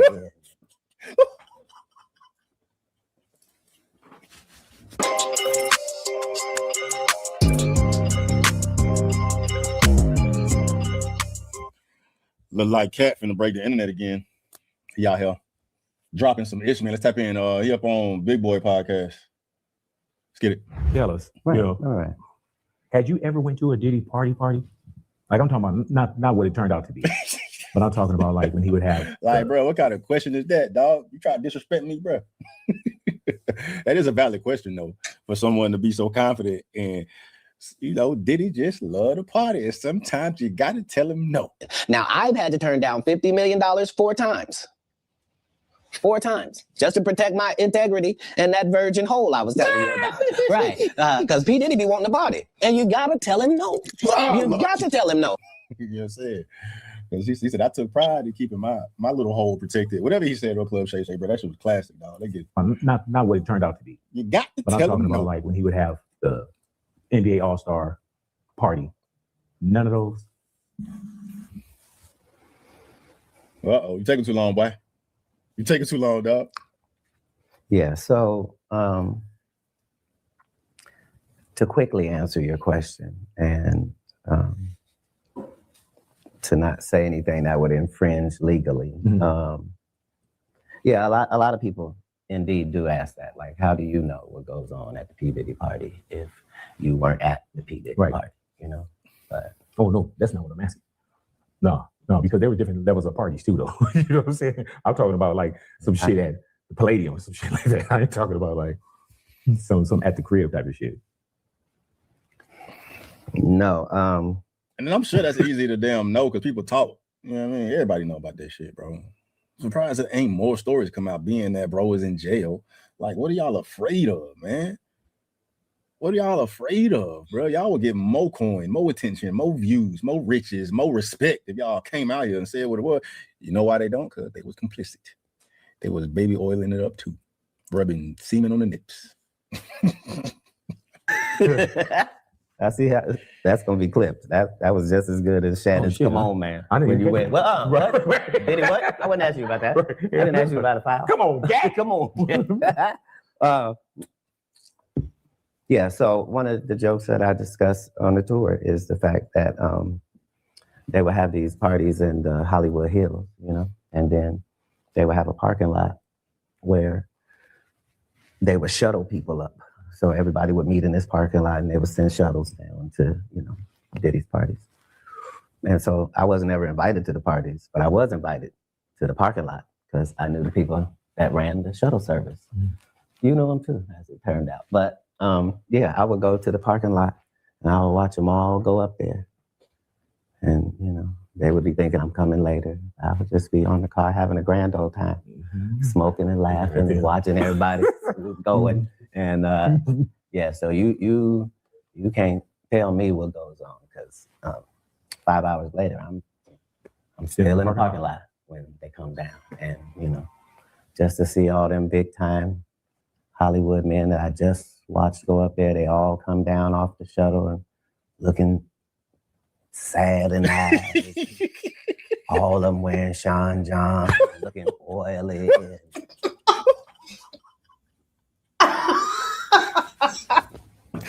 Oh, bro, that's hilarious, dog. He Look said, at "Oh, oily look and at sad, sunny." oily, and they Sean John. They coming down. Hey, at least Diddy left him with the fit Party coming down with after fitting in their booty. Looking oily, shiny. This crazy as hell, boy. And you know Cat not lying, dog. You know he not lying, bro. You know what I'm saying? Ain't no cap in that rap, dog. All of them wearing Sean John, looking oily, and they all walk crazy like this, and their shoelaces were always untied. I don't know why. Their shoelaces were always untied. And then they would get in their car and they would drive off standing up. Boy, They would drive off standing up. all of them. And Bro, my fucking face hurt, man. Hey, what's My up, face hurt. Jeremiah? Dog, my fucking face hurt, bro. He said they couldn't sit down, bro, because them booty holes was ripe. They said they It was was driving, raw. standing up. But that don't make no sense though, dog, because you know what I'm saying, no Diddy, but you know, it was claimed that Diddy out here slinging micro P's. You know what I mean? So I don't know how much damage he can do to the bum holes unless he had them male prostitutes up there piping the celebs. Oh, bro, hey, Diddy is a different beast, there, boy. Man. I would get head out there. All of them. All of them. I couldn't believe it, but one of the highlights of my Hollywood career, you know. But you can't tell me because I was there to see on both ends. Hey, man, you know what's wild about that? I'm wondering how many people would see, oh, man, these are jokes. None of the people that was on the shuttle. And they're the only ones I care about. That's why I said when I be going in places, you know, heads go down. That's because you know, not because nobody else know. You know. You know I know. You know I know. You know I. Man. Bro, who is it though? He go, cause he named names, dog. I need some names, fam. You know. You know I know. No, I remember you saying that when you walked in, heads go down. Because you can't really be mad at me because I've probably been faithful too. I probably knew that this whole time about you and I didn't say nothing. That gives you a certain level of gravitas as well, you know. Is that Will Smith know the story I have not told, you know? So it keeps everybody honest, you know? Eddie Murphy know what I haven't said, you see? Look in the camera and say, no, look, let me explain something to you. I'm not scared to say nothing. I know that shit. I'll say it. No, don't say it. No. They can't AI farm me now. Oh my. I mean, but that don't even surprise me though, dog. That don't even surprise me, bro. And that's real, dog. Everything Cat say, you can't take it with a grain of salt, bro, because he broke the whole industry open with that Shay interview, dog, and everything he said was true, bro. Like Diddy was the punchline of the whole conversation, and a year later or 2 years later, however long it took, Diddy is in jail, bro. Like, and you know, the whole industry is complicit in demonic degeneracy, right? I wish we had more of these Cat Williams, but it's just all of them's complicit. That's the only thing that makes sense. That is the only thing that makes sense, bro, is that you're complicit, right? Or you've sold your soul to the point where you eat too much off of it to whistle blow and it come back and bite you in the ass, man, right? And that's how you get blackballed. Careers get ruined. We've heard people that have been thrown through the fire because of that very reason as well, which also means you're complicit, right? You don't mind, you know, the fruits of your labor stemming from. And Cat Williams, much like this, Let alone a lot. Because I'm at least, if nothing else, I'm trying my best. Yeah. But you know, we get this thing when everybody's looking to the right. Mm-hmm. There's few that come from the left. And you're one of those that kind of, when we were all looking to the right, you came from the left. Even when I fast forward to where we are now, this is year 32 for me in radio, right? Right. And I remember years ago, people used to say, oh, podcasts. Man, they doing a podcast because they can't get a radio show. You know what I'm saying? Podcasts are like what we call, oh, that's the graveyard. And now when you fast forward, it's the podcast that's, you know, podcasters making the money. Podcasters are leading the way, aside from, you know, some of us great radio personalities. But that's one of them things too. And the reason why I bring that up is because at one point, you were probably looking to others as, man, what is he doing, man? He might as well just get with HBO show, any marquee. Were you feeling that early on when people thought like, did they feel you couldn't get the deal, or why you're not with such and such? I just, on all of these specials, I just talked about the world around me, but never, you know, what makes me who I am. We'll say. When you went, well, what? Did it what?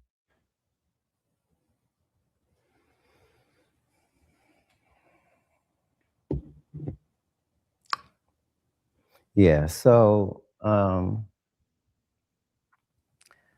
to quickly answer your question and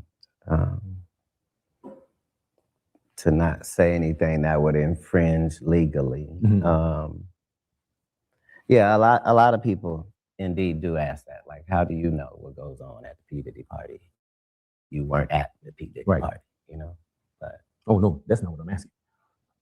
No, because there were different levels of parties too, though. You know what I'm saying? I'm talking about like some shit at the Palladium or some shit like that. I ain't talking about like some at the crib type of shit.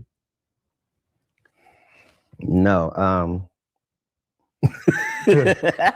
I see how that's gonna be clipped. That was just as good as Shannon's. Come on, man. I didn't even say nothing. That gives you a certain level of gravitas as well, you know. Is that Will Smith know the story I have not told, you know? So it keeps everybody honest, you know? Eddie Murphy know what I haven't said, you see? Look in the camera and say, no, look, let me explain something to you. I'm not scared to say nothing. I know that shit. I'll say it. No, don't say it. No. They can't AI farm me now. Right. Oh my man, hey man, how liberating is it to be you?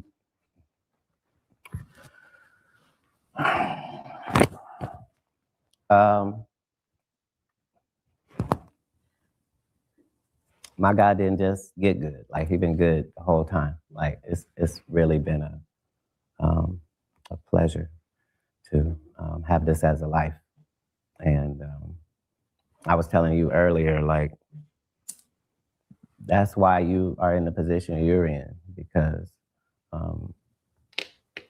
as an artist in any part or genre, it's important how faithful you stay to what you deliver to your audience. What the young man, my neck don't even turn around like that. That's why I handle things on whenever they pop up, you know? I don't let things drag on or out. Or, yeah, I don't really want to go back and forth. Mm-hmm. I want us to either talk this out, and if you don't like talking it out, then Pick a lane. They're talking about a new Fridays movie. Mm. Will you be involved?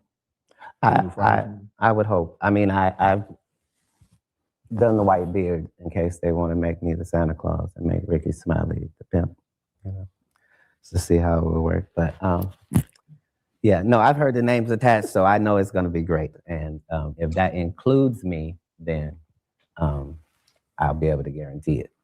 If not, I'm still going to be just as excited to go out and see it and get as many people to do it as possible. In a situation where spiritually the best is wanted for me. And so that's the expectation that I have.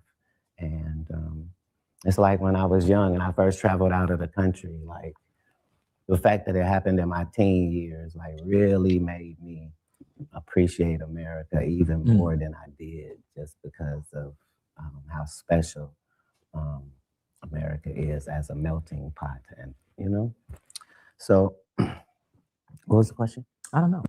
Right?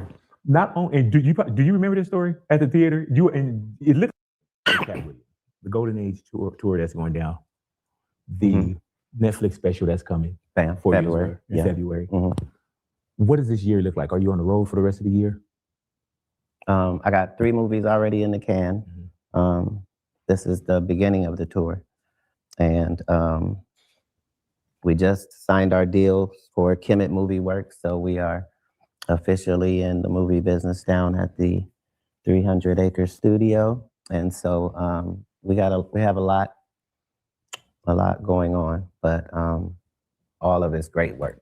Like, So I think that he has his own studio now. the people that I'm working with next are like, if you're a fan of Cat Williams, then it's a list of people that you are like, I wish Cat would just work with this person. And all of that's gonna come true. So I'm super excited. Did you ever feel a Hollywood shutout? Like a Hollywood shutout, like you weren't part of the good old boys or the table or a blacklist? Well, I mean, if I was blacklisted, they did a poor job. I've done 60 movies, 50 television appearances on the 14th special. So if it was blackball, that was unsuccessful. But I had researched my whole life on what the entity was before I got there. You know, my intention was to get in there and kick up some dust and try to become a whistleblower that they don't knock off, because you know they get all the whistleblowers. Why did you feel that was necessary? Well, because I bring believe to light what was supposed to be supposedly in the dark. Well, I mean, if you're familiar with the Bible, then you know there's an Old Testament and then there's a New Testament. But we believe there's going to eventually be a New Testament, and you know, we're just all trying to make sure we're in there. So it requires you to be enough in the culture where you can culturally shift on occasion. Have you seen anyone, Kat, that you spoke about with Shannon?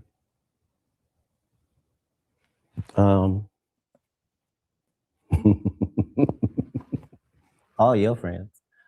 You know, here's the thing. I don't know how to take that either. Shit. You're like, shit, all your friends. Well, I'm saying because all of them that do your show. No, it's only like it's a couple kings out there, right? So if there are some issues in the comedy world, you know, it's certain places people got to run to their big homie. You know, it's only a couple of them out there. You know what I mean? So you either going to Jamie Foxx or you going to Chappelle, but you going somewhere to cry and go, did you see what Kat just did? You know? So you have to deal with that as it comes up. Like Chappelle came in the room, we had a great talk because we've been friends for years. And then he just explained to me that I had hurt some people that was near and dear to him. You know what I mean? And he brought Earthquake right in there, you know? And it was a little awkward because I didn't know what they wanted from me. I can't apologize because you can't read. Right. And yeah, so it's a little awkward, you know? You just ask about, so how you been? Because I'm saying, as you can see, I'm a physical specimen, you know, like I look very, very small on television, but in person, like, no, I'm a honey badger. Yeah, this is not worth your time or mine, you know, this type of problem. But yeah, I don't have a problem with that. That goes along with the rest of it. My job is to try before I see you to not feel the way I felt when I said, you know what I mean? Because I don't want to hit Cedric in his stomach, you know? Like, that was just a figure of speech, you know? You sell barbecue now. I wouldn't hit you in your burn ends, you know? What you say? They got a place. Him and Anthony. Yeah. Bad Body Barbecue or something. I don't know the name of it, but I'm saying I'm always evolving, trying to be a better person than I was the last time. Always. So, you know, I'm always like the president. I want peace, but I like war. Yeah. Man, between you and 50 Cent, I pray to God I stay on y'all good side. Like, y'all motherfuckers. Because I'll put this mask back on. Shit, you've been doing a whole motherfucker without the mask on? Shit. I know, The because people know it's you. I forget to be nervous. Right. My natural self. Man. As a young rhinoceros, I have no problem. Hey, man, let me tell you too, bro. We came, you gave us the invite. We came through. I didn't get one don't ask question. I didn't get a pre-talk. Nothing was off limits. And I thank you, bro, for just your time. Right. Because you are an honorable dude. You know what I mean? Like, that's such a rarity. And you know, and I'm not that type of interviewee. Like if I don't want to talk to you, I'm just not gonna come because I need to trust that you know what to ask and not ask and are prepared to deal with. You know what I mean? Yeah. Like you're And you know what's wild too, Kat, is I know everybody. Right. You know right. And they know you. Yeah. Yeah. You know, so. But nobody got no dirt on you. Right. You clean. Right. That's hard to do in Hollywood. Thank you for just sitting with me, brother. And we don't do this all the Appreciate time, you. but anytime we see each other, brother. It's Every 20 years. Yeah. So I'll see you on what, 46? Absolutely. 2046? Absolutely. I just hope to be as close to this as I was. You know, still 5'5". Right. Still, you know. 150. You know what I'm saying? And as you said. So listen, I'm gonna play a little bit more like this thing. I want to get into this Emmit Till thing. We're going back into. We got to vote to get back on track. Fuck you. And the guy that posted it, I like the guy. It's not directed at him, but that sentiment, we got to get everybody back on track. Go f yourself. You told us when we wanted the Epstein files, we don't need your votes anymore. Hey, wish granted. Remember that? Remember in July of 2025 when Trump said, if you want the Epstein files, you're not a real supporter. I don't want your vote. Hey, wish granted, pal. Wish granted. You wanted it. You got it. F you. You want to get it back on track? Good luck. Paul Netanyahu. That's the part that I love. They sell us out. H-1B visas galore, student visas galore, no mass deportations, burying the Epstein files. I think Bill Clinton's a great guy. And then in 26, they're going to be begging us for the vote. Hey, guys, we need your help. You know, President Trump needs more seats to keep the agenda going. You know what I have to say about that? You're worried about your majority in 2026. You're worried about losing the House. Why don't you ask Bill Clinton for his vote then? Ask Bill Clinton. Ask those 600,000 Chinese students. Ask the H-1B workers. Ask the Israelis. Ask Netanyahu for a vote. You gave Netanyahu $20 billion. Ask him to vote for you. You gave Wall Street the corporate tax cut extension. Why don't you ask them for the vote? You know, ask them. Go and bother them with your campaign ads. Don't bother us because we still have illegal immigrants in our cities. We still have rampant crime in our cities. The job market still sucks. We're not richer. Our purchasing power has not increased. Go ask somebody else because we are not interested. We do want to burn it all down. Correct. You don't want our vote? Wish granted. You're not getting it this time. 2028, if you can feel the candidate that is America first, if you can feel the candidate that is not a fat, disgusting pig, if you can feel the candidate that is like MAGA, OG, America first, consider it, maybe. Okay, guys, I get it. I'm also frustrated. Don't get me wrong, but I think it's time now. We should like stop complaining a little bit, and we should start actually thinking about how are we gonna solve these kind of problems. Because if we're gonna continue complaining over and over again, the problems will become bigger and it will not solve anything. So what are we actually gonna do to put Americans first? Because I completely agree. This administration, again, they promised us that they would put Americans first, America first, make America great again. You remember the slogans? Now, it still didn't happen. This administration only enriched himself. You know that Donald Trump became a billionaire. Meanwhile, he was a president of our country. Can you imagine? That's already super shady. And all his friends, his biggest donors, they are the ones who are enriching themselves now, because now it's time to put the people of this country on the first place. Instead of making all these billionaires richer and richer, now we have to make the people of this country richer, because they are struggling. They voted for difference and they didn't receive this. This is such a shame. And again, I don't want to rant, I don't want to complain as well, because I just said, but what should we do? What other options do we have? Maybe we should get rid of this two-party system, just Republican and Democrats. Maybe we should have like a third party who actually cares about the people of this country. But I think it will always, like, long story short, always when there's like big amount of money involved, I feel like it will always be the same. These donors, they just want something back for the money. So yeah, I think, like, I'm just thinking out loud, but if you know the answer, what should we do to make this country actually great again? Please put it in the comments. I'm very curious, because this administration is obviously not doing what we want, and it's such a shame, because they said that they were different than all these other administrations. It just turns out they are worse. They just betray their own base. Donald Trump, what a joke. So many people, they are so disappointed in you. Bro, what did you do to our country? It's such a shame. But not in 26. We're done with that.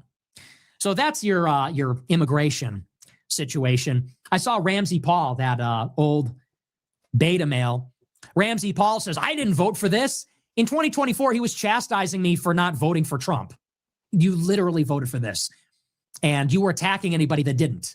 This is exactly what you voted for. So congrats, everybody. And anyone that was a real follower of mine, anybody that was actually loyal, anyone that actually trusts me and my record and my judgment, you have the moral high ground of not having fallen for this. I think I got a pretty good record. I told people not to get vaccinated. I told people not to vote for Trump. Pretty good record, huh? Wouldn't you say? But some of you, you didn't trust my plan. You trusted Trump's plan. Now you look like an idiot. You participated in your own demise. You fell for it. You didn't listen. I was making the arguments. I was showing you the evidence. You didn't listen because you're a dummy. You thought you knew better. You got captured by emotion, sentiment, propaganda. That is what it is. We're going to move on. We're going to take a look. Wow, bro. Nick is on fire again, man. I really like it when he's like exposing this whole administration, when he's like exposing Donald Trump. So great job. And maybe he was right. Maybe it turns out that Nick was right all the time. That could be the case. But still, I think it's very easy to say this like afterwards, because at the moment when we had to vote, we obviously didn't knew that this was going to happen. So now it's very easy, and it's to say these kind of things. But maybe it turns out that Nick was right. But still, what other option do we have? Because if the people are not going to vote now, or if the people will not vote for the Republican Party anymore, like not voting, then you give your vote to the Democratic Party. So I don't know if that's a smart idea, because then maybe our country would even look worse than now. I have no idea, but I guess we will never find this out. But I mean, like, look at with the Biden administration, that was also not like the best administration we have. But again, this is just my opinion. But I get the point Nick is trying to make. It's just time to put the American people first. Instead of America first, put Americans first. That's very important. Stop making billionaires richer and richer. Stop enriching yourself, Donald Trump. It's time to give back to the people, because they supported you. Now it's time for you to support them. Is that too much to ask for? I don't think so. But again, my opinion, I'm very curious about your opinion. Do you agree with Nick on this one? Do you disagree with him? I'm very curious. Please share your opinion in the comments. It's very important to say. I read all comments. I even try to reply to some of your comments. Thank you, guys. If you like this video, please hit the like button. I would really appreciate it. If you really like these kind of videos, consider subscribing. I would appreciate it even more, and then you make sure you don't miss anything. Again, thank you guys for watching. You guys are the best. I wish you all a wonderful day, and I'll see you in the next one. Ciao. All right. So the next thing I wanted to get into is the Emmit Till files. We're going to break down the entire Mississippi thing. Mississippi. Let's get into it.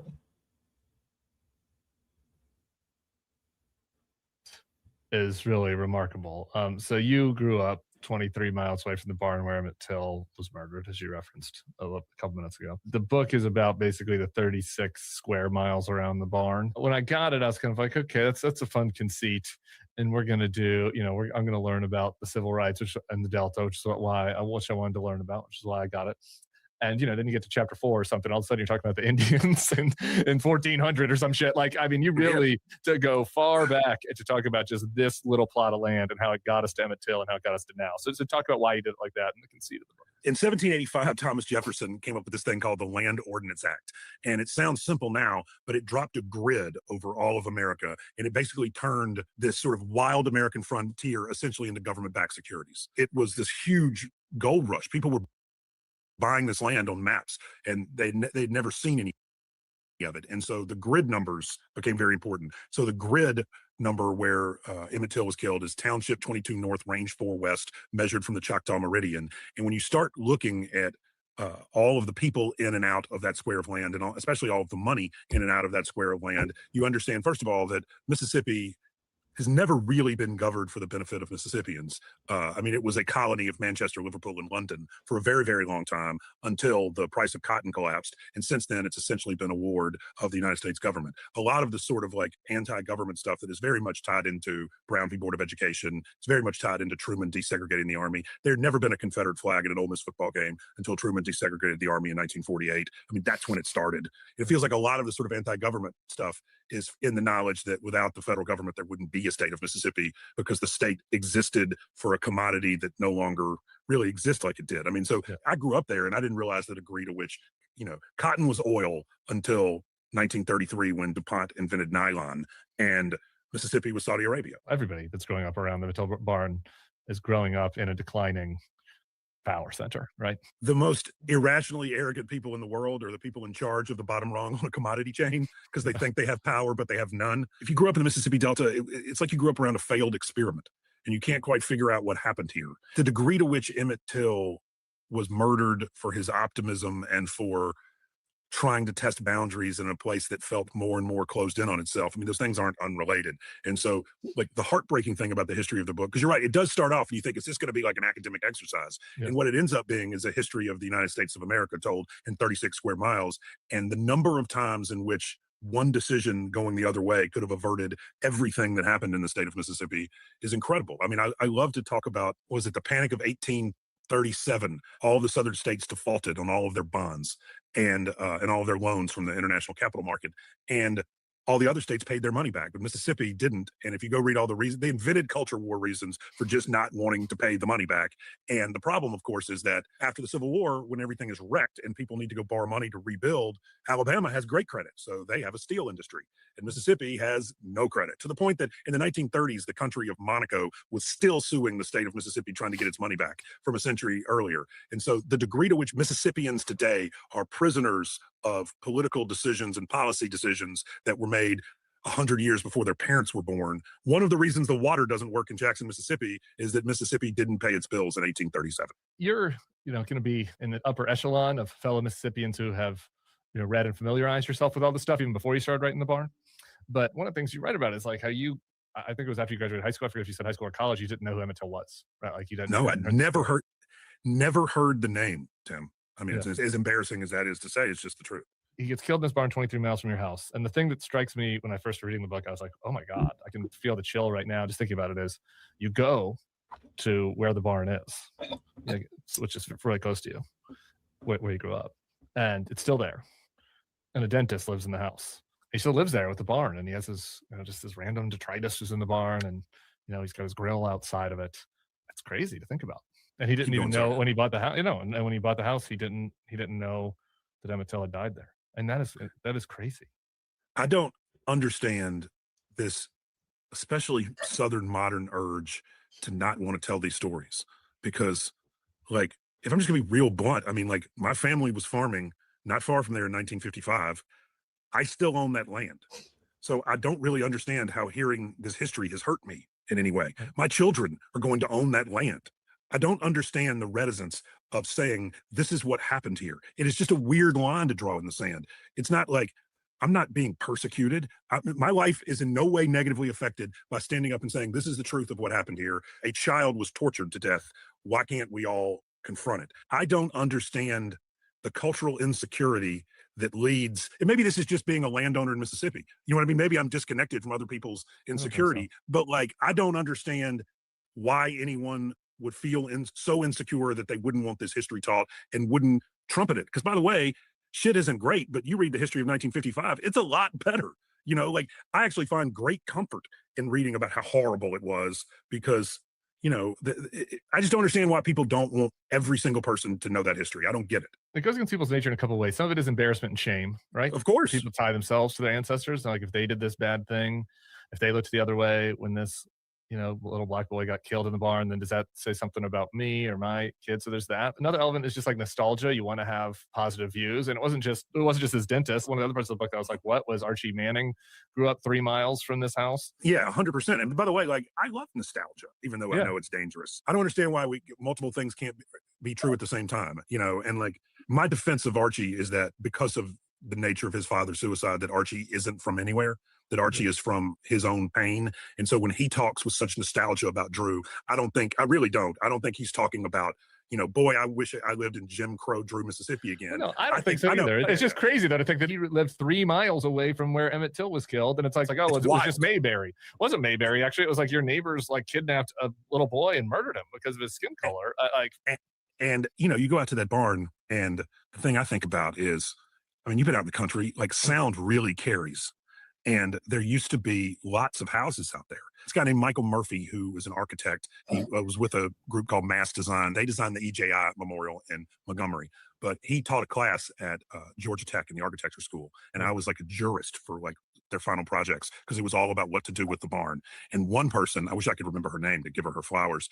She basically figured out how far screams carried and how far the sound of a gunshot carried. And she found out where every single house was in 1955 and then drew 2 circles basically to indict all the people who could have heard the screaming or heard the gunshot. And like, to me, like, I wish I'd have thought of that in the book, honestly. But I saw that. My first thought was, I had 2 thoughts. My first thought was, fuck. And my second thought was, that's really smart. But the idea that like there were a lot of people out there. I mean, you know, the witness is a guy named Willie Reed, who, you know, you read about it in the book. And the thing that kills me is that Willie Reed, he has to leave Mississippi.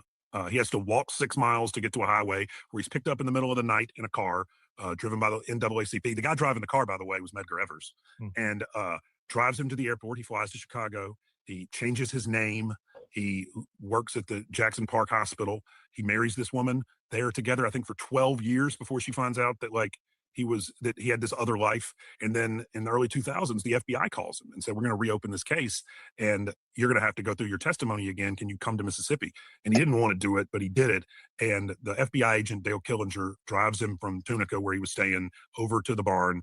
And like the thing that really shakes me is, I mean, the Mississippi Delta wasn't urban, but there were people everywhere because you used to have a family every 25 acres. So, you know, if you were farming 10,000 acres, it's 400 families. And so, you know, which is a couple of, 12 to 1,500 people. And now you can farm that land with 18 people. And that's just because the tractors can't turn themselves around. I mean, we're 10 years away from farming that with 4 people. So Willie Reed shows back up at this barn, or Willie Lewis, that was his new name. He shows up at this barn and the house where he grew up is gone.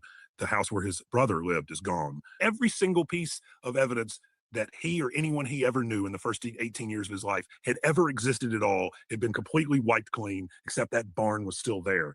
And the FBI agent said it really like he lost his balance almost, like just the cosmic weight of it. And like, it's not ancient history, man. When I started doing this, there were probably 12 people left alive who knew Emmett Till. And now they're probably 8. I mean, they're dying in front of me, but they're people who really knew him. Yeah, and Wheeler Parker is another person. Wheeler Parker is Church of God in Christ minister in suburban Chicago, who was Emmett Till's cousin. He was his best friend and next door neighbor. He rode the train south with him in 55, rode the train home alone. The kidnappers pointed the gun in his face first. He's the last living eyewitness to the kidnapping. I went with him to the African American History Museum. They let us in before it opened, and we went down and he went in and sort of paid his respects at the Emmett Till exhibit. And then he walked out of there and like, he couldn't even talk, man. He was just making noises. And when he could finally talk again, the first thing he said was, we can't let people forget. And so, you know, one of the things I would love to do is find somebody to explain to me what the difference is. I mean, I obviously know what I think. I don't think there is one, but I would love for someone to try to explain to me what they see as the difference between critical race theory and just Black history. Like, what's the difference? It feels like there's very much a war on Black history going on, which is a war on American history. And like, I don't really understand what the problem is with teaching about Emmett Till. I think that, like, representing the Chris Rufo of the worldview, I think that in a lot of these situations, what these people do is they take a kernel of something that is true, like, which is they take an example of overreach in how your critical race theory ties race into everything, which is absurd. Which is, they're not wrong about that. That's absurd. Yeah, then you end up with these things where you're separating out kids by race. You get kind of back into liberal segregation. The pernicious part is, I think they take a critique of something that where there is a true legitimate critique and say, okay, now everything that about Black history is actually critical race theory, and the only reason they want to teach you this is because they want you to hate yourself and hate your ancestors, and so now we've got to hide all this, and that's the problem, and that's where we get to. And what I would say to him is, only someone who already hates themselves could be convinced to hate themselves by just learning about some history. I mean, I love my family. I used to think there were good people and bad people around these issues, and now I sort of understand that they're just brave people and cowards.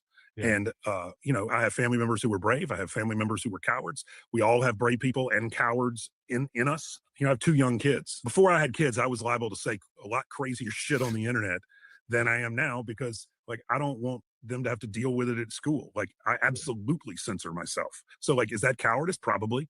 And I think we all have all of those urges within us. And, I think we get into real trouble. Our side's good and their side's bad. This episode is brought to you by IQ Bar, our exclusive snack, hydration, and coffee sponsor. Our IQ Bar protein bars, IQ Mix hydration mixes, and IQ Joe mushroom coffees are the delicious low-sugar brain and body fuel you need with your day. New Year means a clean slate. We've done this a few times for most of y'all. Okay, not in New Orleans. In New Orleans, it's like Lent means a clean slate. But for most of the country, the New Year means a clean slate. And so it's time to transform that holiday, overeating, that holiday lethargy into fuel, and power your day with some IQ Bar. The ultimate sampler pack is a great way to try all the IQ Bar products and flavors. You get 9 IQ Bars, 8 IQ Mix sticks, and 4 IQ Joe sticks. With the ultimate sampler pack, you can maximize your brain and body's potential with the whole deal. The protein bars, the hydration mixes, and the mushroom coffees. I don't know if you're into the hydration mixes at all. I don't know if y'all have started that, but I got to tell you, it's really delightful. We didn't have this when I was growing up. The only thing, you had Tang, I guess. You took that kind of orange space stuff and put it into water and stirred it up, and you had a sweet children's drink.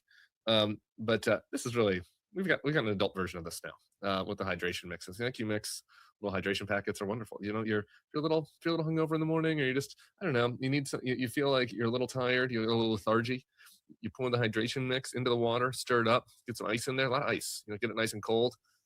It's fucking nice. Okay, I've been hydration mixing myself pretty hardcore this January, and so something I'd recommend you give a shot as well. And right now, IQ Bar is offering our specials. And right now, IQ Bar is offering our podcast listeners 20% off all IQ Bar products, including the Ultimate Sampler Pack, plus free shipping. To get 20% off, text Bulwark to 64,000. Text Bulwark to 64,000. That's Bulwark to 64,000. Message and data rates may apply. See terms for details. I was listening to a different interview you did with my buddy Ryan Holiday, who was on the show about a month or two ago. You gave this anecdote to him that I feel like I would be denying my audience if we did not repeat it. And that is about your mother, and this question of what is important to share. Where is the line between cowardice and courage and recklessness? And what you were talking about is how she's like a Facebook poster now. I don't know if that's still, this video is. This is she does it constantly, and she's incredibly brave. She's also incredibly smart. So it's fun to watch idiots try to argue with her and just get owned. And that doesn't mean she's right and they're wrong, although I think she is. It just means she's better at this than they are, and they just run chin first into fucking haymakers. You asked her why she was doing it, though. What did she tell you? I was a little worried. I was like, everybody knows where you live. And I was like, what are you doing? And she said, I was silent the last time this happened, and I didn't really understand what was going on. And I just told myself that if it ever happened again, I was not going to be silent, because silence is complicity. Silence is approval. The vast, silent, self-interested sort of American landscape is why anything bad happens at all. And she lived through it in the Mississippi Delta in the 1960s. And I mean, I'm really proud of that, honestly. And she just refuses to go gently into that good night. One of the reasons I loved it is because I think it will resonate with some of our listeners and with me, because, this is my job. I got to do this. I'm paid to do this. But sometimes I've got people in my life who are maybe posting a little bit more than is probably healthy. But at some level, I know it comes from a good place. And so when I was hearing you tell that story about her, it was like for the first time where I was like, there is nobility in Facebook posting, actually. There's some nobility in posting and in having 100 different Instagram, stories in a row with your favorite reels showing all the different views of what happened during a good in Minnesota. There is some nobility in it, because the alternative is silence. We saw, and she saw, what happens when there's silence in the face of this type of evil. And she's a lot braver than I am, frankly. She was in my head when I was thinking about the barn, because I just was like, whatever happens, it's just going to be true. this is what happened here, and this is who we are, and this is what we did, and this is why we did it. I mean, a lot of that was just watching her just utter fearlessness. I want to go back to just in the book, because this stuff does relate, right? Like the silence is part of the reason why the dentist who lived at that house didn't know that until it had been killed at the barn, you know, that he had just purchased. And so I'm just wondering, you know, what other kind of lessons you had from that. Well, you know, there's tremendous silence. And so I went in the Ole Miss library, and the famous Look magazine where the killers confessed is in the library, but the confession is torn out. If you go to the Delta State Library in Cleveland, Mississippi, they have the Look magazine in there, but the confession is torn out. When the FBI got to the courthouse in Tallahatchie County in 2000, because they were thinking about reopening the case, they went and got the file. The file was empty. There wasn't a single trial transcript in any official storage facility anywhere in the United States. They had to go find one in private hands on the Gulf Coast of Mississippi.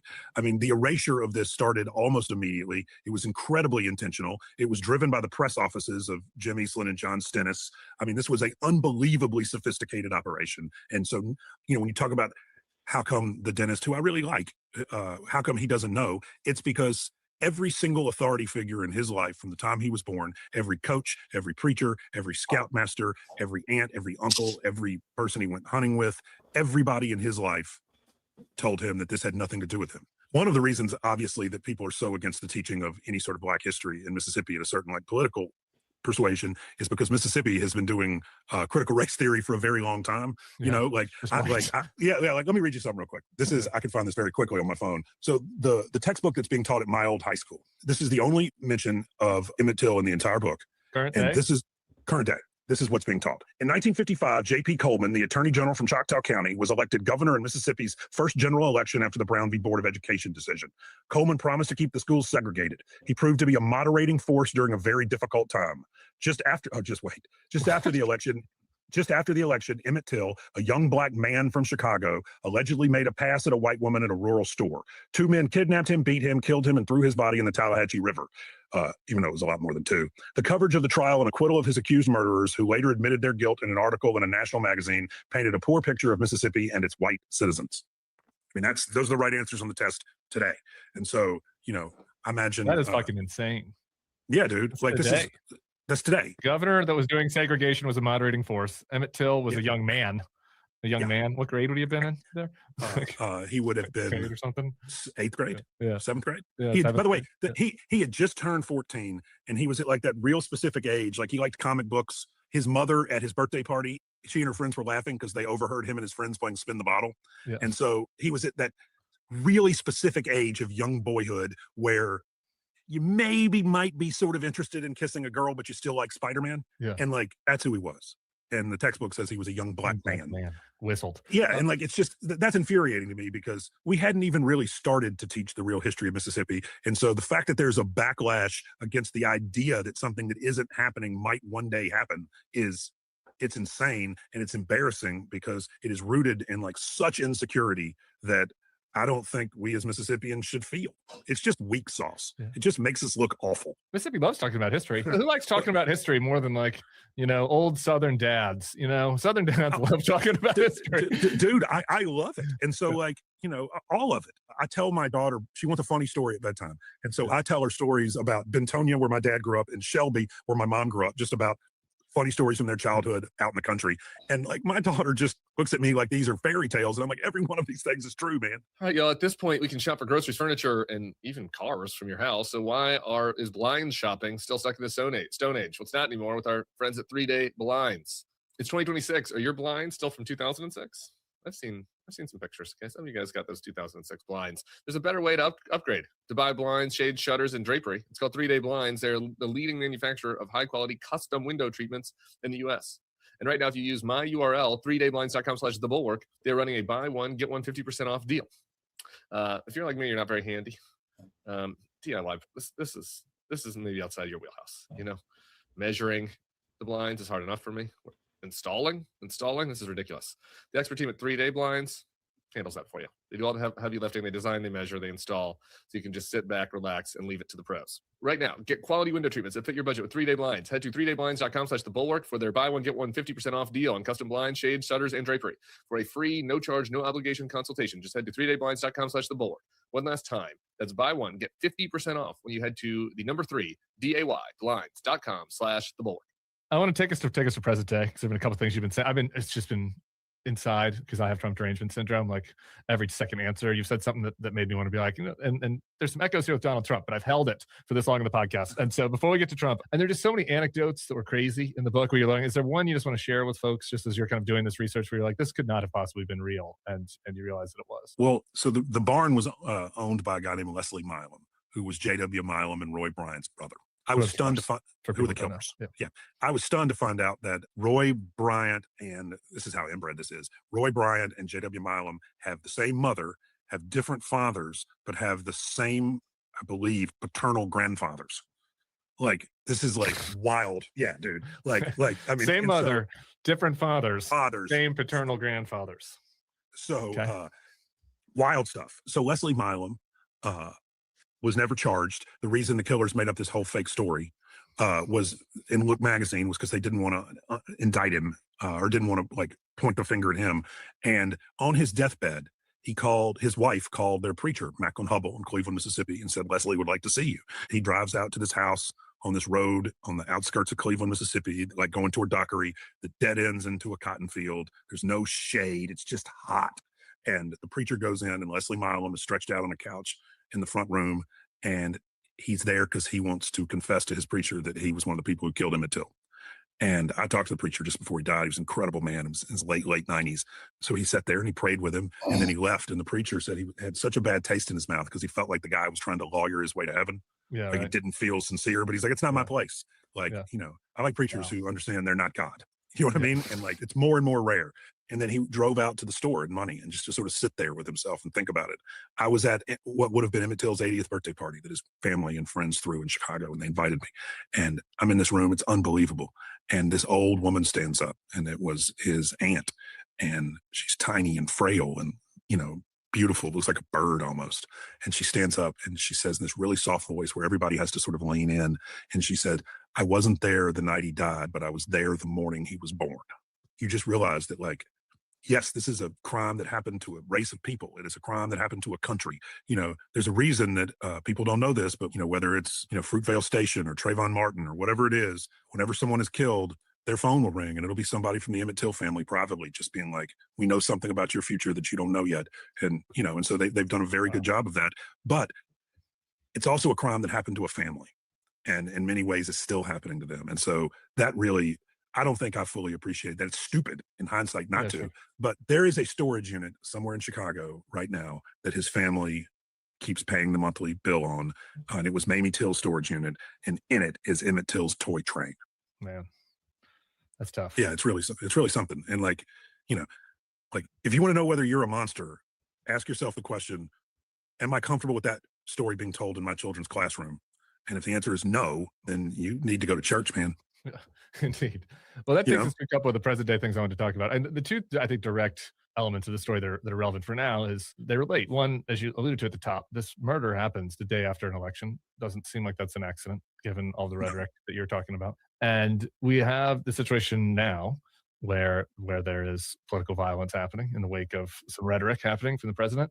And just particularly using the example of January 6th, I mean, you have this whole thing repeating over again, right? Where this violence that happens that day, and Brian Sicknick dies, and Ashley Babbitt dies for that matter, one of the writers. And that happens only because of the political rhetoric. And we now have the people in power trying to just rewrite it and change it and erase it. They've made that change already at the Smithsonian in DC, and he's putting it in the White House, where they have little plaques that tell a different story.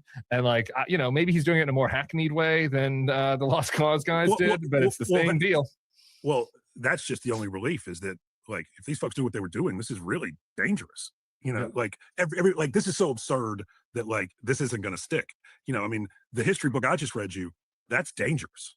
Yeah, because it's written in a measured way, even though the idea isn't measured. I mean, the political violence is scary, and everybody in one of those offices should sort of tone it down. It's like every politician knows how to run a populist campaign. They just have all chosen not to for a very long time. What you don't want to end up is in America where you have 80% of us just trying to raise our kids, and then on both extremes you have the American versions of the IRA for the next 100 years. Right. And like the political violence, even if we tamp it down, even if we sort of get out of this moment and find some sort of radical center to return to, the lesson from 1955 and Emmit Till is that once unleashed, political violence cannot be controlled. And it has a very, very, very, very, very long tail. And so the scary thing is that what's being unleashed now, even if like our better angels emerge and everybody is like, shit, we got to like, all of us, like, hey, we got too crazy. The algorithms ran our lives. We have to like put our sabers down and figure out how to be neighbors again. Something has been unleashed that we have no idea how it's going to ultimately manifest. And it just feels like, let's slip the dogs of war. Like something terrible has been unleashed. I'm worried about the apologia for political violence across the board.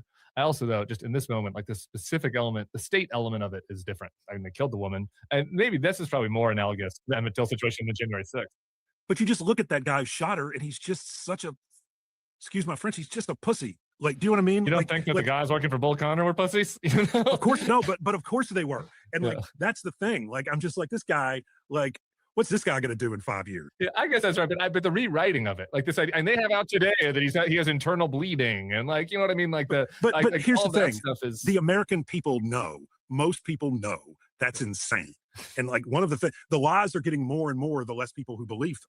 And so in some ways, it's almost a sign of the sort of death rattle of something, right? I mean, am I just being hopeful and naive? I love it. I wasn't expecting you. Yeah, I think you might be a little hopeful and naive. Yeah, I think that there is definitely backlash to it, but I think that what we've learned is that there's a lot of people in the country that have a taste for this kind of thing and want to excuse it and want to see the people that they don't like suffer. And also, it's not like these ICE guys are like ex-Green Berets or ex-Delta. No. Like, it's just a bunch of fobbits who got a 511 tactical fucking gift card and are like, do you know what I mean? I'm like, yeah, bro, I could shop at 9 Line too, you douchebag. It's just that. It's just cosplay. And so like, I sort of feel like people see through it, right? That like, this is clearly cosplay. Like, if you want to be in the army, you can go join the army. They just flew into Venezuela and like, whatever we think about that was some badass shit. Those like, dudes are legit. They weren't scared of a 37-year-old lady in a Honda Pilot. That's what I'm saying. Like the dudes who flew in like blacked out helicopters, green-eyed boys rolling into Venezuela, they aren't shooting 37-year-old mothers in the face. And so like I have a fundamental belief that like a core American tenet is we don't like bullies, even if we're in this weird thing right now. We don't like cowards. We don't like people who attack women and children. And like these guys are un-American. And I feel like most Americans know it. Nobody is going to call those Delta guys, whether you agree with the mission or not, no one is going to call them un-American. I think everybody thinks these guys are just un-American. I mean, maybe I'm totally wrong about it. I hope you're right. It's good. That's what you're on. I get in my little bubble. This is related. The definition of Americanism is related to one other thing I wanted to ask you about. Have you seen this new in vogue thing about being a heritage American? You seen this? I don't know what that is. Okay, great. It's better that you don't know. It's this popular thing on the right now that is emerging on the new right, kind of the younger MAGA folks, where they feel like people that have been here longer deserve more rights, basically. Like heritage Americans are in some ways in a superior caste. If your people came over on the Mayflower than people that came over more recently, and that should be honored. That's absurd. My mother's family was on the third boat after the Mayflower, literally. And the idea that I should have more rights than Marco Rubio is insane. Do you know what I mean? Like that's insane. But don't you think that there is something to it? The reason I wanted to ask you about it is there's some, like, I don't know, somewhere in the kind of one of the. Let's talk about foundational Americans. Do we feel that because our ancestors were brought here on the boat of slavery, or some people were here, that they deserve more rights?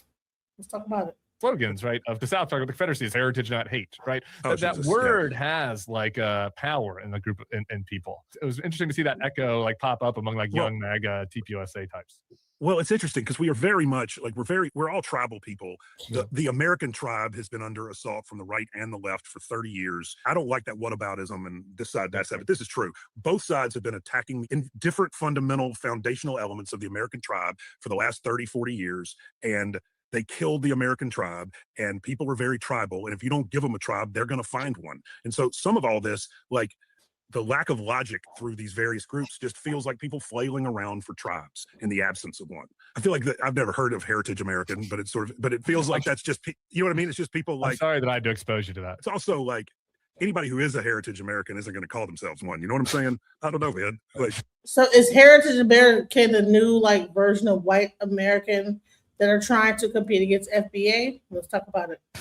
Live and let live, dude. I don't like people are crazy. Another thing that's relevant now, we mentioned at the start, you're still doing farming. The tariffs are both hurting us personally in different ways. You're you from a farm perspective, me from a Mardi Gras perspective. The throws, a lot of plastic tchotchkes coming from China is what is the thing that brings the youth joy. Outsiders think of Mardi Gras, they think about like Bourbon Street and the people throwing. You got to beads. have the ladder. Throw me some. No, throw me Mardi something Gras here. is families uptown with a ladder and kids. Christmas morning level joy as they grab stuff that costs 15 cents to make out of the air.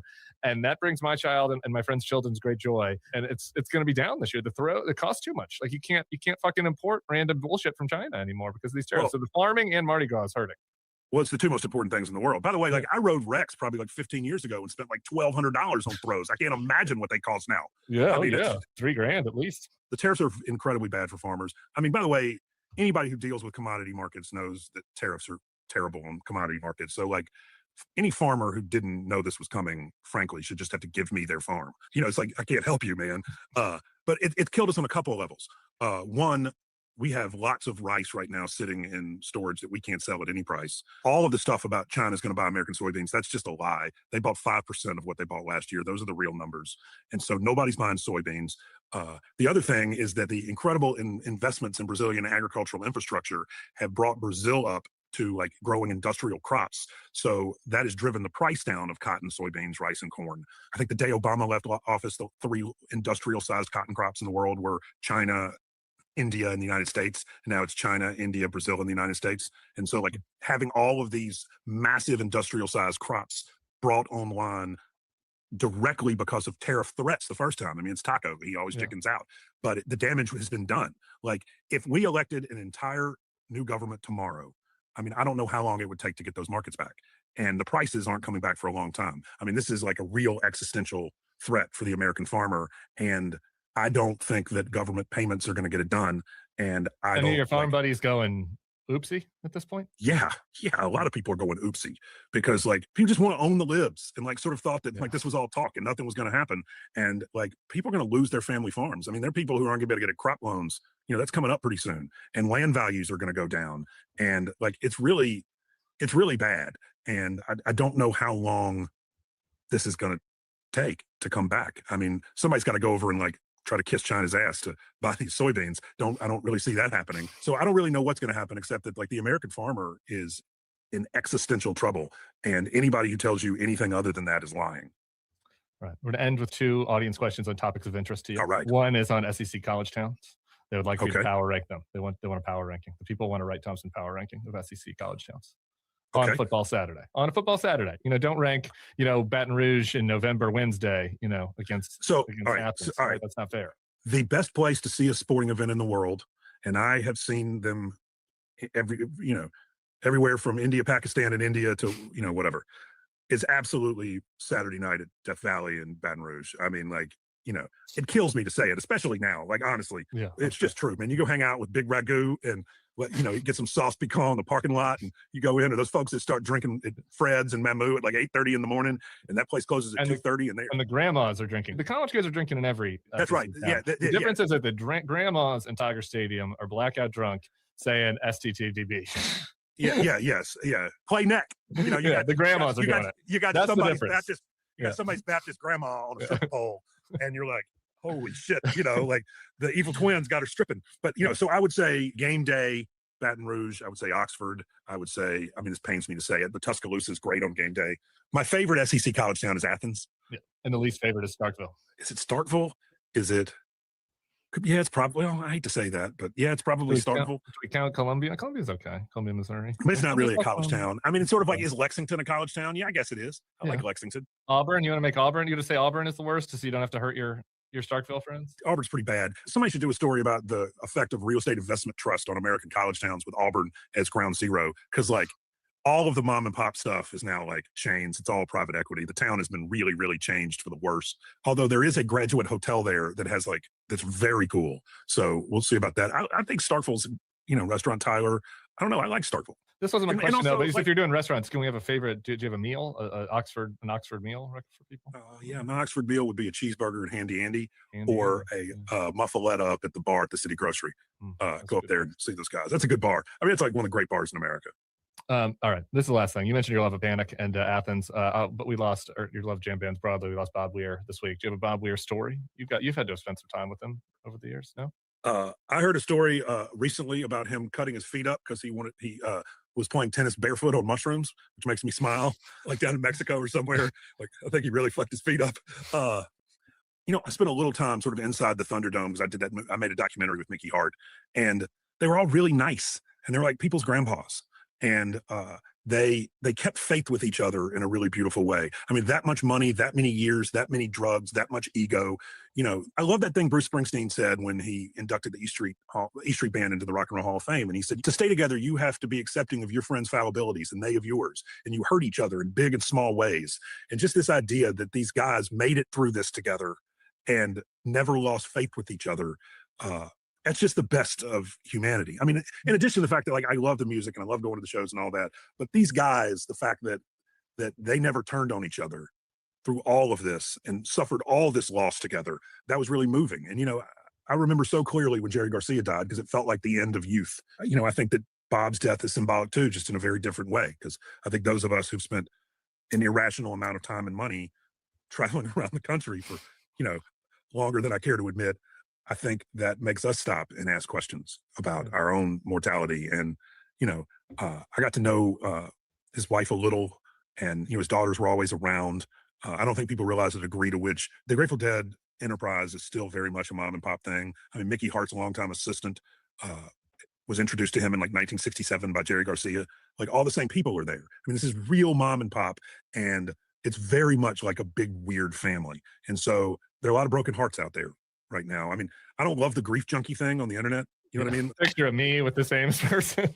No, by the way, that's so funny. My joke was like every motherfucker in the world who ever had their picture with Bob Weir has posted it in the last 48 hours. Yeah, and like if your name is not Natasha, Monet, or Chloe, or Mickey, or Billy, or Bruce Hornsby, or John Mayer, Jeff O'Teal, or Jay, maybe you should shut the fuck up, and let the family mourn. But in typical, I guess, narcissist journalist fashion, I mean, my whole thoughts were like, oh, what does this say about me? Mainly that I'm old. But you know what? He was lovely, and his family was lovely, and his wife, they were very nice to me and my girls. And anyway, they always say, don't meet your heroes, and I'm not entirely sure what I would have done if Mickey Hart and Bob Weir had been just dicks. And so it's a bummer. And I really feel for his family because, the guy was mystic in that way. There's an awful big Bob Weir-sized hole in the lives of his family now. And, they have to figure out now how to live with the absence of him while simultaneously living with his myth and his ghost. And I imagine that grieving process is not going to be easy. And I just have, nothing but love and respect for Natasha, Monet, and Chloe Weir. They have some rough months coming, and just kind of makes me sad for them.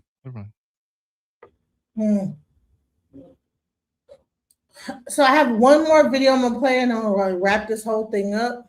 I did put the link in the chat. No one obliged. So I'm going to wrap this up with this last video. These Epstein files are absolutely bananas. They are crazy. However bad you think they are, think again, because they're worse. There's no way around it. So this is, without a doubt, a cabal of pedophile billionaire elites who run the world. But many of them are also into bestiality. Many of them are also into torture. They're into cannibalism. I've never been more certain in my entire life that extreme wealth rots your soul. It kills your morality. It kills your ethics. It rots your soul.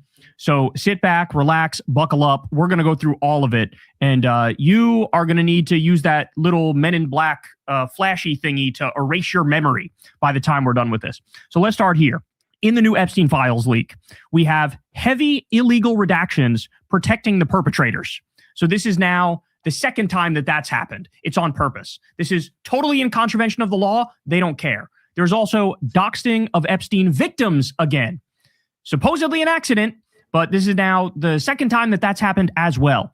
You have incriminating documents on Trump posted and then pulled down and then reposted, apparently, when they realized the cat was out of the bag.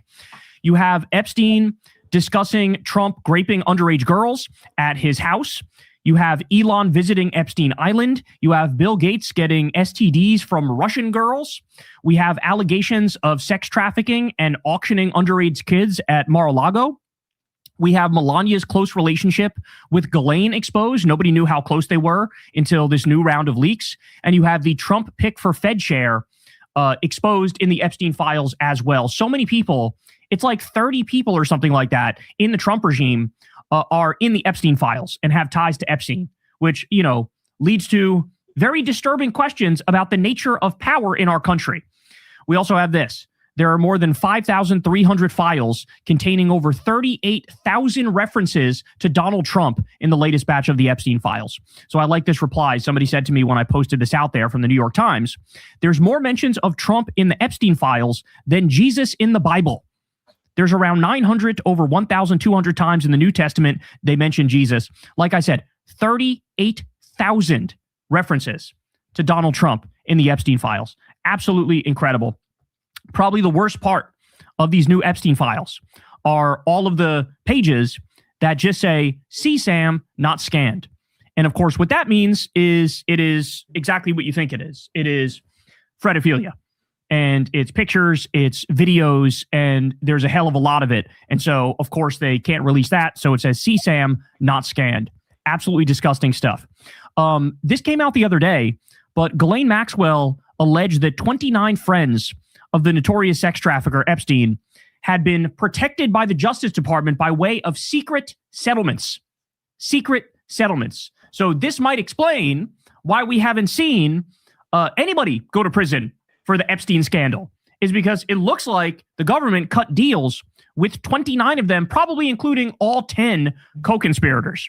Let's go through the basics real quick. So shout out to CoffeeZilla. He posted a video on his Voidzilla channel here going through it. Let's watch it. Then I'll come back and give you a lot more. Here we go. The FBI just dropped 3.5 million files, and it is incredible. Huge bombshells about some of the most powerful people on the planet. I can't believe they let some of this stuff out. I mean, it is stunning. Honestly, one of the biggest lies we've seen is the idea that the FBI could possibly come to us and say, not only is there not a client list, there was no credible evidence that Epstein blackmailed prominent individuals. Guys, we're about to see planned blackmail to one of the most powerful people on the planet, and that is Bill Gates. Listen, there's a lot we're going to get to, but we have to start with probably the craziest revelation here, which is Jeffrey Epstein emailing himself about Bill Gates. Now, if you don't know, Bill Gates and Epstein had a relationship post 2008. That's a big year. You're going to hear a lot today because 2008 was the time that Epstein pled guilty for soliciting of somebody under the age of 18. He was a predator at this point. Everybody knew it. Now, eventually, Bill Gates would get divorced when all of this came out. Melinda Gates said it was part of the direct cause for the divorce. She said she met Epstein and said he was evil. He was evil personified. So you have to understand, this is like Bill Gates' kryptonite. He's one of the richest men on the planet. He's got this huge philanthropy arm. But this relationship with Epstein has been a huge problem for him. And Epstein appears to have known that because in 2013, Bill Gates appears to be distancing himself from Jeffrey Epstein. And Epstein seems to have a problem with that. He says, I assume the dedication to our relation went both ways. Larry has now asked me to recommit to a confidentiality agreement. Basically, he's got to shut up about his relationship with Bill Gates. And this is where the blackmail starts. And it comes in the form of like, if I were you, I would do X if I were the type of guy that you should be. He says, in that regard, I suggest I buy you the house that you had your heart set on. In addition to 5 years of severance, we'll buy you out of the investment contract we agreed upon, 30 to 40% of a $100 million partnership for $30 million in today's terms. That's what I would have done had I been in your shoes. Then he lays out what he has on Bill Gates, or what he says he has. Quote, to add insult to injury, you subsequently, with tears in your eyes, implore me to delete the emails I had regarding your STD. Your request that I provide you antibiotics that you could surreptitiously give to Melinda, and the description of your I mean, this is insane. It's completely insane. It's like basically laying out in text form, I would give me millions of dollars, and I can't believe you're asking me to delete the message where you were going to give STD medication to your wife without her knowledge. I mean, it's complete. It's crazy. It's just completely obvious what he's doing here. It's just a nudge, nudge, wink, wink. Here's what you should do. But now that coming out after Epstein's death, this looks really bad for Gates, obviously, because you usually wouldn't blackmail somebody for something that's completely false or fake. I mean, maybe he did that, but we also know Bill Gates had affairs. Obviously, Melinda credits it for their divorce.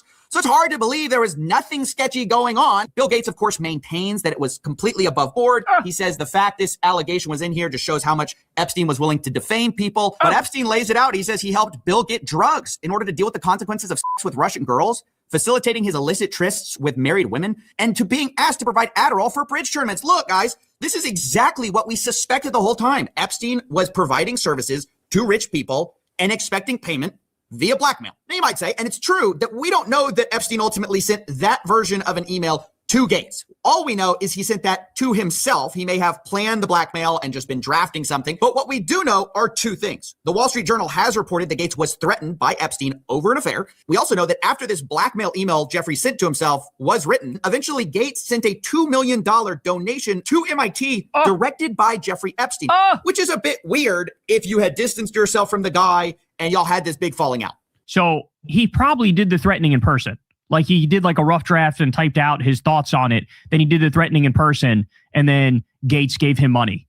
Oh my God, man. This stuff is so crazy. Now, again, do we know for sure that Bill Gates did all of that? No, of course we don't. But do I think Bill Gates was innocently looking for charity advice from a after he already pled guilty? No, I don't. I'm sorry. I'm not that gullible. And speaking of not that gullible, we've been lied to also by another richest guy on the planet. Geez, it's a shock why they don't want to put this out. Elon Musk, who has been saying for years that it is a lie that he went to Epstein's island. In fact, he says he refused to go. From Elon, he says, Epstein tried to get me to go to his island. I refused. He says, anyone pushing this false narrative deserves complete contempt.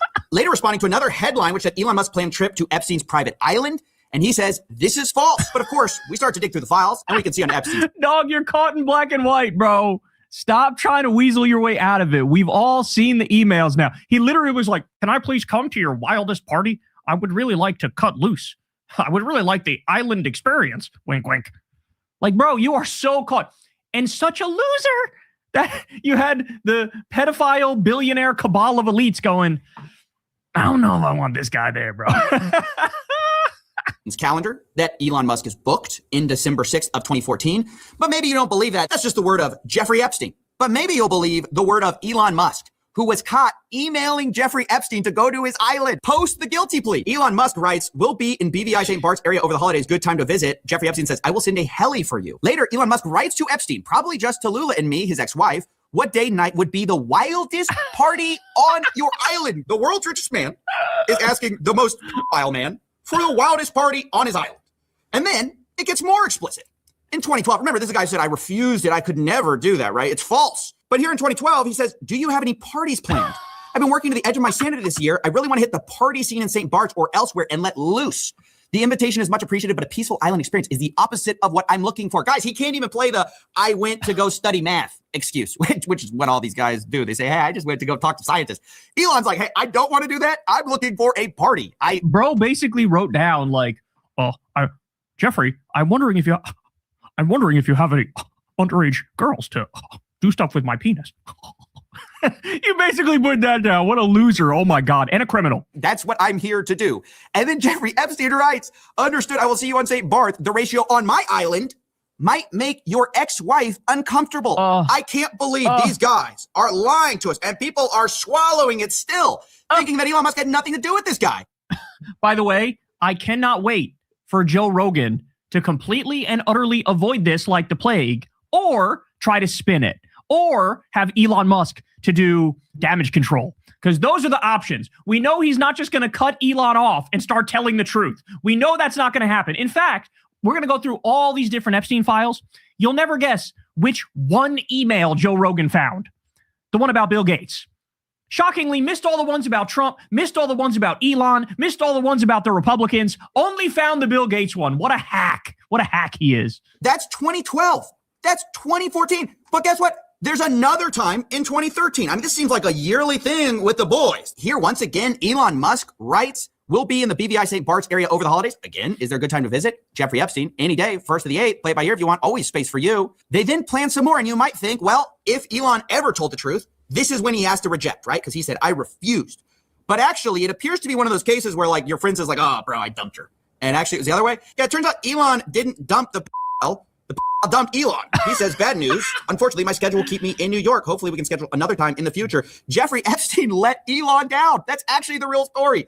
Is the reason he didn't go in 2013 was because he couldn't go. Jeffrey Epstein was not there. Guys, I mean, how blatant do they have to make it before we start to just see through it, right? When they issue these ridiculous denials, they're totally associated with the guy after the guilty plea. They lie through their teeth, but they can't even keep their story straight. I mean, that's what's crazy. They're not even competent at this. They get caught in their own lies all the time. Remember, the FBI's official story was they didn't blackmail. Well, before we even had these files, Howard Lutnick was on the record calling Jeffrey Epstein the greatest blackmailer ever. So how come Bill Gates and all these other people could hang around him and not see what you saw? Or did they see it and ignore it? Or no, they participated. Right.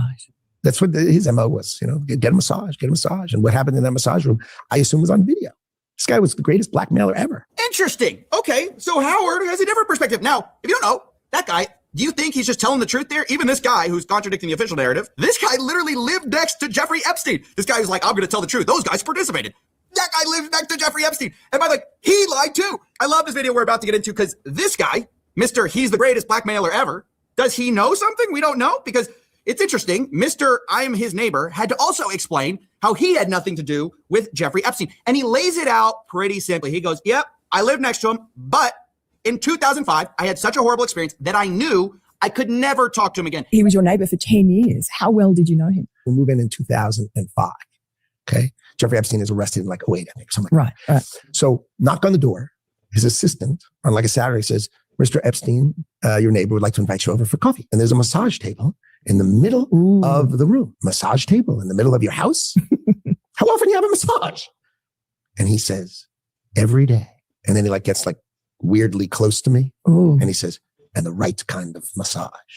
Now my wife is standing here. So she looks at me and I look at her and we say, I'm sorry, we have to go. And we left.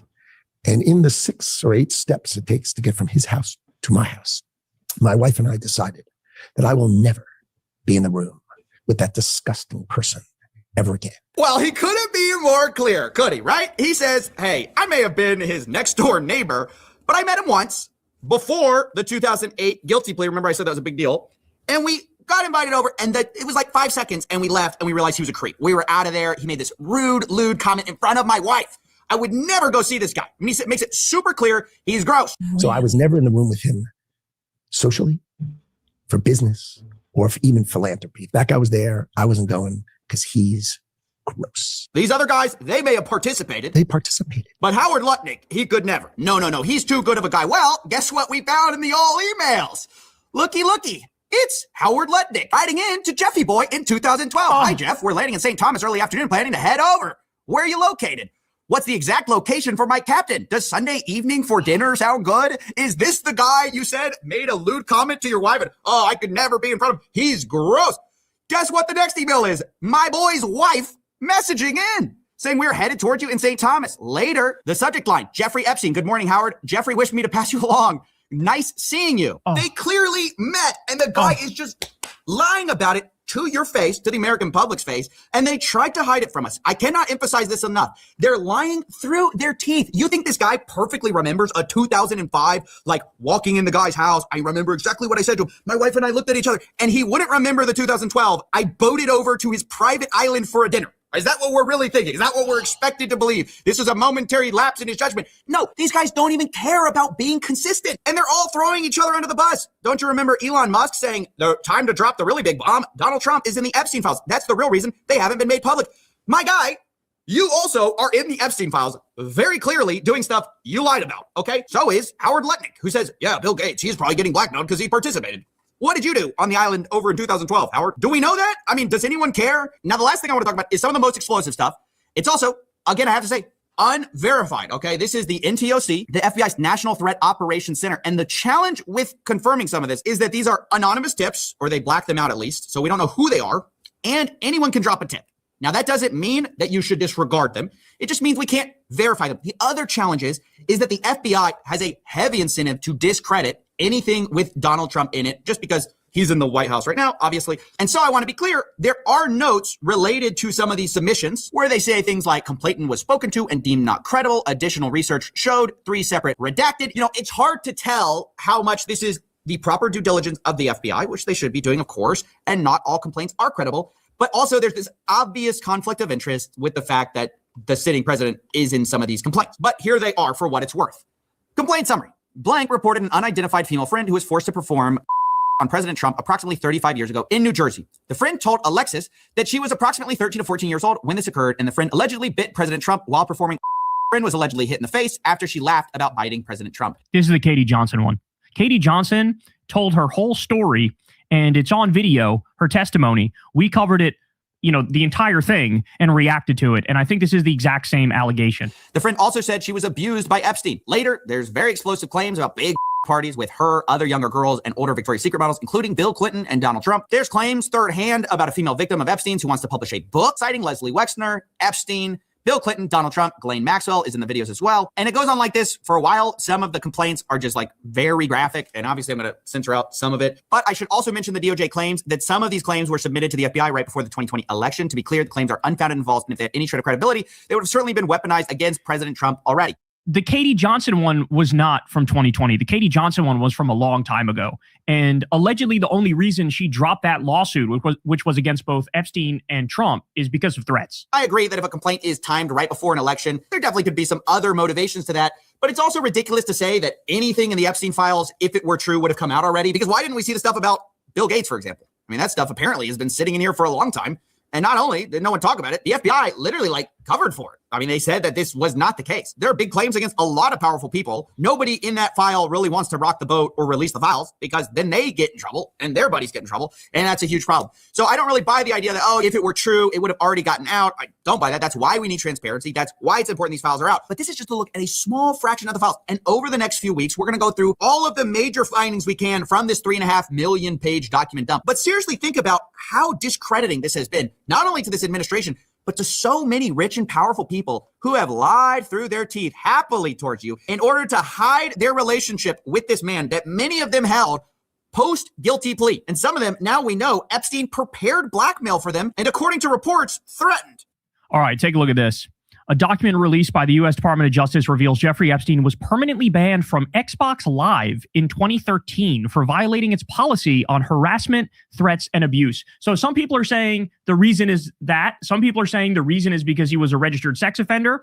Other people are saying Xbox is owned by Bill Gates, and Bill Gates banned Jeffrey Epstein just to try to get back at him. He banned him from Xbox. But there's a lot more juicy stuff than this. Look at this. Massive breaking. A witness swore under penalty of perjury that Donald Trump threatened a young girl, telling her she could, quote, disappear like another 12-year-old female, and then threatened to kill her entire family, according to Epstein-related court records.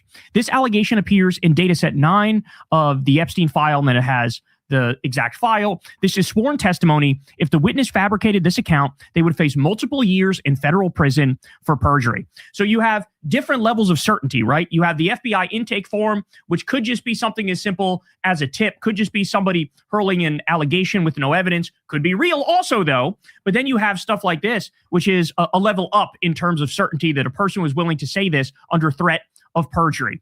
All right, more. So somebody emailed, do you happen to have anyone with influence over Assad? And Jeffrey Epstein responded, quote, not for email. So what you're going to see here is Jeffrey Epstein was so immensely connected. He was acting in this weird way as shadow emperor of the world. He had power in virtually every country, one way or another. This is absolutely bonkers stuff here. Let's keep going. Epstein asked the Harvard professor Martin Novak, quote, did you torture her? Did you torture her? And here's the email right here. If you'd like to, you can pause the video and you can see it. Did you torture her? Is what he said. So as I said, going through these files, what became clear to me is that we're not only dealing with a cabal of pedophile billionaire elites who run the world, but many of these people, again, as you'll see, there's reason to believe they're into bestiality, they're into torture, they're into cannibalism, and this extreme wealth that they have, it has rotted their soul and totally blurred the lines between right and wrong, where they act like absolute monsters and animals and dehumanize everybody around them. And there's a lesson in that. There's a lesson in that about billionaires. We shouldn't have any billionaires because apparently they morph into demons when they hit that line of extreme wealth. All right, more. We literally have emails from victims of Epstein stating, quote, the Epstein trafficking ring is still running and being funded today. So you can see it here highlighted in yellow because she was and still is a long-term employee of the Epstein trafficking ring that is still running and being funded today. So this might be another reason why we haven't seen arrests. We haven't seen cases. We haven't seen convictions. It might be the case that there's already deals cut as was reported the other day, with like 29 people who are involved, could be including the 10 co-conspirators. There are already deals cut, and it could be that elements of the cabal, elements of the cartel, are still running today. All right, more. Previously tarnished by accusations, here's a newly released picture of Brett Ratner with his buddy Jeffrey Epstein and two of Epstein's girls/victims. The director of the $40 million Jeff Bezos Amazon Prime Video funded bomb of a documentary disguised bribe, who has been premiering the laughable infomercial with Melania for the past week, is in the Epstein web with Melania and her orange sugar daddy, another sexual predator in the Trump administration. Jeffrey Epstein circle can't make this shit up. Where's MAGA at? So here's the picture. So this guy, the other guy in the picture, the non-Jeffrey Epstein man in the picture, is the guy who directed the new Melania documentary, which absolutely bombed because there's nothing but a fluff piece on her. And I'm sure it's packed full of absolute lies.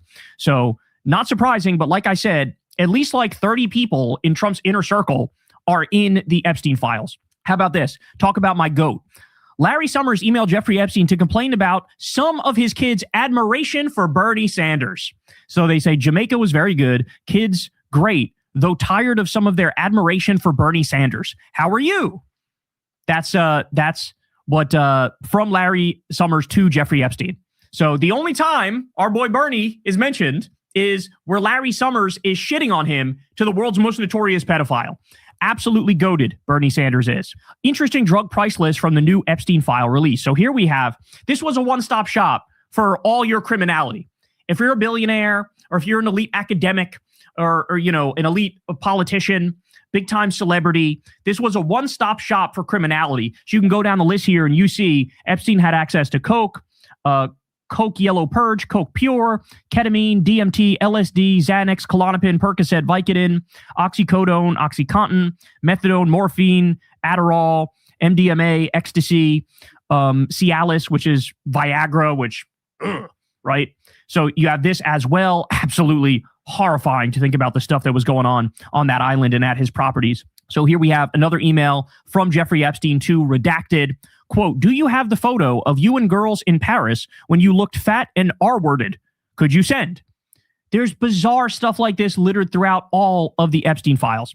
All right, here is Jeffrey Epstein talking to a huge Democratic donor by the name of Reid Hoffman, who, by the way, has been lying relentlessly about his association with Epstein and trying to pretend like he's exonerated in this when he's not. In the same way that guy on Twitter, @Jason, is also trying to say he's exonerated in this. He is not. None of these people are exonerated. There's emails of all of them, right? So here you have from Jeffrey Epstein to Reid Hoffman. Okay, come to the island or the ranch. Let's play. Yikes. You say that with somebody if you're pretty fucking comfortable with that person and you've probably played in the past.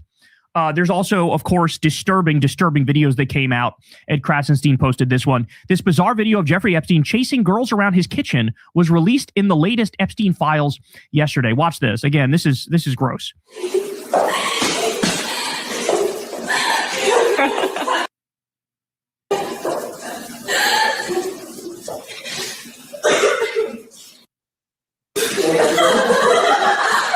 So some people were able to find a still shot where you can see a little bit more, and it appears to be a young girl, and she's wearing a robe with nothing underneath.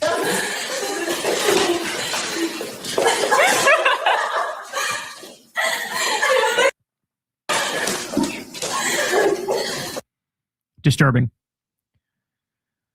Absolutely disturbing.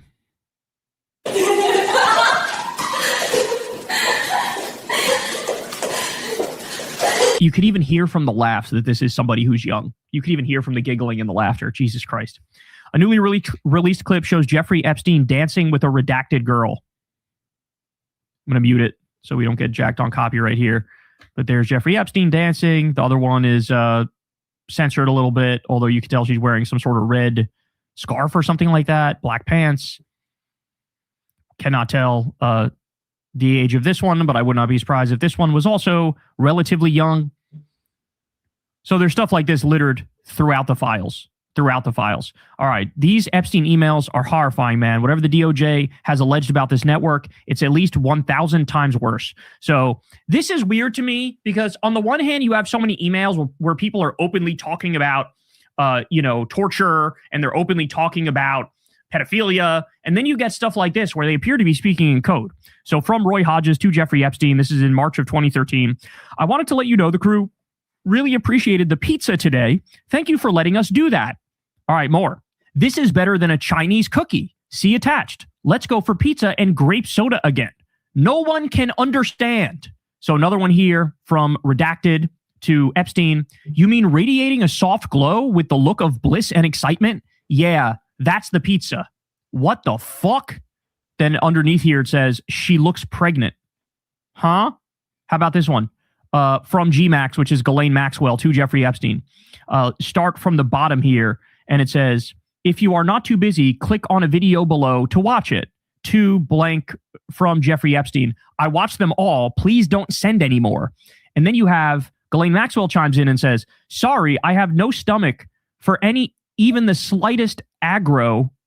I don't have the stomach for it or for any drama, imaginary or real. I'm still fragile off the last one and scared of shadows.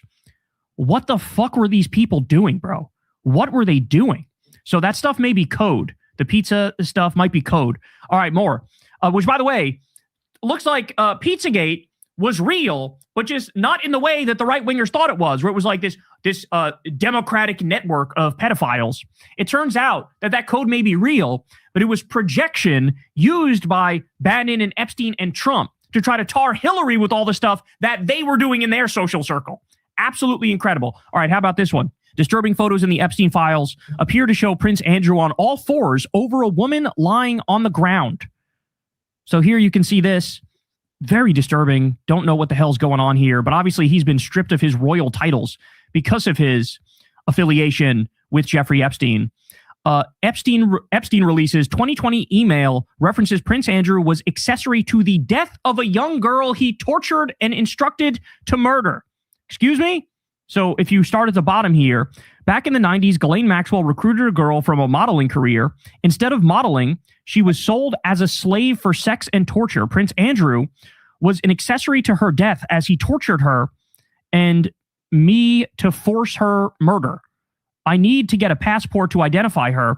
I will need someone to contact the passport office to get an expedited passport. What the hell is this? So this is the to and the from are redacted here, but the subject says Ghislaine Maxwell.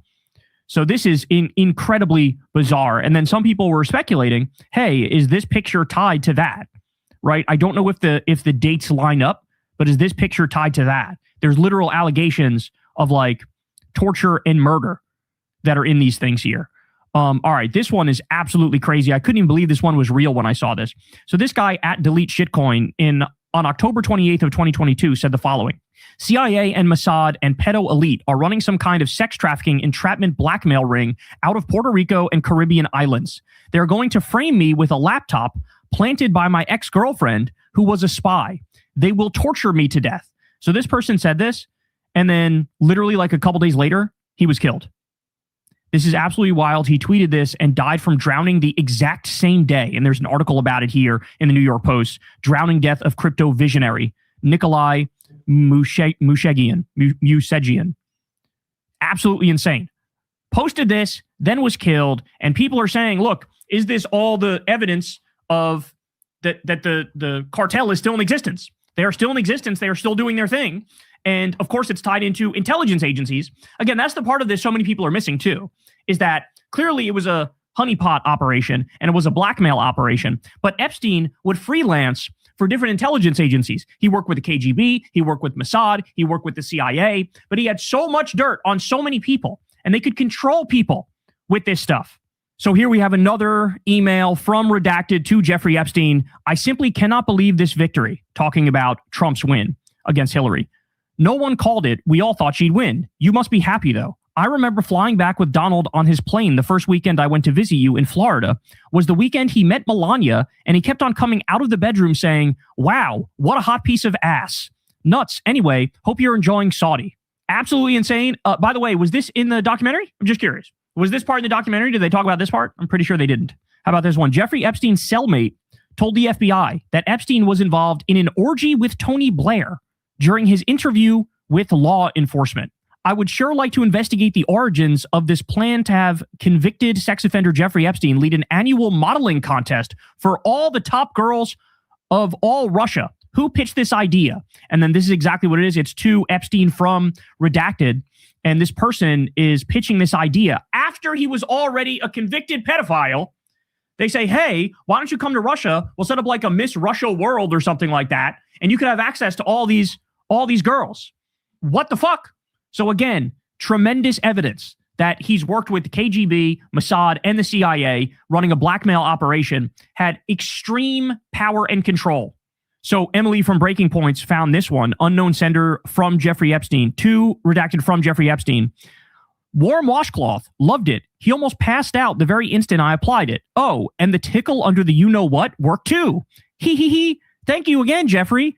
All your secret tricks will hopefully land me a man one of these days. Hee hee. Have a great day. What the fuck?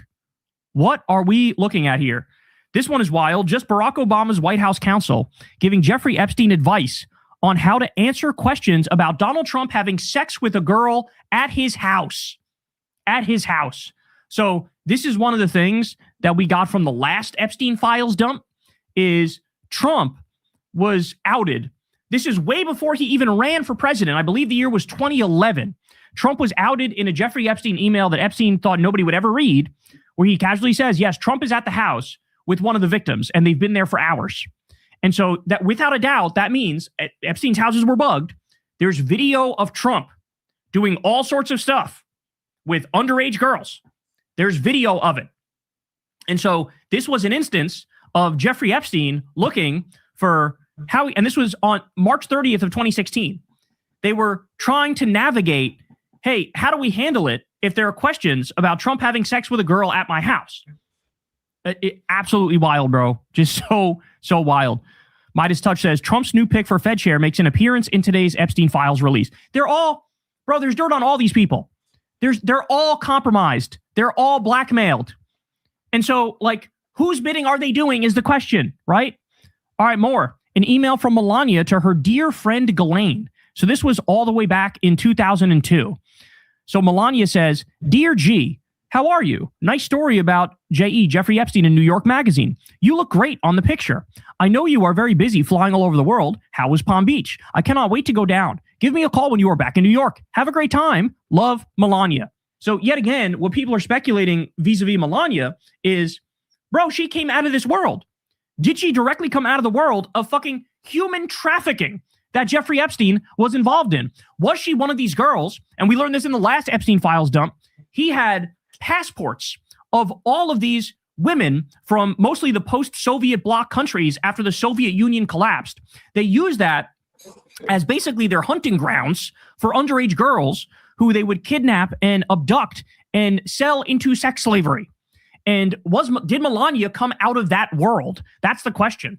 And I don't know, man, but I think the answers are kind of clear if you think about it. By the way, the first time Trump and Melania had sex was allegedly on Jeffrey Epstein's pedophile plane, the Lolita Express.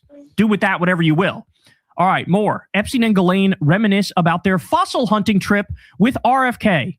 So from one of Jeffrey Epstein's other emails, or excuse me, from GMAX to one of Epstein's other emails, which is jevacation@gmail.com.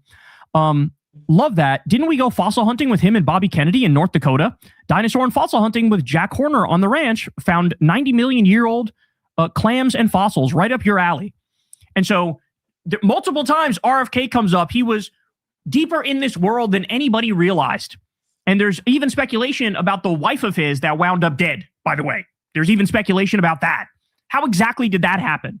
The story we were told is that she found Robert F. Kennedy's book about all the affairs he had, which went into excruciatingly lewd detail, and that the wife found it and the wife killed herself. But now people are going back and questioning, is that really what happened?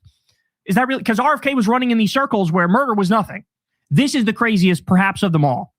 So creator and past owner of 4chan, a guy by the name of Chris Poole, known as Moot, was in contact with Epstein and then possibly opened up the board, the Reddit for politics, or the politically incorrect Reddit, this like right-wing giant Reddit, after meeting with him. So people are saying the timeline lines up perfectly where this guy may have created this like online right-wing atmosphere, which birthed Gamergate, which birthed like every, MAGA far-right movement online. It may have literally been a psyop created at the hand of Jeffrey Epstein. Sean McCarthy says, pretty stunning. Ghislaine Maxwell was one of the most active and powerful Reddit mods. We learned that in the past. And the politics board is where QAnon was birthed. Among other things, the Epstein network was managing one of the largest online informational warfare ops in history. Bro, if you are on the right, you were fucking psyoped by Jeffrey Epstein to have the politics that you have right now. You were psyoped by Jeffrey Epstein. Breaking, immediately after meeting Epstein, the founder of 4chan launched the politically incorrect subreddit, the subreddit POL, effectively a Nazi forum. Epstein and Maxwell targeted 4chan and Reddit on behalf of Israel. All right, more. Seeing as the 4chan community evolved into the Groypers, and Groypers are the ones now ecstatically praising and defending Epstein, I'd say it might be the most successful Mossad op of all time, apart from JFK. So the 4chan founder Moot is in the Epstein files, and it looks like a meeting with Epstein may have led to the creation of this online right-wing environment, which fostered every far right-wing movement and helped to destroy this country. From the Epstein files, in March 2018, Steve Bannon emailed Epstein a Daily Beast article titled, "How Close is Donald Trump to a Psychiatric Breakdown?" Epstein replies that Melania, Netanyahu's indictment, and Jared Kushner's money grubbing are a recipe for tragedy. And this was, again, Epstein was, I believe, arrested in 2019, was killed himself in 2019. I don't think he killed himself. I think Trump murdered him. And here he is in 2018, casually talking to Steve Bannon. One of the other things we learned is how close Sloppy Steve and Jeffrey Epstein were. They would text every day, like a giddy high school couple. They would text all day, every day. All right, more. From the Epstein files, Jeffrey Epstein was messaging contacts in real time as the Khashoggi story broke and speculating that MBZ set up MBS. Jamal Khashoggi was killed on October 2nd, 2018. By October 12th, the story had become an international crisis. That day, Epstein emailed a contact, "Smells like something bigger to me. I wouldn't be surprised if MBZ set him up." He then messaged someone else, quote, "What I'm told, secondary source, is that one of the assassins put the video on his phone and it was hacked." October 13th, Epstein again, quote, "Can they label him a terrorist? Covert op gone bad? Honey trap Turks? MBZ?" Then the same night, a message to Epstein, quote, "MBZ asked me to come over and see him ASAP, leaving in the morning."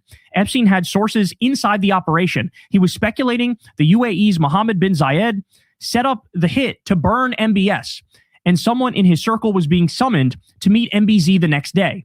A convicted sex trafficker running point on Gulf Royal intrigue during an assassination cover-up. That's what was happening. And this is all laid out in this set of emails right here. How the fuck was this guy so connected everywhere? So connected everywhere. Like I said, weird shadow emperor type stuff, pulling the puppet strings behind the scenes. Absolutely incredible. Incredible. All right, more. From Steve Bannon to Epstein 4 months before his death, quote, "We need to work around your 38. First, we need to push back on the lies, then crush the pedo trafficking narrative, then rebuild your image as a philanthropist." Again, so many texts between Steve Bannon and Jeffrey Epstein. And by the way, Emily from Breaking Points did a whole long thread detailing a lot of the juicy stuff in their back and forths. Okay, Steve Bannon should be like excised from polite society. Nobody should watch his shitty show, The War Room. Everybody should be calling him out as a fraud. He was literally besties with the world's most notorious pedophile child sex trafficker. And now you're supposed to be taken serious like some sort of fucking leader, like some sort of serious political thinker. No, you were in on the conspiracy that you pretend to deride on a daily basis. All right, this is crazy. Richard Branson told Jeffrey Epstein to, quote, "bring his harem" the next time they met, as he gave pedophile PR advice after conviction for procuring minor for prostitution. Like George Carlin famously said, it's a big club and you ain't in it. This is without a doubt a cabal of pedophile billionaire elites who run the world, and they are into disgusting, disgusting stuff, and they dehumanize everybody who doesn't have extreme wealth or power or privilege. How about this? Emails allege that Jeffrey Epstein traveled to Paris with filmmaker Woody Allen in March 2012 for what was described in the correspondence as a pedophile convention. Here's the email right here. Start from the bottom. From Jeffrey Epstein to redacted. Paris with Woody Allen. Sorry for all the typos. And then the response is, for less pedophile convention, I think pedophilie is the plural. So here they are saying, we're at a convention together. I guess it's the pedophile convention because it's me and Woody Allen together, and you know how we are, right? They just say it. They just say this stuff out loud sometimes. Half the time they're using the, would you like some pizza and grape soda and Chinese cookie? They're speaking in code. The other half the time they're like, I sure do love pedophilia and torture. Did you torture her? Oh my God, bro. Holy shit.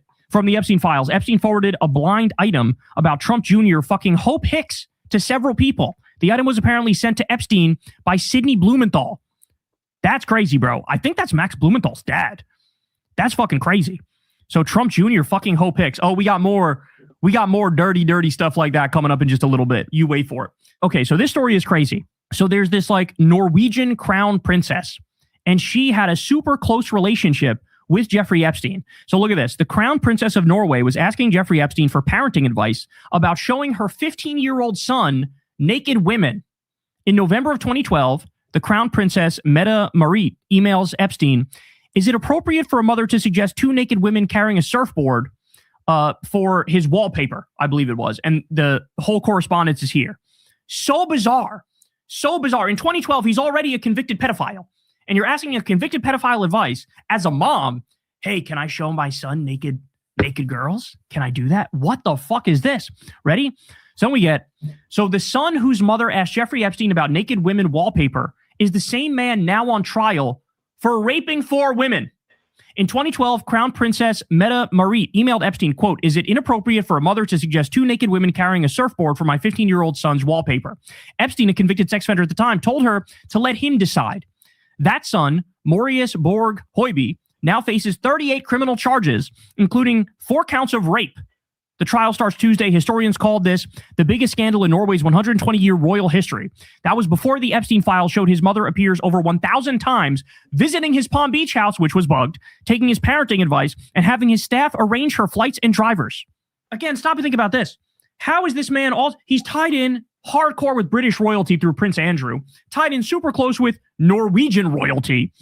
What did they do to this poor kid that they fucked him up this much? Where now he's the criminal of all criminals and he's like raping women left and right, and find out his mom was emailing Epstein, had a close relationship with Epstein. What the fuck did they do to this kid? Was this kid ever on the island? And why is it that all these people with immense wealth and immense privilege, they're all involved in this ring? It is so fucking bizarre. It is so bizarre. All right, speaking about people with immense wealth and power, casual email from Sultan bin Sulayem. Every married man keeps wondering every evening, should I go out and look at what I cannot fuck or stay home and fuck what I don't want to look at?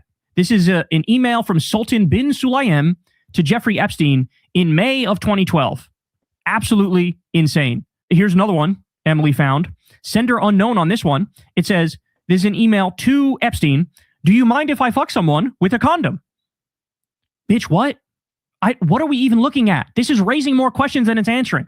How about this one? Jeffrey Epstein, quote, animals are fun to watch. Sometimes. Peter Thiel sends a creepy smiley face. Let me repeat that. Epstein says in 2018 to Peter Thiel. Remember, Peter Thiel went on Rogan's show and said, who, me, bro? I just knew Epstein, but like I only asked him like tax advice or whatever, bro. No big deal. Really? So here he is from Epstein to Peter Thiel. Animals are fun to watch sometimes. And Peter responds with a creepy ass smiley face. That's great. That's not a sign that he's into bestiality and Lord knows whatever else. This is from The Athletic. Breaking news. Convicted sex offender Jeffrey Epstein connected New York Giants chairman and co-owner Steve Tisch with multiple women, according to newly released emails. Tisch received scouting reports on women from Epstein, and the 2 men discussed whether women were pro or civilian or a working girl. The emails sent in 2013 were among more than 3 million Epstein-related documents that the Department of Justice released Friday. There are also emails between Epstein and women who wrote about their encounters with Tisch. Holy shnikes. In the Epstein files, Lord Mandelson, the UK's former ambassador to the US, standing in his underwear, talking to a young woman who is wearing a white bathrobe. Lord Mandelson said that the peer had no recollection of the photograph being taken and had no idea where it was taken or who had taken it. So this guy, by the way, I believe he had to resign from his position in the UK Labour Party because he was super duper close with Epstein and Maxwell. And all these people, they were engaged in some jack nasty ass shit, y'all. An email exchange involving Jeffrey Epstein shows how casually threats of violence were discussed after accusations that a third party had lied. Redacted sender to Epstein, quote, I give you permission to kill him. He is apparently with Olga. He lied to you and he lied to me. Jeffrey Epstein, whoops. redacted sender. No one will lie to you and get away with it from me. No one. Whoops is correct. So again, what we're looking at here is pedophilia, bestiality, torture, sexual torture, cannibalism, murder, all casually discussed. And this one was in 2014, by the way, that they were having this conversation. More. Jeffrey sharing some of his favorite Bible verses. So here is Epstein in 2014 and two redacted from Epstein. And he goes through his favorite Bible verses here. And oh, would you look at that? All of them are the most psychopathic Bible verses that are out there. Quote, slay utterly old and young, both maids and little children and women. Their children also shall be dashed to pieces before their eyes. Their houses shall be spoiled and their wives ravished. Thou shalt surely smite the inhabitants of that city with the edge of the sword, destroying it utterly. Thus said the Lord God of Israel, put every man his sword by his side, and go in and out from gate to gate through the camp, and slay every man his brother, and every man his companion, and every man his neighbor. When thou goest forth to war against thine enemies, and seest amongst the captives a beautiful woman, and hast a desire unto her, that thou wouldst have her to thy wife. So it's basically like pillage, murder, and rape. Do that. That's what we want you to do. That's what God wants you to do. By the way, there's also a disturbing number of correspondence in the files that have come out where clearly Jeffrey Epstein was a Jewish supremacist, where he would always talk about the goyim, which is like basically like the infidels, but for Judaism, the people who are not the chosen people, the people that are not Jewish. And he clearly believed in race science, more on that in a little bit. And he clearly put himself at the top of the hierarchy, and he would talk about, the goyim who are less than human. It's just crazy. This is absolutely crazy stuff. Epstein's sex empire was a KGB honey trap.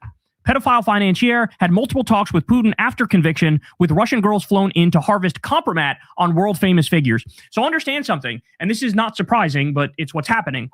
You do have, the Western media is not afraid to talk about the KGB links when it comes to Epstein, which are true, which are real, but they will not, with a 10-foot pole, touch the claims about how he's a Mossad agent. The fact of the matter is he's worked with the CIA, Mossad, and the KGB. He was a freelancer, and he had all this dirt running a blackmail honeypot operation, and he worked with a number of different intelligence agencies. So, but they're only going to focus on one because they don't want to besmirch Israel in the West. So absolutely crazy stuff. All right, more. An extremely personal email from Jeffrey Epstein. This reads like a drunk breakup text to another man. So this was written in 2012. Look at this. Josh, you asked me to share your life with you. I excitedly accepted. I shared my highs, my lows, my dreams, my body, every single part of my body. You came home from work telling me you earned millions of dollars, then fought, screamed with me over 5,000. You wanted peace and quiet. You demanded I share the peace, but withheld the prosperity. You told me often how much I cost you, how expensive I was. It showed little respect to the both of us, but I love you and overlooked it. And you asked me to violate a basic conviction of mine and have an abortion. What the fuck is this? Your mother said it would be in your best interest if I did. You now asked why you should be ashamed now that it is the high holy days. It's simple. You behave just like the goyim. See, what I was just talking about. You do not respect. After the holidays, I will be willing to share a meal. No sex, none. I love you. My Jewish study said that at 13, you should become a man. It's not too late. So two redacted from Jeffrey Epstein in September of 2012. So fucking bizarre. So fucking bizarre all this stuff is. Jeffrey Epstein funded a white supremacist YouTube channel. Can't make it up. So Jean-Francois Gariepi is a Canadian neuroscience and far-right political commentator. He's been in YouTube circles for a long time. There's actually a clip of him talking to Richard Spencer back in the day where he says to Richard Spencer, full disclosure, I got $25,000 from Jeffrey Epstein. And then as Aquila says here, don't even look up his wife that went missing / is dead, talking about Jean-Francois Gariepi. But here you have Jeffrey Epstein funding race science peddlers, junk race science peddlers. That's what he's doing. This one is crazy. Shout out to Jeet here for this. The new batch of Epstein documents helps illuminate one contemporary controversy. What is Barry Weiss up to at CBS? I think the answer is she is trying to rehabilitate the Epstein network as a bulwark of reactionary centrism. Let me explain. Let's lay out the connections. Barry Weiss's partner and ideological collaborator, Nellie Bowles, was on very familiar terms with Epstein. And there's countless emails with Bowles and Epstein going back and forth. And Bowles is from a very wealthy, prominent family, okay? And so here's just one of the emails.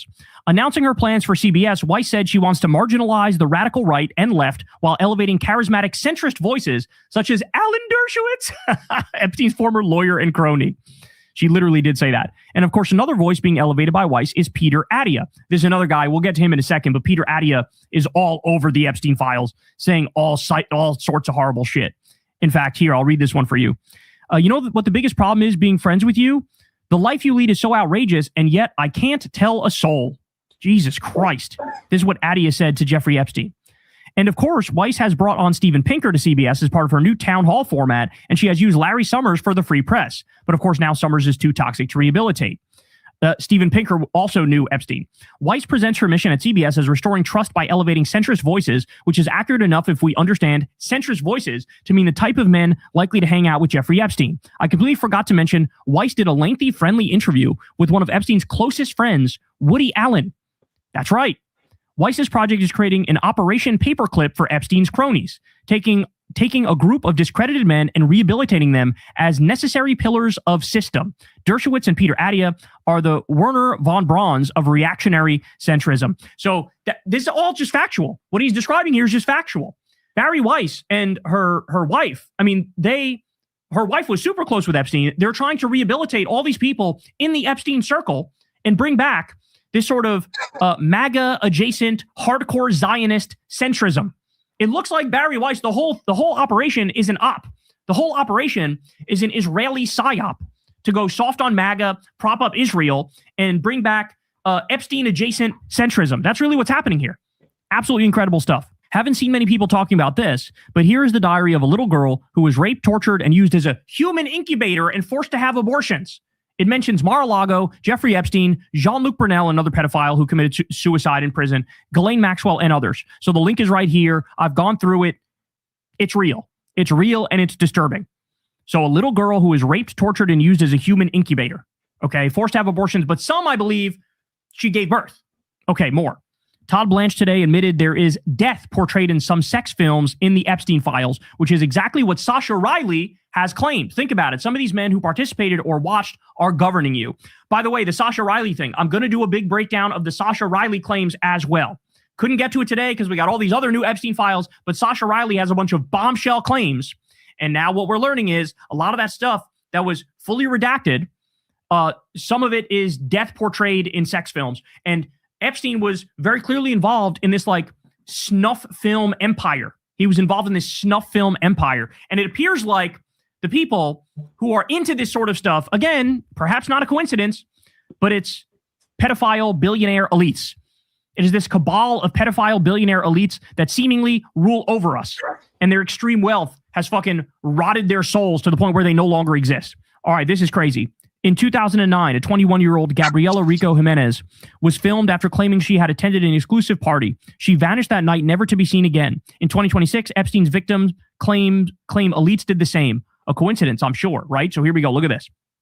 So from redacted to redacted, I'd like to add a few other points disclosed by the purported victim. While on this yacht, he witnessed African-American males having sex with white blonde females, all of whom were bleeding during intercourse. He was a victim of a type of ritualistic sacrifice in which his feet were cut with a scimitar, but left no scarring. On the yacht, he witnessed babies being dismembered, their intestines removed, and individuals eating the feces from these intestines. He was also graped by George Bush I. What the fuck? So as you can see here, it says to and from is redacted, but you can see here that this involves the NYPD Detective Bureau of Child Exploitation and Human Trafficking Task Force. And so here we go.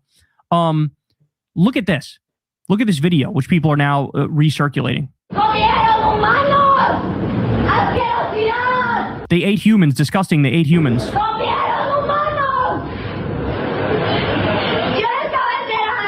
I wasn't aware of anything. I mean, about the murders, yes. But that they had eaten humans.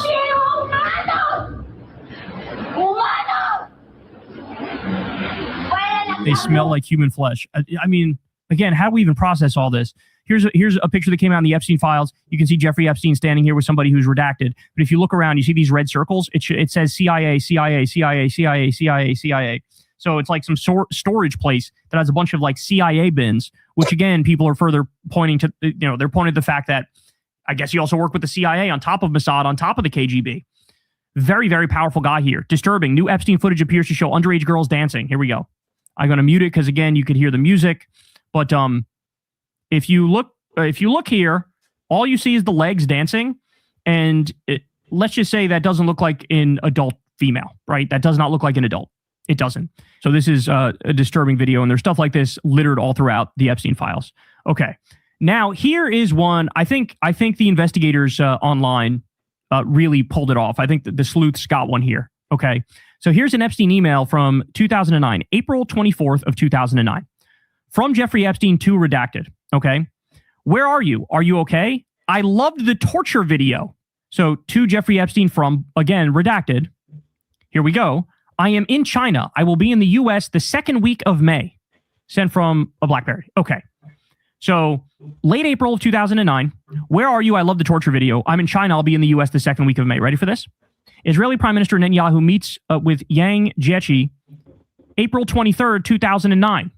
In China at the exact same time. But ready? It goes deeper. Remarks by President Obama and Israeli Prime Minister Netanyahu in press availability. May 18th, 2009. So everything lines up here for this email to be with Benjamin Netanyahu. It all lines up here for this email to be with Benjamin Netanyahu, where you have casual talk about the torture video. Looks like Netanyahu sent Epstein a torture video. And Epstein said, I love the torture video. Jesus Christ. That would be way too on the fucking nose, too. That would be way too on the nose. One of the most well-known parts of the Epstein saga is that then U.S. Attorney Alex Acosta said he gave Epstein such a shockingly lenient plea deal because he was told Epstein belonged to intelligence. That was long based on one anonymous source in the Daily Beast tabloid, and Acosta explicitly denied saying this. But now there's more evidence and more details. The FBI report describes a confidential source reporting the same thing to them about Acosta and claims it was Epstein attorney Alan Dershowitz who said Acosta had to give Epstein a lenient deal because Acosta was told of his ties to Intel, meaning both U.S. intelligence and the Mossad. So further validation on that theory. Emily from Breaking Point says, hell of a December 2018 exchange here between Bannon and Epstein. Epstein says he's getting John Bolton on board with the idea that Qatar is the linchpin in the Middle East. And Bannon says, while he got Bolton his NSA job, quote, he will never cross Sheldon Adelson. This one I find interesting because it's like, you look at a guy like John Bolton, huge warmonger, was involved in foreign policy for decades, right? And here you have Bannon saying, well, I helped get him his NSA job, which, by the way, I thought you were anti-warmonger, Steve. What's that about? But he says, oh, he will never cross Sheldon Adelson. Why is that? Who was really in charge? Who was really controlling foreign policy in this country? This is an admission from sloppy Steve Bannon that the foreign policy is coming directly from Sheldon Adelson when he pays his hundreds of millions of dollars to basically buy the government and get whatever policy he wants. Jesus Christ. So here's another one where one of the people that Barry Weiss just hired, that guy, Peter Attia, he was caught emailing with Jeffrey Epstein where he's talking about pussy is indeed low carb. Still awaiting results on gluten content, though. And he also said to him, like, the biggest problem of being friends with you is that I can't tell people what you do. And so here you have a guy just got hired at CBS by Barry Weiss. And as you can see here, involved in some dark, disgusting, dirty stuff with Epstein. All right, another one from Bannon and Epstein. They mentioned Trump's new assistant, Madeleine Westerhout, as a new friend of Trump. Bannon calls her a grundoon, one of his favorite pejoratives. Epstein refers to her as knee pads, and she is, quote, doing God's work. Epstein then writes, he's much more calm, but the sight of him in the residence in his undies is hard to fathom. I'll give you details when I see you. So this is the text exchange here. So they appear to be saying that this Madeleine Westerhout woman was involved in a relationship with Donald Trump where she would suck him off. And then, by the way, this is that girl in question that we're talking about here. I'll zoom in a little bit. The one in the red dress here. They had a falling out at some point, but the allegation from Bannon and Epstein is that they were engaged in some sort of a sexual relationship. All right, this is crazy. So Kash Patel comes out. Remember this? This was a while ago, but he said, quote, there's no credible information that Jeffrey Epstein trafficked minors. Okay, that's what he said. This is flat out perjury. We now know that as a matter of fact. We literally have the fucking passports. We have text messages where he's buying and selling girls like they're cars or some shit. Okay. But he said, quote, there is no credible information that Epstein trafficked minors. Ready for this? This picture came out in this document dump. This picture right here. Very clearly, these young girls, right? These young girls and this old disgusting man. Jesus Christ. This one people are speculating about. I don't even know what to believe about this one, bro. But here you have another email where involving Epstein. I have not. He has declined to give me a copy. Melania, not living with him. Nikki Haley, Trump says blowjob, but who can trust him? You, lots, Nick Ayers, mentioned in the Palm Beach house sale, hopefully not anywhere else. So here, there's an allegation that Nikki Haley sucked off Trump. Jesus Christ. Jesus Christ. Oh my God. I can't. I need the Men in Black flashy thingy after reading all this stuff, man. I don't even know what to think about this or what to say about this. Drops I Knew says, leadership would like your help. Indian billionaire tapped Jeffrey Epstein before Modi's visit to the U.S. and Israel. New Department of Justice documents reveal Epstein's direct role in fostering ties between Indian, Israeli, and U.S. elites. So again, Shadow Emperor, seemingly Shadow Emperor. There's a new thing that just came out, an audio recording of Epstein talking to Ehud Barak, the former prime minister of Israel. This is after he's out of office. And Ehud Barak's like, well, what should I do now? And Epstein says, look into Palantir. Look into Palantir. You can make some money if you invest in Palantir. And then also it appeared to be the beginning of the relationship between the Israeli government and Palantir, which led to this fucking AI-powered genocide that we just watched live streamed in 4K. That could be the literal beginning of getting the technology where they did this AI-powered genocide.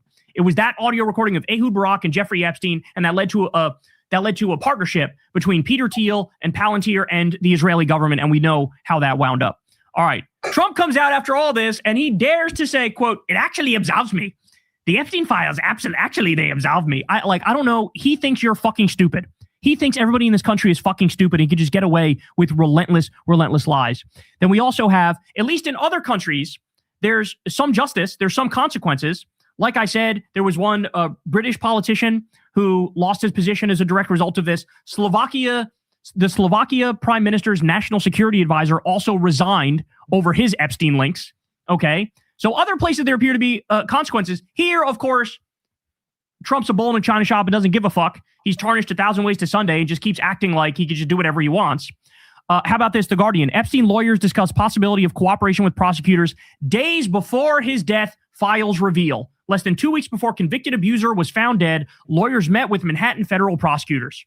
That's wild. So as Trump is president, he gets locked up in a federal facility under Trump, and he just started talking about cooperation with prosecutors, and then he winds up dead. Gee, I wonder what happened there. And then finally, I'll leave you with this, guys. Look at Ben Shapiro. Weasley little Ben Shapiro. The Epstein files don't exist, according to Ben Shapiro. He wasn't trafficking underage girls to powerful men. It's a conspiracy theory, speculation without supporting evidence. Quote, it's debunked. There's nothing there. Ben Shapiro says about the Epstein files. There's nothing there. You should never, ever, ever, ever, ever trust any right-wing commentator ever again. By the way, he just flat out went out and lied about it. A lot of them right now are lying by omission. Their fucking lips are sealed. They're not saying anything because they know how bad this looks for Trump. They know how bad it looks for everybody involved. They know it totally blows up the MAGA mythology of Trump as the king going after the deep state and trying to bring about justice and get all the pedophiles. No, he is the pedophile. And he's part of that pedophile billionaire cabal of criminals. He's part of it.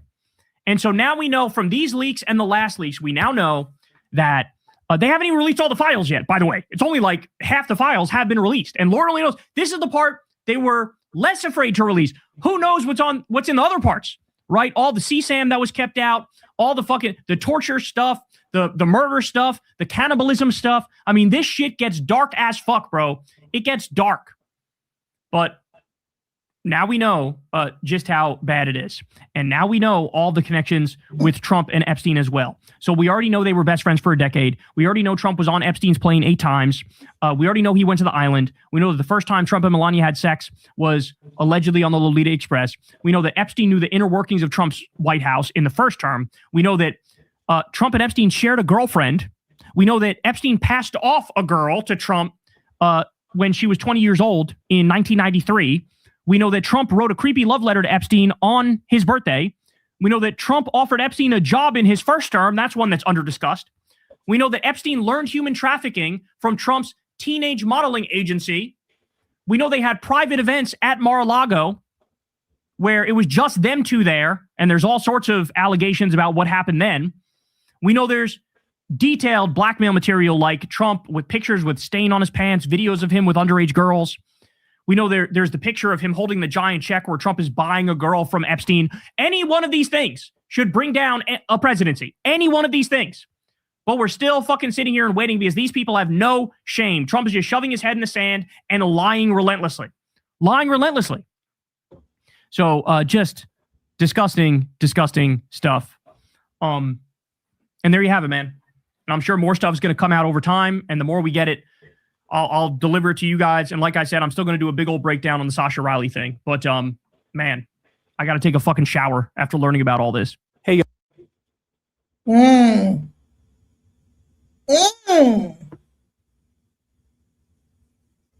I couldn't even interrupt this to even make a commentary. This is so wild. But y'all are in the comments still finding a way to excuse Trump. That's crazy. You guys want to love Trump so much. It's really sick. It's super sick, bro.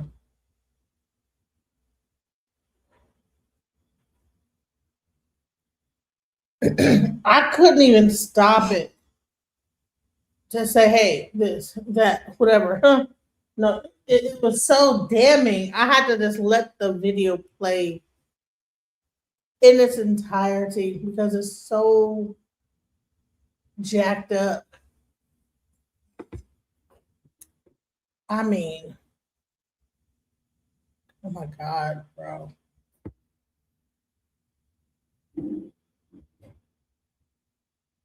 It's crazy. When you think about this whole thing, and this is our president, and you guys are like, just like, oh no, it can't be real.